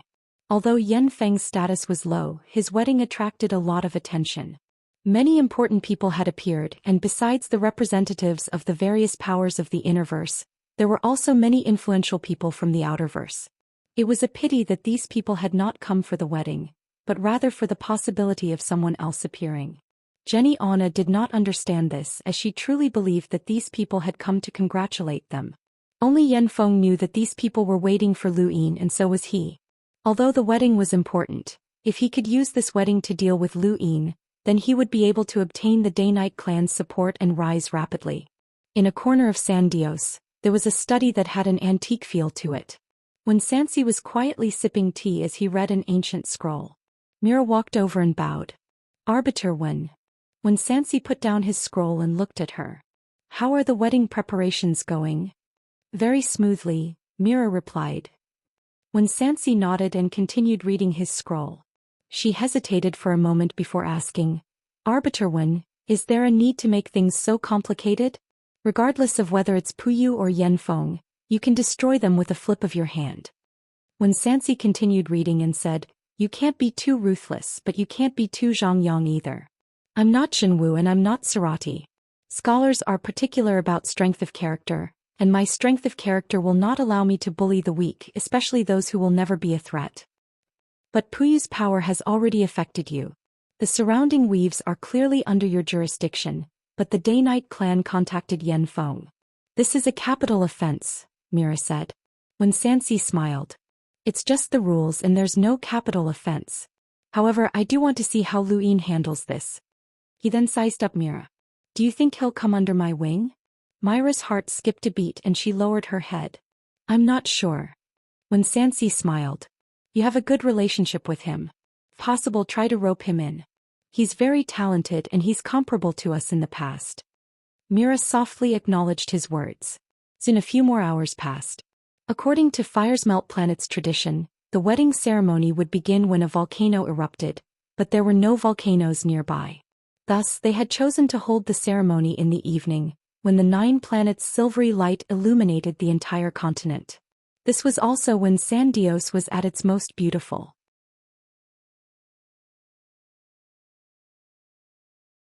Under the envious gazes of countless girls, Jenny Anna was dressed in a Fire's Melt Planet wedding dress that she had meticulously dolled up for her wedding. Not far away, Yanfeng had a smile on his face as he approached Jenny Anna under countless gazes. At the same time on Xinyu Star, the Hua family and the Anna family were all watching this scene. Yanfeng's wedding had been announced to the public, and many people in the Outerverse had been able to witness it. At this moment, above the continent, a streak of fiery red descended from the sky and viciously smashed into the ground. Numerous figures soared into the sky to intercept the intruder. This continent had San Dios and no one dared to force their way in. Anyone who did would be punished. There was a loud boom and a huge crater appeared in the ground as dust filled the sky. An explorer and a dozen Lameters stood next to the crater and stared at the intruder with murderous intent. They wanted to know who was so bold as to force their way into the Prairie Flame continent. Crack. The door to his personal spacecraft opened, and Lu Yin stretched out a hand and shook his head. He rarely smashed his spacecraft into the ground and he usually just guided it into the space station. However, there was no time to wait this time. One figure after another landed and stared at Lu Yin. Who dares to trespass on the Prairie Flame continent? The Prairie Flame continent was the vast continent where San Dios was located, and it could also be called the Prairie Star. It was a huge planet that far surpassed Xinyu Star in size. Lu Yin looked around and then looked up. San Dios was looming in the distance and it looked so high up in the sky. Fortunately, his position was not off. Suddenly, a white light flashed in front of him. The explorer had only asked his question once, and when he saw that Lu Yin did not answer, he immediately attacked with his spear. Lu Yin frowned and grabbed the spear tightly. The explorer was shocked as he could not move at all. This person's strength was beyond his imagination. Attacking without asking clearly? Are these the rules of San Dios? Lu Yin's tone was cold, and his hand that was holding onto the spear unleashed a shockwave that instantly shattered the explorer's spear. He then grabbed the shattered pieces and casually tossed them out, knocking down everyone who had gathered around him. The explorer's thigh was also cut by a fragment and he fell to one knee. He stared at Lu Yin in horror. This was definitely a freakish genius and even a Lameter could crush him. Wait, why does this person look so familiar? You're Lu Yin? The explorer asked in shock. Lu Yin looked at him. How's the wedding going? It's still ongoing, the explorer replied respectfully with his head lowered. Lu Yin had been recognized by Arbiter Wen to replace Wendy Yushan as a member of the Outerverse Youth Council. The explorer was just an ordinary explorer and the difference in status was too great. Naturally, he did not dare to slight Lu Yin. Lu Yin's eyes flashed coldly and he took a step forward, tearing through the void and vanishing. The explorer's pupils shrank. Tearing through the void was the mark of a space-exploring powerhouse. but this person had done so without any hindrance. This was the power of the strongest student in the Astral Combat Academy. The explorer could not imagine how powerful this person would be when he became an explorer. He would definitely be able to easily enter the top 100 rankings. Above San Dios, within the beautifully decorated wedding courtyard, Yan Feng was less than 10 steps away from Jenny Anna. As he looked at Jenny Anna, Yan Feng's heart skipped a beat. Jenny Anna was actually very beautiful, but he had been thinking about Wendy Yushan all this time and had neglected this girl. Now that they were facing each other, Yan Feng realized that he was starting to like her.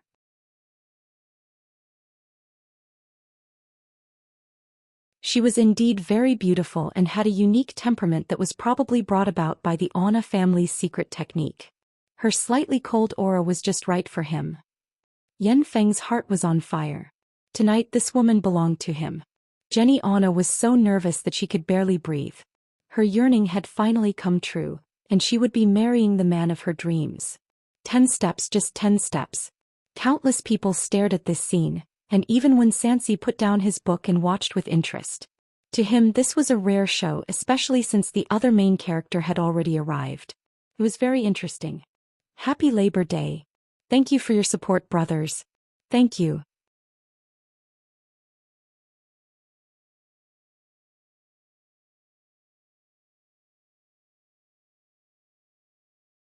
Chapter 340.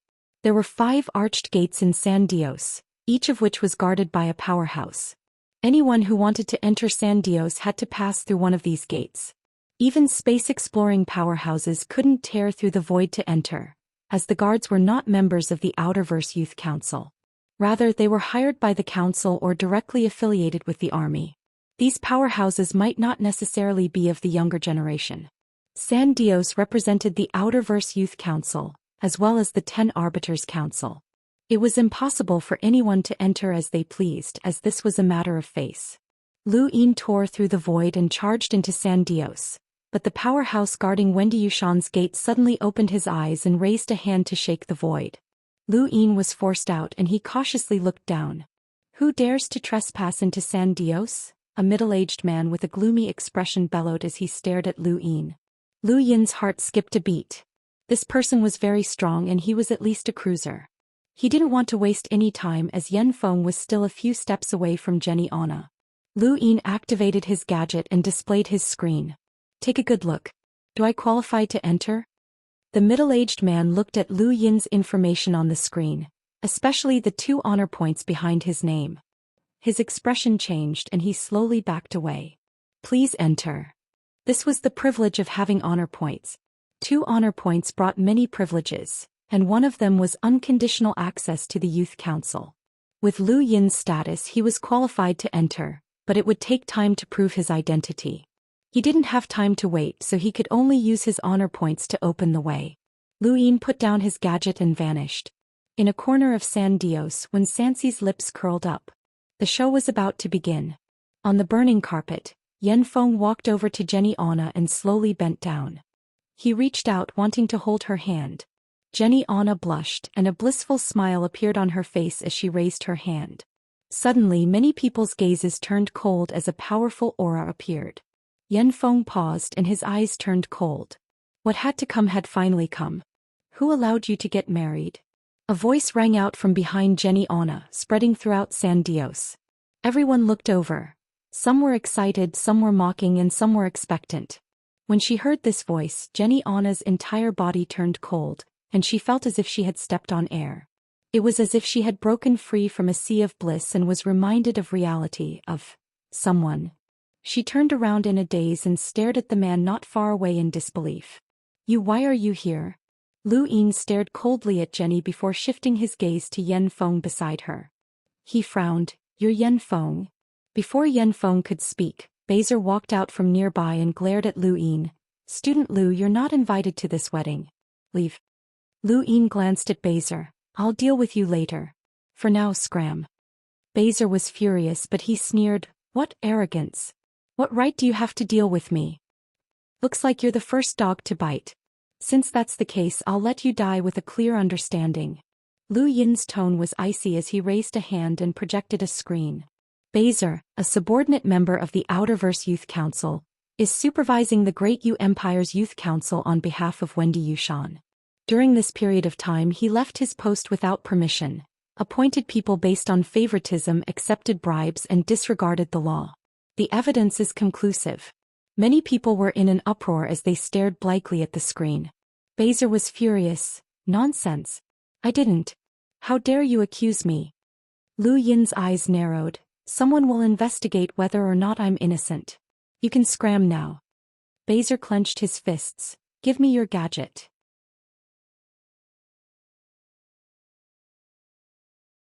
Lu Yin ignored him and looked at Jenny. You've got guts to betray your family and get married without permission. Scram back to the Ona family. Jenny's face went pale and her body trembled. Yanfeng took a step forward and glared at Lu Yin. Who do you think you are to disrupt my wedding? Give me your gadget. Bezer suddenly grabbed at Lu Yin and shot a look at Yanfeng. He wasn't stupid and there was no way he would snatch Lu Yin's gadget in front of so many people. He wanted to use this opportunity to join forces with Yanfeng to deal with Lu Yin. He didn't plan to kill him but rather to embarrass him. A person's reputation was very important, and their plan was to embarrass Lu Yin at his fiancée's wedding and make him a laughingstock for the rest of his life. This plan was very vicious, and if it succeeded, then no matter how high Lu Yin reached in the future, this incident would forever be a stain on his reputation. This was especially true when Yanfeng had broadcasted the wedding from the very beginning, which was enough to consign Lu Yin to eternal damnation. Moreover, it wasn't impossible to kill him by accident. After all, he was the one who had disrupted someone else's wedding, so he deserved to die. No one would stand up for him. Lu Yin didn't have any helpers in San Dios, and this was where he began to weaken. This wedding had created a unique killing intent that no one could stop or take responsibility for. There was no need to care about Lu Yin's various identities. This was a killing intent that was specifically designed to deal with him. Lu Yin never thought that a few words would be enough to resolve this matter. When he saw Bezer's hand coming at him, he snorted and casually waved his hand, causing a shockwave to rip apart his clothes. He then raised his palm and struck out. Bang! There was a shocking explosion as a majestic shockwave erupted like a tsunami, engulfing the entire courtyard and even spreading to all of San Dios. Many people on the Prairie Flame continent looked up at the sky and saw a circular shockwave spread out from San Dios, shattering the clouds. Many experts simultaneously moved to block the shockwaves, and Jenny Anna was pulled behind Yanfeng. There was a loud boom as both Lu Yin and Bezer retreated at the same time. The difference was that Lu Yin had only taken 5 steps back while Bezer had only taken 7.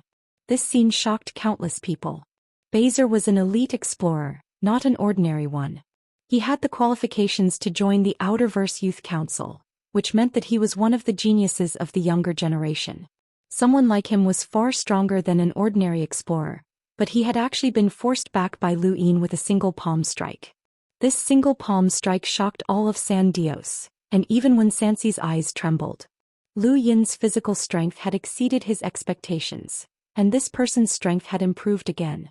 How had he progressed so quickly? Bezer stared at Lu Yin in shock.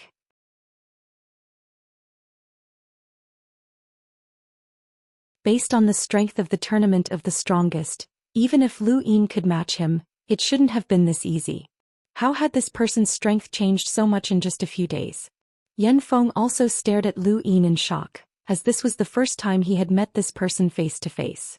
He had only heard about him from Yan Gang 2 years ago, but this person had become so powerful in less than 3 years.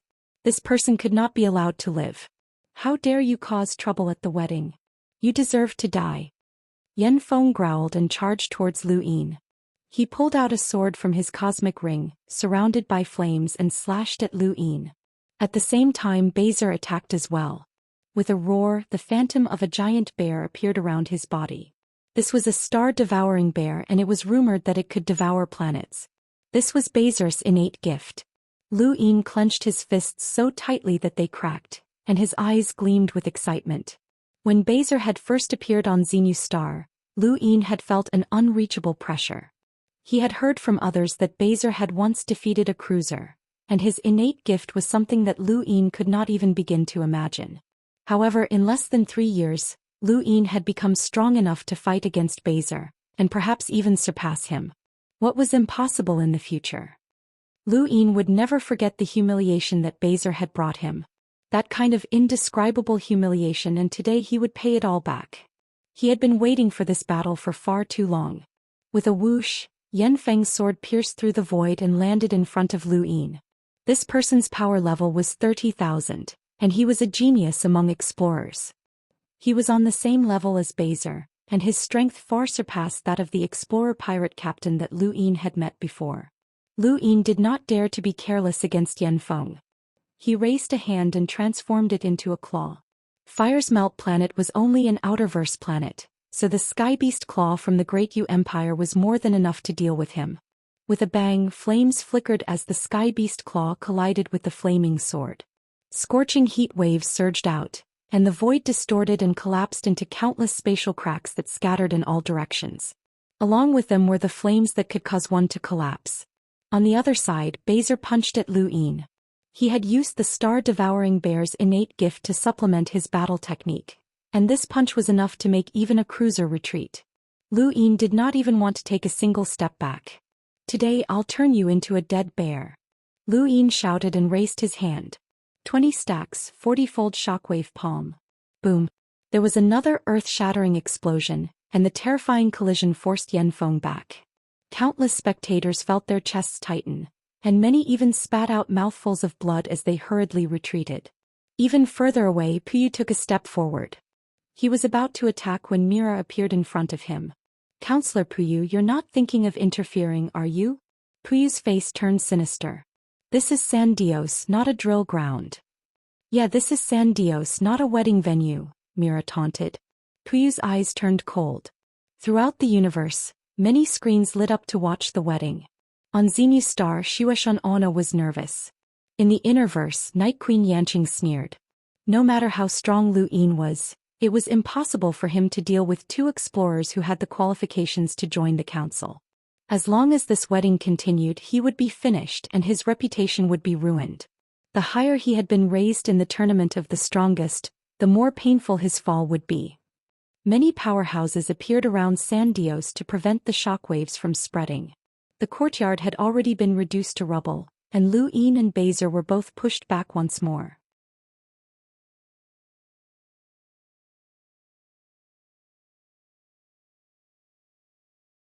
The result was the same as before, and Bezer was once again at a disadvantage. He stared at Lu Yin in disbelief. He had already used his full strength, and his strength surpassed that of an ordinary cruiser, but he still could not defeat this person. "I already said that I'll beat you until you're a dead bear." Lu Yin shouted as he used Flash to appear in front of Bezer and kicked out. Bezer roared in anger as a shockwave erupted from his body in an attempt to force Lu Yin back. 5-lined battle force appeared around Lu Yin's body, and a dark golden radiance appeared above San Dios for the first time. It was like a miracle as it repelled Bezer's shockwave. Lu Yin then pressed both hands against Bezer's chest. 25 stacks, 40-fold shockwave palm. Bezer's pupils shrank. 25 stacks. There was a loud boom and Bezer spat out a mouthful of blood as his entire body was sent flying. At that moment the sky turned red, and in the distance, Yanfeng's body burned with indescribable flames as he slashed at Lu Yin. Flaming Heart Blade.